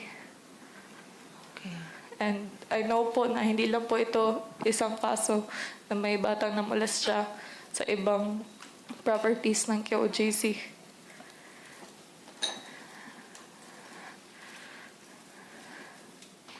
Okay, maraming salamat, Miss Marie. So, paki-stay on hanggat mag-adjourn tayo ng pagdinig, just in case may iba pang at kaugnay na tanong sa iyo. Okay? Maraming salamat. Ituloy mo yung pangarap mong makapagtapos at i-pursue yung profesyon na iniisip mo para sa sarili mo. Okay? Salamat po. Okay, salamat din po. Tanong po kay, nandito ba si Sir Dindo? I think online po ba kayo, sir? Yes, Sir Dindo, naririnig niyo po ba kami? Yes po, Madam Chair. I'm Okay, here. salamat sir. Hello po. Ilang mga tanong lamang po sa inyo, or meron po ba kayong maikling mensaheng gustong ibigay sa aming komite? Although, baka Sir Dindo, dahil bigay na po kayo ng testimonya nung naunang hearing, maaari 2 follow-up questions mula sa akin sa ngayon. Sige po. Salamat po, Sir Dindo. Ganong kalawak na phenomenon yung marriage fraud? Common practice po ba yon sa loob ng kingdom? Opo, Madam Chair. Magandang hapon po pala. Good afternoon, everyone, especially Madam Chair, and also the other senators that are also doing online, and even for all the guests that is present in your forum right now. Yes, I think it's really widely practiced because it's from Toronto, Canada to Vancouver. So meaning to say it's from the East Coast to the West Coast. And as I understand that it is happening from different cities also, including Alberta, Canada, and some other areas by which they execute this kind of sham marriages. Yeah. And Madam Chair, if you don't mind, I have some actually slides that I want to share. These are really important to really sum up also with some of the issues that has been shared by some of our other witnesses and also the General Torre that also is investigating. And I can show you some slides if you may. I would like to share this. Now, I would like us to Especially know that I that think Sir nothing Dindo, happens. I think Sir Dindo, Yeah. yung presentation nyo kaugnay din ng money laundering, ano po? So please do proceed Yes, with I your have. slides. I Sige have po, those. you have the floor. Thank you so much, Madam. And I just would like us to know that the leadership chart of KOJC, nothing happens in KOJC without the knowledge of ACQ, which is Apollo C. Quiboloy. So down to his board of administrators, to his coordinators and ministers, and then he deselected leaders among these groups all over Canada to mend those human trafficking that are brought in different places of all Canada. So it really begins when he has a King is Coming tour. When they come to Canada, he brings like almost 125 to 150 full-time miracle workers, which includes pulpit workers, concert singers. Those are also who are setting up crew for his live telecast. And these people, they remain in Canada or in USA to do fundraising and solicitation in all of Canada. So caroling, solicit person to person, from malls, business to business, parking lots, residential and care homes, using CGF as soliciting organization, raising funds, capitalizing the marginalized children whenever there is earthquake, also on typhoons. They also use such a operation. Kayo po yung nasa photos kanina, ano po, Sir Dindo? Yes, I am the one doing this fundraising because I really was, I believe on Pastor Apollo C. Quiboloy when I was converted. I have given my whole heart, whole full sincerity to support his mission. And that is the reason why I left my 65,000 yearly income to a 1,000 month income when I lead his CGF Foundation in Canada, because I am the executive director of CGF Canada since 2016. And so, if you can see all the slides, these are my children that was supposed to be with him, and they are being sent to Manila to do fundraising. As you see all of these names and also some of the slides, those are my sons and my daughters who are being involved in all of these practices. And also, those are the pictures. Another one also, what accommodation they will provide them. Can you show these are the provisions of the sleeping places where the kids are really. I do not know if that is life that were there you are seeing there. And then the next slides. And also here, my son, who is also a minor, is also used by SMNI to do all of this. What is this kind of job in the filming industry. Now, I would like us to also know that the moment that they collected money, the following day, when they collect money, I am one of the person that they will ask to send money. And if you can see in the screen, I sent money to Teresita Dandan. This is 209,500. Sir Dindo, yung pangalang yun, yes. There was also sa testimony kanina ni Ate Gingging, ni Miss Teresita, meron ding siyang binanggit na Tessie Dandan. So maybe this is the same person. Yes, Madam Chair, she is the same person. She is one of the board of administrator assigned in the USA. Okay, and then please the proceed, next. Sir Dindo. Yeah, and then the next here is we have Dana Margina. There's also another person named Ingrid Canada, which is, I believe, she is in the forum right now. Ingrid Canada, Bringas Mabel, and also there's another one. Pomikpik is the name, Marlene Pomikpik. I also send all this money. What happened is when the money is collected for the whole night, which full-time workers in the streets, they come home almost early morning just to meet their quota. And then when they arrive, they will be counting the money. And then the people in the Treasury Department, they're going to ask someone from the members or full-time workers to send it to the Philippines right away without documentation from the CRA, which is Canada Revenue Canada, without any record that is kept here, so that it will be a tax or whatever things that the government wants to know how Children's Joy Foundation is operating, and also the KOJC. is operating. Now, I am one of the victim of his sham marriage. That's the reason why my children were already grown up when I brought them to Canada. But I thank God I rescued them from Davao, and they were released from Davao, and I was able to brought them here in Canada.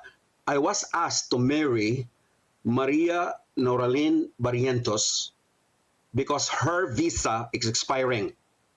And that my children I asked the minister, Dandy Cabahog, to bring my children to Davao because I thought that they will be properly, and I can see that they have nurtured them, teaching them how to play music and everything, but I was not aware that they were being trafficked, child trafficking to many parts in Manila and also in many parts of Davao and Mindanao. And so I got married to this person, and then I filed a divorce after those few years. And Sir here Dindo, in Canada, I yung want to ganitong- mention this. Oh, Sir Dindo, yung ganitong klaseng Yes, madam, operations ng marriage fraud, ongoing pa ba sila?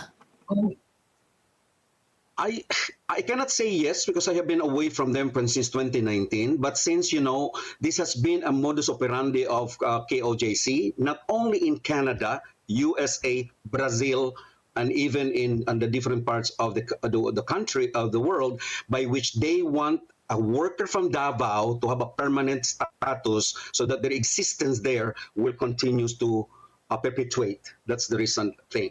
And I just want to mention this, Madam Chair. The administrator here in Canada, which is the sister of Ingrid Canada, Mariteur Canada, is also one of a sham marriage here. So get married to one of the worker. One also is Elizabeth Carrion is also one because he was a previous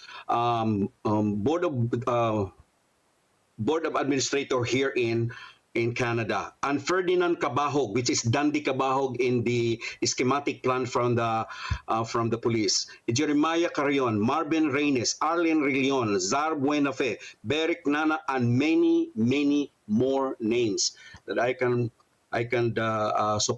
give to you to prove to the fact that these sham marriages are really happening. And as I told you, I am one of the victim of this scheme. Another thing also that I want to add is that Rose D. Magnaong appointed me as she's the in charge of the of the CGF Philippines, and also in Canada and Australia and Nepal and Hong Kong, which is not really registered. CGF is not even registered there.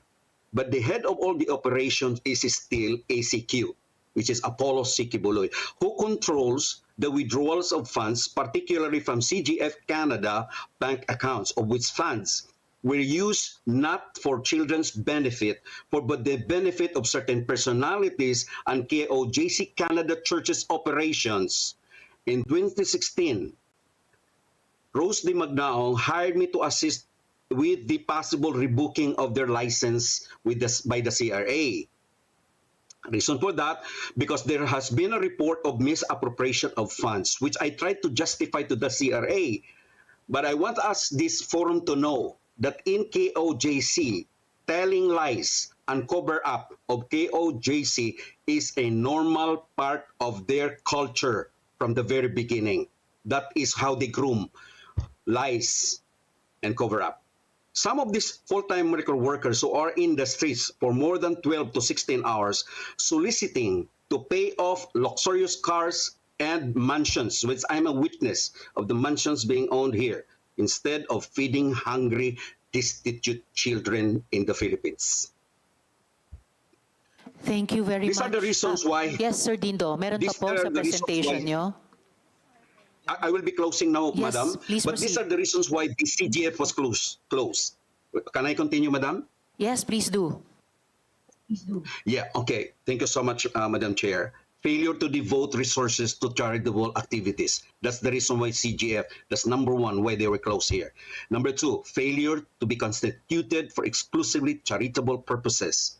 Number three, failure to issue receipts in accordance with the Act of and its regulations. Because here in Canada, every donations requires a receipt so they can present it to the CRA for tax deductions. Failure to maintain adequate books and records. Because the reason why I left, because I cannot justify all of the expenses, including sending 60,000 just to pay off fuel for a jet, which I said, this is not for children's purposes, but this is for personal purposes of whoever. For the proof of the file can be found in the internet. Now, I want us to understand that ECQ controls CGF Canada through his administrator, Mariteo Canada, who does all the instruction of withdrawals from CGF bank accounts, especially the 60,000 that I already mentioned. Now, this is not only 60,000, Madam Chair. This is millions of dollars being collected from September to February, that is the month of blessing, aside from January to December, which is 365 days of money laundering, collecting the money from the Canadian public.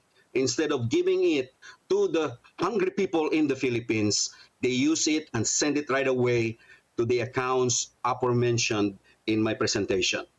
So whenever ECQ full-time workers reported to the police for any abuses such as rudeness, and they have some human rights violation, like one of the full-time worker, tried to entice a mentally challenged boy, and she even went to the bank machine, insert the bank machine of that boy, and then collected money, more than $500 from that boy. And she's been like at large now, but the police has been looking for her, but they send her to Australia. And that is how this operation is happening. When you are not allowed to work on a certain country, they will send you to some other countries. Like I was in Australia because I was the one who assigned to open CGF in Australia. But they are now under investigation, so much so here in Canada. Now, Thank you. I want meron to pa po ba, close Sir this. Dindo? Yes, I'm closing now, Yes, Madam. please. This Thank will be you. the last. The last. I left this organization after I have seen all of these lies and financial manipulation that includes my mother, Andrea Garcia Larson, who is not rich, but have given ACQ almost 3 million pesos because she believes on him as her sacrifice offering, not minding she has no more money for her retirement. She died with COVID in 2022. I sent an info to Rose Di Magnaon that my mother died. I never have received any sympathy from them. And aside from that, the same year, when my mother gave this money to Apollo C. Quiboloy, my children were taken off from the scholarship of his institution, which is Jose Maria College, which I really feel bad as a father who has been working for him and working for his ministry with all my whole heart, because I give my heart to his ministry and I was treated like this. I feel bad that when my mother died, they just ignore. His doctrine are deceitful claims, a blasphemy to the Son of God. But may I speak to Pastor Apollo C. Quiboloy, Madam Chair, if you allow me? Sir Dindo, I would allow that sa parehong paraan kay Miss Yulia kanina through the chair, kaya lang medyo ginigipit na po tayo sa oras. But if you would like to put your message to Quiboloy in writing, pwede po naming itanong sa korte if they will allow it to be sent to him, kung maaari po, Sir Dindo. Yes, ma'am. Salamat po. Thank you so Maraming much. salamat. Thank you very much. Thank you so much, ma'am. Sa pag-participate. Thank you so much for this sa ating hearing. Thank you so much, Sir Dindo. I'm sorry about your mother, but I hope na kayo na mga anak mo, you're really rehabilitating your life together now. Salamat po, Sir Dindo. Yes. Dako naman po ako briefly sa kina Miss Kath Cortez ng NUJP at Miss Edita Caduaya ng Mindanao Independent Press Council. Andito, yes ma'am. Salamat Miss Edita. Miss Edita, sa coverage nyo po dun sa law enforcement operations para arestohin si Quiboloy, ano po yung na-observe nyo Meron po bang nangyaring police brutality dun sa narrative po na iyon? So far, walang police brutality sa part namin. Kami yung na-brutalized. Oh, paano po sorry. nangyari yon? Kasi every media member na pumunta doon, the members of the press, we've been subjected to harassment, intimidation, threat.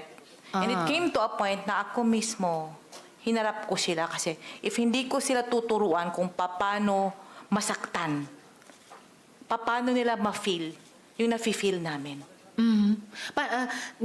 Actually, yun yung pangalawang at huling tanong ko, naharas po ba ang media at saan galing yung harassment na yon? Sa PNP ba? Sa KOJC ba? Sa iba pa? Nung day 1, that was August 24, feeling namin we were cheated of the basic information from both ends. Alam ni Atty. Torion ran. Hindi kami lumabas si Atty. Torion, nandyan siya. Alam ni Director Torre. Day 1, we were at the roadside, lumabas si Atty. Torre, na-accommodate naman kami. Later on, lumabas si Director Torre, na-accommodate naman kami. That was August 24. On August 25th, ito na yung first confrontation ng members of the press with some members of KOGC sa main highway. Okay. Ito yung August 25. And August 26, 1 o'clock in the afternoon, 1:30 in the afternoon, ako as president of MIPC, I went to see Atty. Torion and General Torre. Nagpapirma kami ng papel, parang yung for a harmonious relationship, harmonious coverage. That was 1:30 in the afternoon. After 5 hours, about approximately 6 hours, yun, nagsimula na naman yung nahulog yung taga TV5. Then, nasundan 9 o'clock in the evening. That was 9:10 in the evening. Ako na yung na-confront ng members ng KOGC. In fairness naman kay Atty. Torion, every time nagdadaing kami sa kanya, he kept on apologizing. It came to a point na nagtatanong kami with this beauteous, sprawling 30-hectare property, covered with plastic Bermuda. There are plastic people inside. Kasi nasasaktan na kami. I'm sorry, pero may mga mababait na super bait.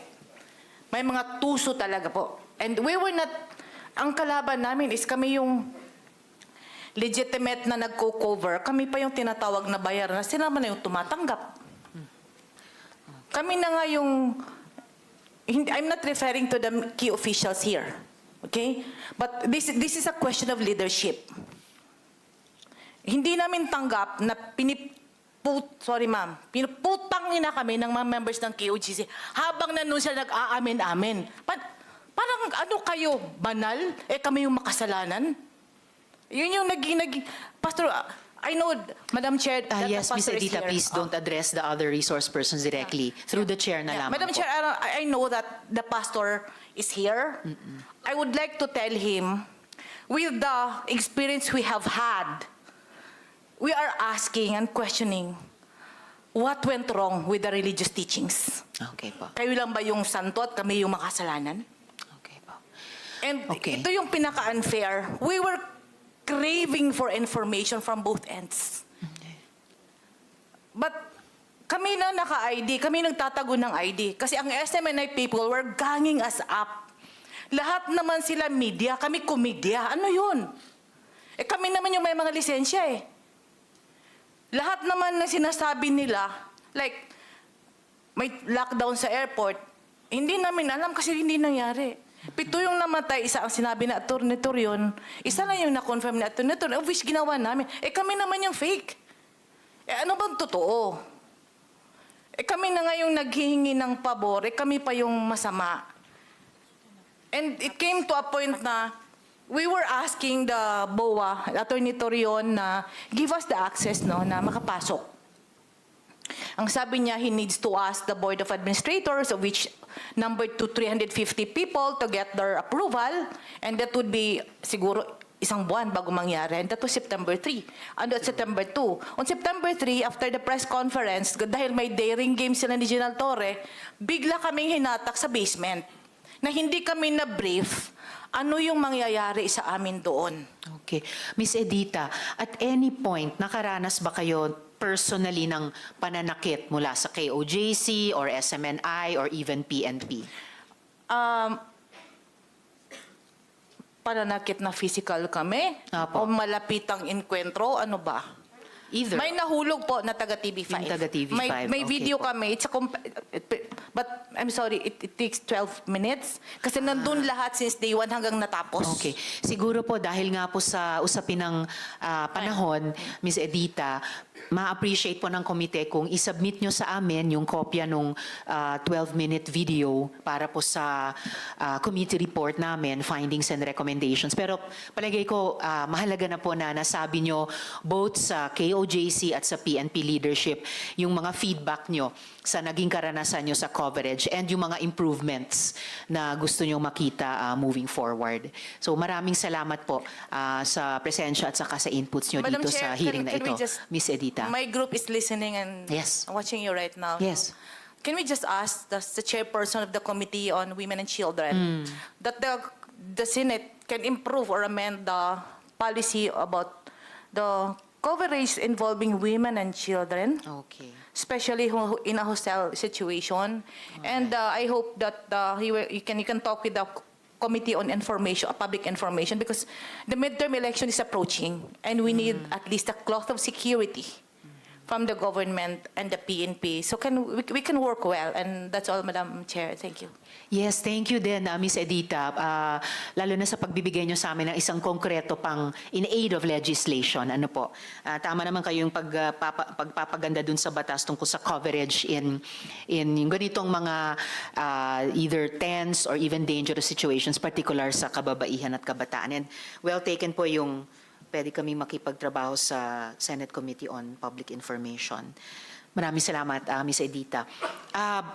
Bago tayo dumako sa mga government agencies and then finally yung ways forward na may inputs mula sa NGOs at saka sa government agencies din natin, bigyan ko ng pagkakataon individually si Mr. Crescente Canada, si Ms. Ingrid Canada, si Ms. Jacqueline Roy, si Ms. Pauline Canada at si Sylvia Semañez. One after the other, kung meron po kayong gustong iresponde sa mga victim survivors na nagsalita. So feel free to express what you want to say to them or about yung mga testimonya nila through the chair. So yeah, kahit tig isang minuto, take at least 1 minute. Mr. Canada muna. Magandang hapon po. Magandang hapon. Iharap niyo po yung mic sa inyo. Magandang hapon po, Madam Chair. Magandang hapon. I invoke my right to remain silent. Tapos, sa korte lang po ako sumasagot sa lahat ng mga akusasyon sa akin po. Salamat po. All right. Salamat din, Mr. Canada. Ms. Ingrid Canada. Good afternoon, Madam Chair. I'm also invoking my rights to remain silent. All right. Salamat, Ms. Canada. Ms. Jacqueline Roy. Thank you for this opportunity, Madam Chair. Still, my answer is the same. I am invoking my right to remain silent and the right against self-incrimination. Thank you. All right. Salamat, Ms. Roy. Ms. Pauline Canada. Good afternoon, Madam Chair. And also, Madam Chair, with all due respect, I'm invoking my rights to remain silent and against self-incrimination. Thank you. All right. Salamat din. And Ms. Semañez. Good afternoon, Madam Chair. Also, I invoke my right to remain silent po. All right. So at least binigyan kayo ng komite ng pagkakataon na magkomento sa alinman sa mga testimonya ng mga victim survivors. So anyway, so maraming salamat sa inyo. So pwede ba tayong dumako ngayon sa mga government agencies natin? Sa DSWD, nasaan po yung resource person ng DSWD? Si Ms. Charito Esteban. Nakapagsumpa kayo kanina, ma'am? Okay, salamat po. So, Ms. Charito, narinig po natin sa ilan sa mga victim survivors natin yung tungkol sa trafficking operations, lalong-lalo na halimbawa para dun sa tinatawag na Month of Blessings, na nagpapatuloy pa rin yun kahit habang dinadaos natin itong investigasyon. May mga efforts po ba ang department para i-address yun? Good afternoon, Madam Chair. With regards to the trafficking and abuse made, conduct the rescue in Region 11, in Davao in particular, it's not happened that particularly in our office, Sanders Bureau, but it is in collaboration with our DSWD Field Office 11. We will submit a report regarding this matter with regards to the collaboration made with our field offices po. Thank you, Madam. Okay, salamat po. At baka pwede ring habang nagbabudget hearings ang Senado para kung may anumang mga programa na nag-a-address kumokontra sa trafficking operations sa ilalim ng department, ma-check din po ng Senado o ng buong Kongreso na sufficiently supported yon. Okay po. Ano po yung... Sorry. Narinig din po natin mula sa marami-rami sa ating mga victim survivors na yung Children's Joy Foundation ay ginagamit bilang front para pilitin yung mga bata na maglimos at mag-caroling para mag-fundraise. So, ano po yung status ng accreditation ng CJF? Registered pa po ba yung foundation sa department?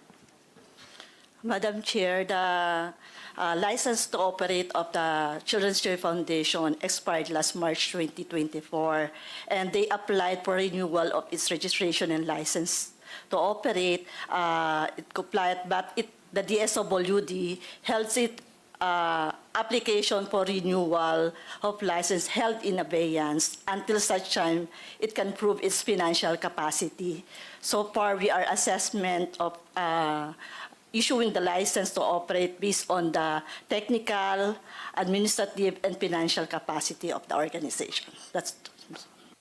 Salamat, Ms. Charito. And nalimutan ko ring banggitin kanina kay Sir Dindo na yung mga evidence na hinahawakan nila ng alleged pati money laundering doon sa Canada ay pwedeng kung hindi pa na ipapaabot sa PNP at sa DOJ ay pwede pong maipaabot sa department at saka sa National Police.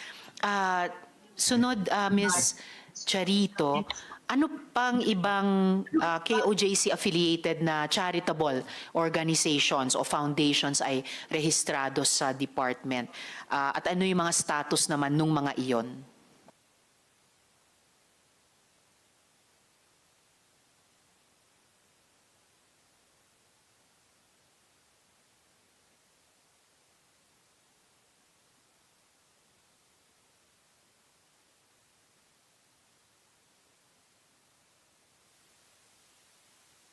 Based on the last hearing po, 3 organizations were mentioned to include Children's Joy Foundation Incorporated, which is now the license to operate already expired, and with regards to their children already transferred to other residential facilities. So currently they are stopped operating now. The 32 children under their supervision is now transferred to other residential facility registered licensed by the DSWD or reintegrated to their respective families as well as to place in the foster care families po.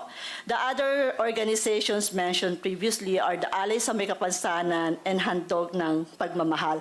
Both of them are with expired license and already delisted from the DSWD registration roster of registered and licensed social welfare development agencies, which were already referred to appropriate agencies like Securities and Exchange Commission. Thank you po. We'll give the jurisdictional personalities po. Thank you. Salamat po, Social Welfare Officer Charito. And kung meron mang sinaserbisyohan talaga dun sa Alay sa May Kapansanan, na i-refer na rin po ba sa ibang mga Persons with Disabilities Foundations na maaring mag-partner din sa kanila? So far, nung nag-validate po, non-existing naman po doon sa location po. Thank you po. Okay, I see. Ano po yung medium at saka long-term plans ng DSWD sa pagtulong sa rehab at saka reintegration ng mga trafficking survivors, lalo na yung mga babae at bata? Or bahagi po ba yon sa report na isasubmit nyo sa komite? Madam Chair, yes po, will be included in that report. Thank you po. Salamat po. And although ito kaugnay din sa DepEd, itatanong ko rin po sa kanila mamaya, dun sa mga batang di nakapag-aral, ano po yung maaaring gawin para i-bridge yung learning gap nila? Yung mga hindi po nakapag-aral, may mga ilang programa po ang DSWD where we assist them for that specific programs. And if there are, will be transferred to our residential facilities. We also provide educational assistance. Thank you po. Salamat po. At huli, ano yung ginagawa ng DSWD para makapagbigay ng reparations at livelihood dun sa mga victim survivors na maaring nangangailangan nito? Maybe we could include that in that report, Madam Chair. Thank you po. Yes, please do. At maraming salamat, Social Welfare Officer Charito. Salamat po. Para po sa DILG, ayan, si Asek. Asek Benitez, yes, sir. Good afternoon, Madam Chair. Good afternoon, sir. Asek, may ideya po ba ang DILG kung saan-saan sa Pilipinas nakalocate yung mga miyembro ng KOJC? Well, as far as primary information is concerned, we always leave that to the PNP, Madam Chair. And ano po yung mga plano ng department para tulungan yung mga victim survivors?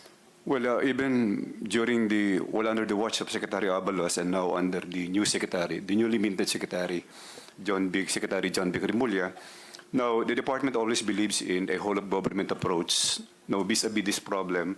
And the primary participation of the department will lie on looking into the possibility of involvement of our local government officials, particularly those with whom the department acquires direct authority. Now, in line with the delegated power of general supervision cascaded by the President in favor of the DILG Secretary. So what we're doing here right now is we're trying to identify local government officials in the local level now who had been found remiss in addressing basic deliverables and duties under the law, then probably move forward and proceed with potential case build-up, and then eventually the last stop would be the filing of cases. Now, all of these endeavors are being done in close coordination with the PMP, of course, with the DOJ, now with the other stakeholders in the government. But again, Mr. Chair, with your indulgence, I would like to go back to the initial episodes of this hearing wherein we always emphasize, through this representation, the inadequacy of the department insofar as disciplining our local government officials are concerned. Now, we are basically bereft of any authority to directly discipline our local government official.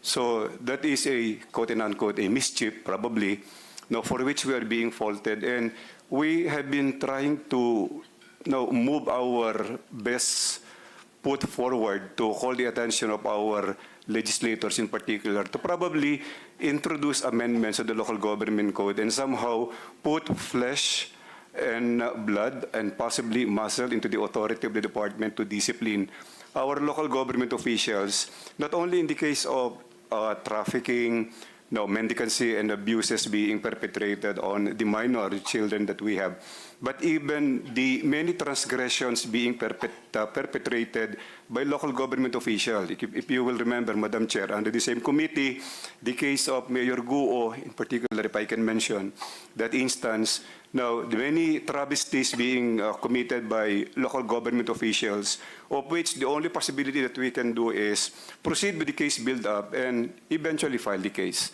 in the proper forum. Probably now the perspective would have been much more better and probably proactive if the department will have a direct involvement in disciplining our local government officials, Madam Chair. Maraming salamat para doon, Asek Benitez, and the committee will really appreciate and i-share po namin sa Senate Committee on Local Governments kung meron pong proposed formulation ang department. Paano nga po mapaganda yung local government code in this aspect. And if I could just follow up one specific point na itanong ko rin kay Colonel Likud kanina, in terms of yung ginagawa ng department looking into the involvement of local government officials, meron po bang investigation ngayon or fact-finding kung yung local government sa Davao City ay nagprotekta sa anumang illegal activities ni Quiboloy or ng KOJC or ng Angels of Death for that matter? Now, yes, Madam Chair, that is already included in our menu, but at this point in time, we have been prioritizing our fact-finding inquiries. Now, considering the lack of manpower that the department has at the moment, but inarguably that is within our table. And probably after we are done with the POGO issues, because the POGO issues has been or had been ramifying from one area into another, then probably we can set our attention and our energy to the Davao controversy insofar as these KOGC matters are concerned, Madam Chair. Maraming salamat po. Maraming salamat din, Asek Benitez, at sa pagtsatsaga talaga ng department sa pagsubaybay sa mga issue na iniimbestiga din po namin sa Senado mula POGOs hanggang itong human trafficking, Quiboloy and KOJC. Lastly po, Asek Benitez, may investigasyon, okay, naitanong na rin po ito kanina. Maraming salamat po, Asek Benitez. Sa DOLE naman po, sino yung nandito para sa DOLE? Meron po ba? Wala ba, Comsec? Labor. All right, so the committee will just write the department yung mga labor and employment questions. Para po sa DOJ and specifically DOJ Iyakat, will it be sino pong magsasalita for DOJ? Senior State Counsel Quintana. Yes, ma'am. Pwede niyo po ba kaming bigyan ng progress update dun sa mga kaso na nakahain na kay Apollo Quiboloy? If there's anything to add from what was earlier discussed. Oh, maybe, yes, so it will be Deputy State Prosecutor Torrevillas. Yes, ma'am. If I cannot discuss the merits of the 4 cases pending before the Quezon City Court. And Attorney, I'm so sorry. Hindi pa ba kayo nakapagsumpa kanina? Yes. Hindi pa po. So may I ask you to? Sorry at this point. Comsec, pakipo. Kindly raise your right hand. Do you swear to tell the truth, the whole truth, and nothing but the truth in this Senate inquiry proceedings? Yes, I do. Yes, Senator. She answered affirmatively. Salamat, Comsec, at salamat, Deputy State Prosecutor Torrevillas. Yes po, you have the floor on progress update sa mga kaso na inihain kay Quiboloy. We have the pre-trial conference on October 22, both in Regional Trial Court in Quezon City and in Pasig.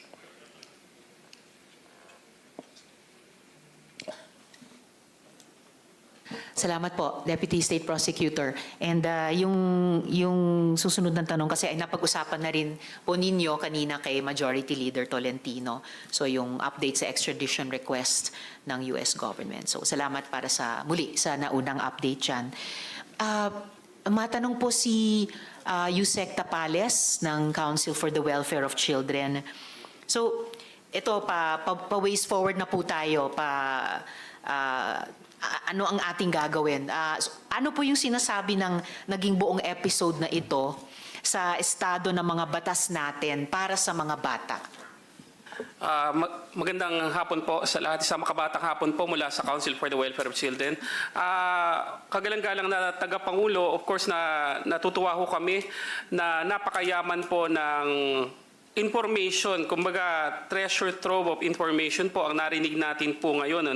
Pero siguro just to set to to give some context, our present laws already address most, if not all, of the matters addressed today, particularly as early as 1974, PD 603 in Section 59 already prohibits improperly exploiting children, using them in begging and other acts inimical to their interest and welfare. That's Section 59, Item 7, and Section 59, Item 8. It already it already prohibits the infliction or inflicting cruel and unusual punishment on children and the deliberate subjecting of children to indignities or excessive chastisement.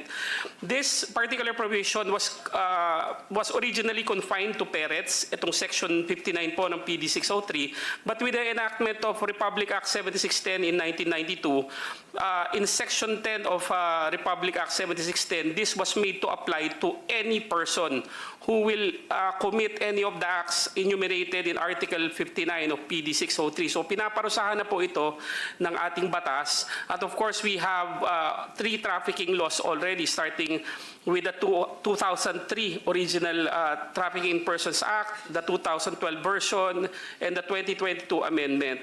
And of course, we leave it to the Philippine National Police and the DOJ on the characterization of the proper offense and of course the prosecution if so warranted, Madam Chair. But as our ways forward, listening to the discussions and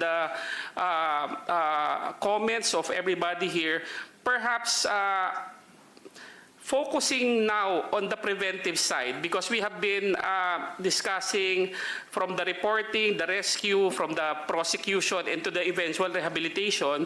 Perhaps for the Council for the Council for the Welfare of Children, because we are currently working with LGUs to standardize or to craft a standardized child protection policy, so the children interacting with LGUs will of course be protected at any times and free or safe from harm from the members of the LGUs themselves and even visitors and other guests of the LGUs. Marami pong mga sitwasyon dyan sa simpleng lulunsad po, kunyari, ng mga programa ng mga LGUs natin, may mga kasamang bata, nagtatransport ng bata, natutulog ang bata kasama ng mga adults. Yan po ay ilalatag po ng Council for the Welfare of Children at ipopropose po natin yan sa mga local government units, which of course will be measured during the execution and implementation of that child-friendly local governance audit. Ang wala pa po tayo, Madam Chair, at ito po idadagdag natin, is a standardized child protection policy for the private sector. Of course, we have a child protection policy for the schools. The DepEd released their child protection policy, I think, as early as 2012. I think they're one of the earliest, if not the earliest. But with respect to the private sector, like businesses, enterprises, offices, and even in church and religious settings, I'm not sure, I am not aware of any standardized child protection policy or any law, rule, or regulation requiring them to have such a document to, of course, ensure the protection of children while in their care or while belonging to such religion or denomination, or even protecting them from the members or even guests of these religions or denominations. So perhaps as a subject of future legislation, maybe we can look into a proposed legislation, perhaps recommending the adoption of child protection policies in the private sector, in the schools, in church settings, and even local government units, and of course, perhaps delegating the responsibility of monitoring and evaluating the implementation of child protection policies into a sturdy and strong agency, of course, like the Council for the Welfare of Children, and even perhaps a Philippine Commission on Children moving forward, Madam Chair. Thank you, Madam Chair. Thank you also, Yusek Tapales. So it's beginning to sound like another example tulad nung binanggit din kanina ni, I think it was General Torre, yung whole of nation approach. So nagpa-partner na kayo sa LGUs and then syempre from the get-go with the NGOs, no, civil society, nagpa-partner kayo sa LGUs, nagpo-push kayo ng child protection policy, nagpo-propose ng para sa private sector din, and then iba't ibang institusyon natin from schools, faith communities, at iba pa. So, salamat para doon. Lastly po, baka meron kayong gustong idagdag. Ano yung agenda ng Council of the Welfare for Children sa mga child victim survivors ng human trafficking? Madam Chair, perhaps the most tangible contribution of the Council for the Welfare of Children insofar as violence against children is concerned, the CWC being a policy-making agency is of course the Makabata Helpline 1383, which is being positioned as the main or focal or apex helpline of our government for all children's concerns, of course, covering violence against children, including sexual abuse, whether offline or online. We are in the process of having the Office of the President or the President sign an executive order institutionalizing the Makabata program, which will institutionalize and harmonize all the programs of our government relating to children in need of special protection, which includes children subjected to or victims of violence. And this will standardize the efforts of all of the government from reporting, rescue relief, rehabilitation, and reintegration.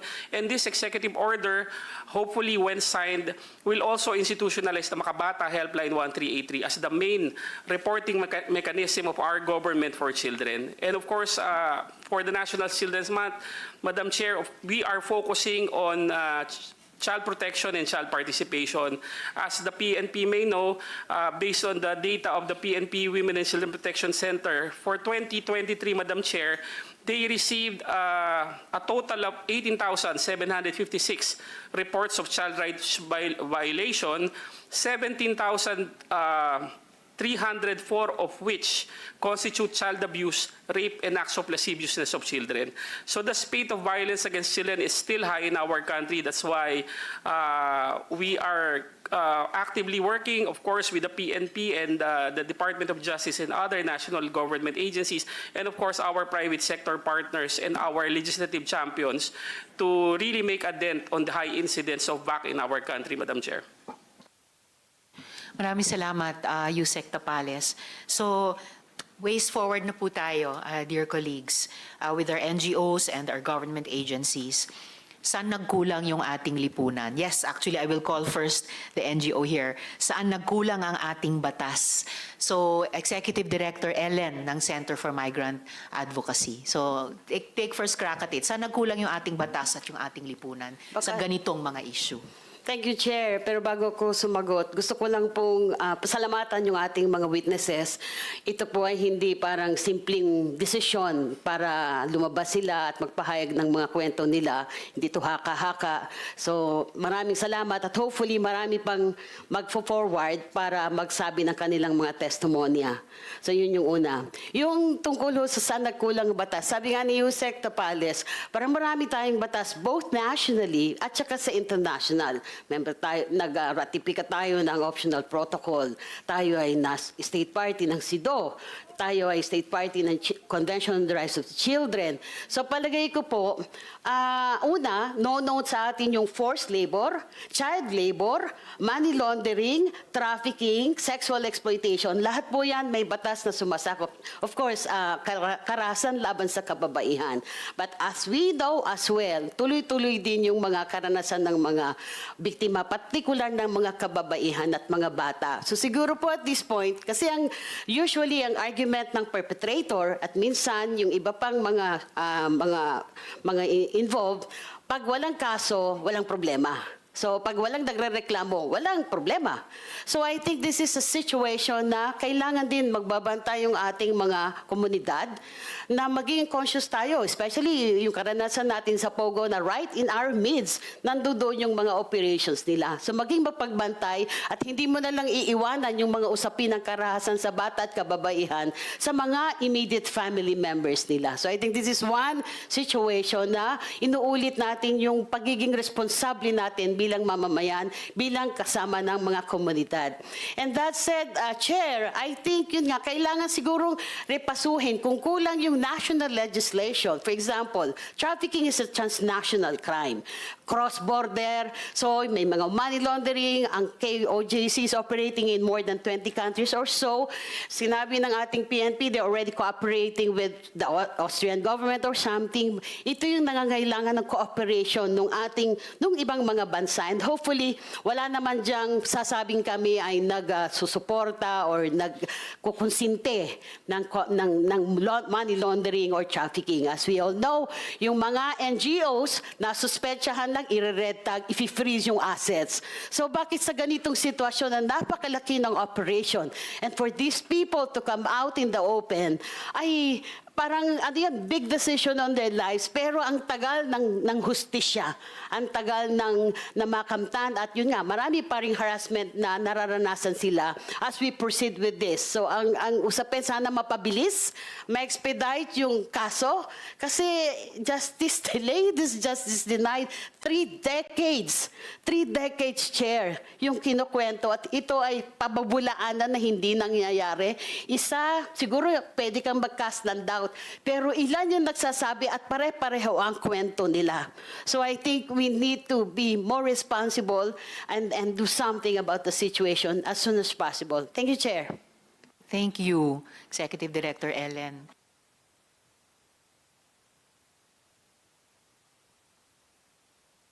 So, gusto ko lang tanungin kung may government agency pa tayo dito, like the NBI, the commission, constitutional body like the Commission on Human Rights. Siguro yung dalawang iyon, kung meron po kayong maidadagdag dun sa ating pinaka-importanting closing questions na saan tayo... Opo. At saka yung, salamat Comsec, yung social security system din. No? Although, kaugnay po sana yun sa mga tanong sa DOLE.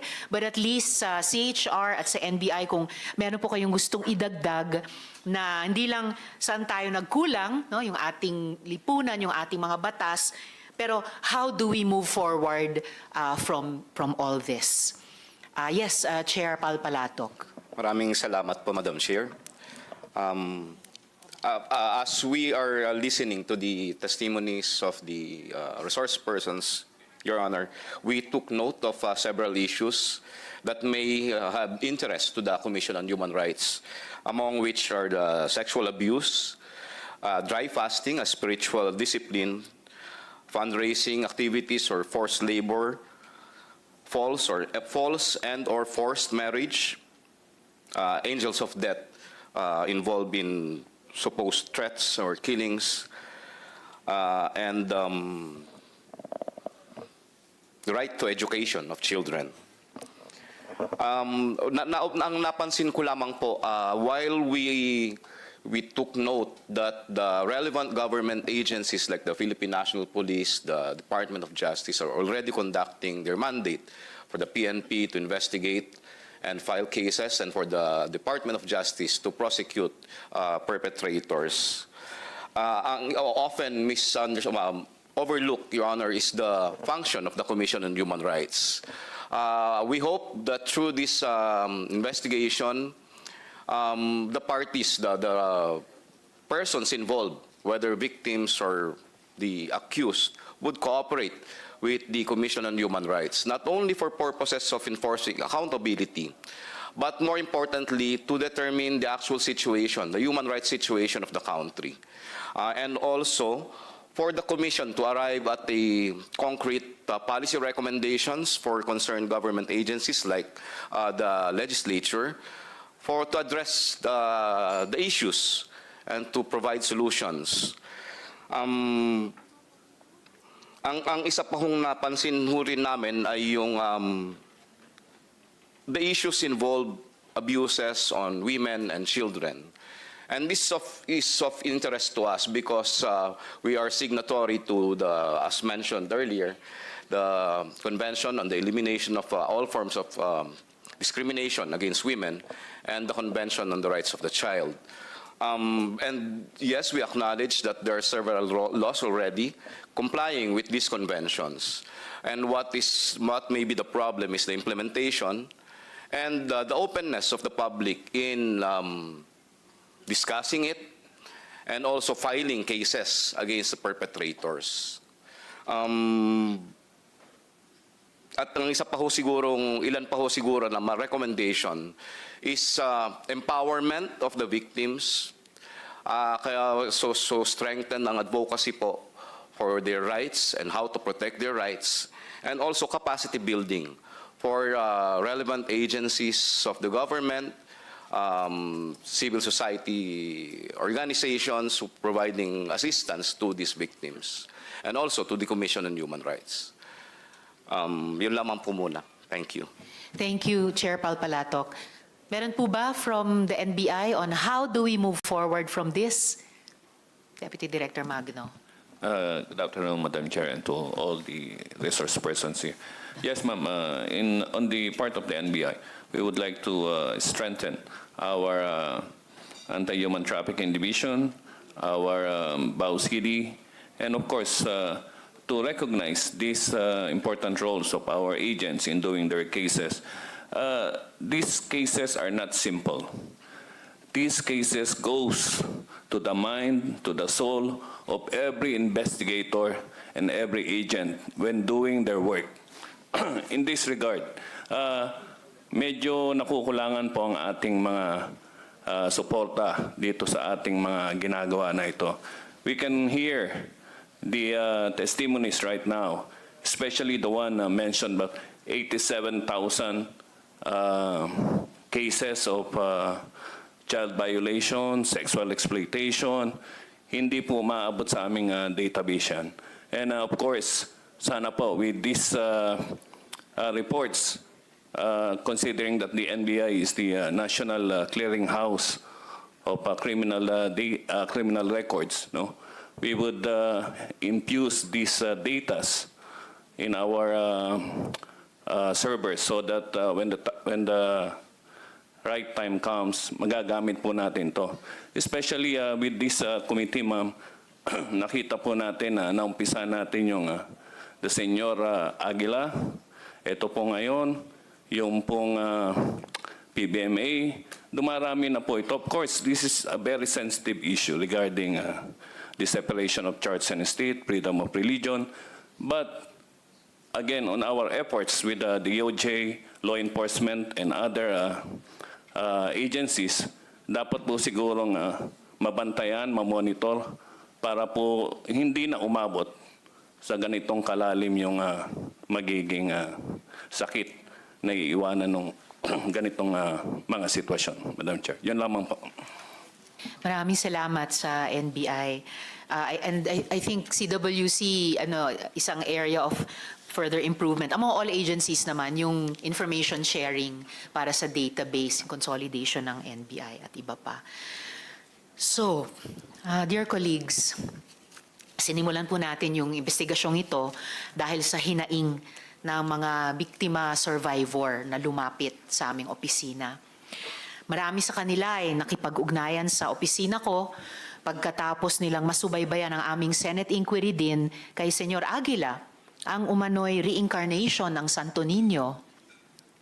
Tila magkapareho daw ang paraan ng pagbe-brainwash, pang-aabuso at pananamantala sa kanila ni Apollo Quiboloy, ang umano'y appointed Son of God. Pagkatapos ng mahabang kwento, pagtakas at pagtatago sa batas, sa huli ay hinarap na rin ni Quiboloy ang Senado. Di po naging madali ang naging laban natin. Tinatakot ang ating witnesses. May rally sa labas ng Senado sa tuwing may hearing dito noon.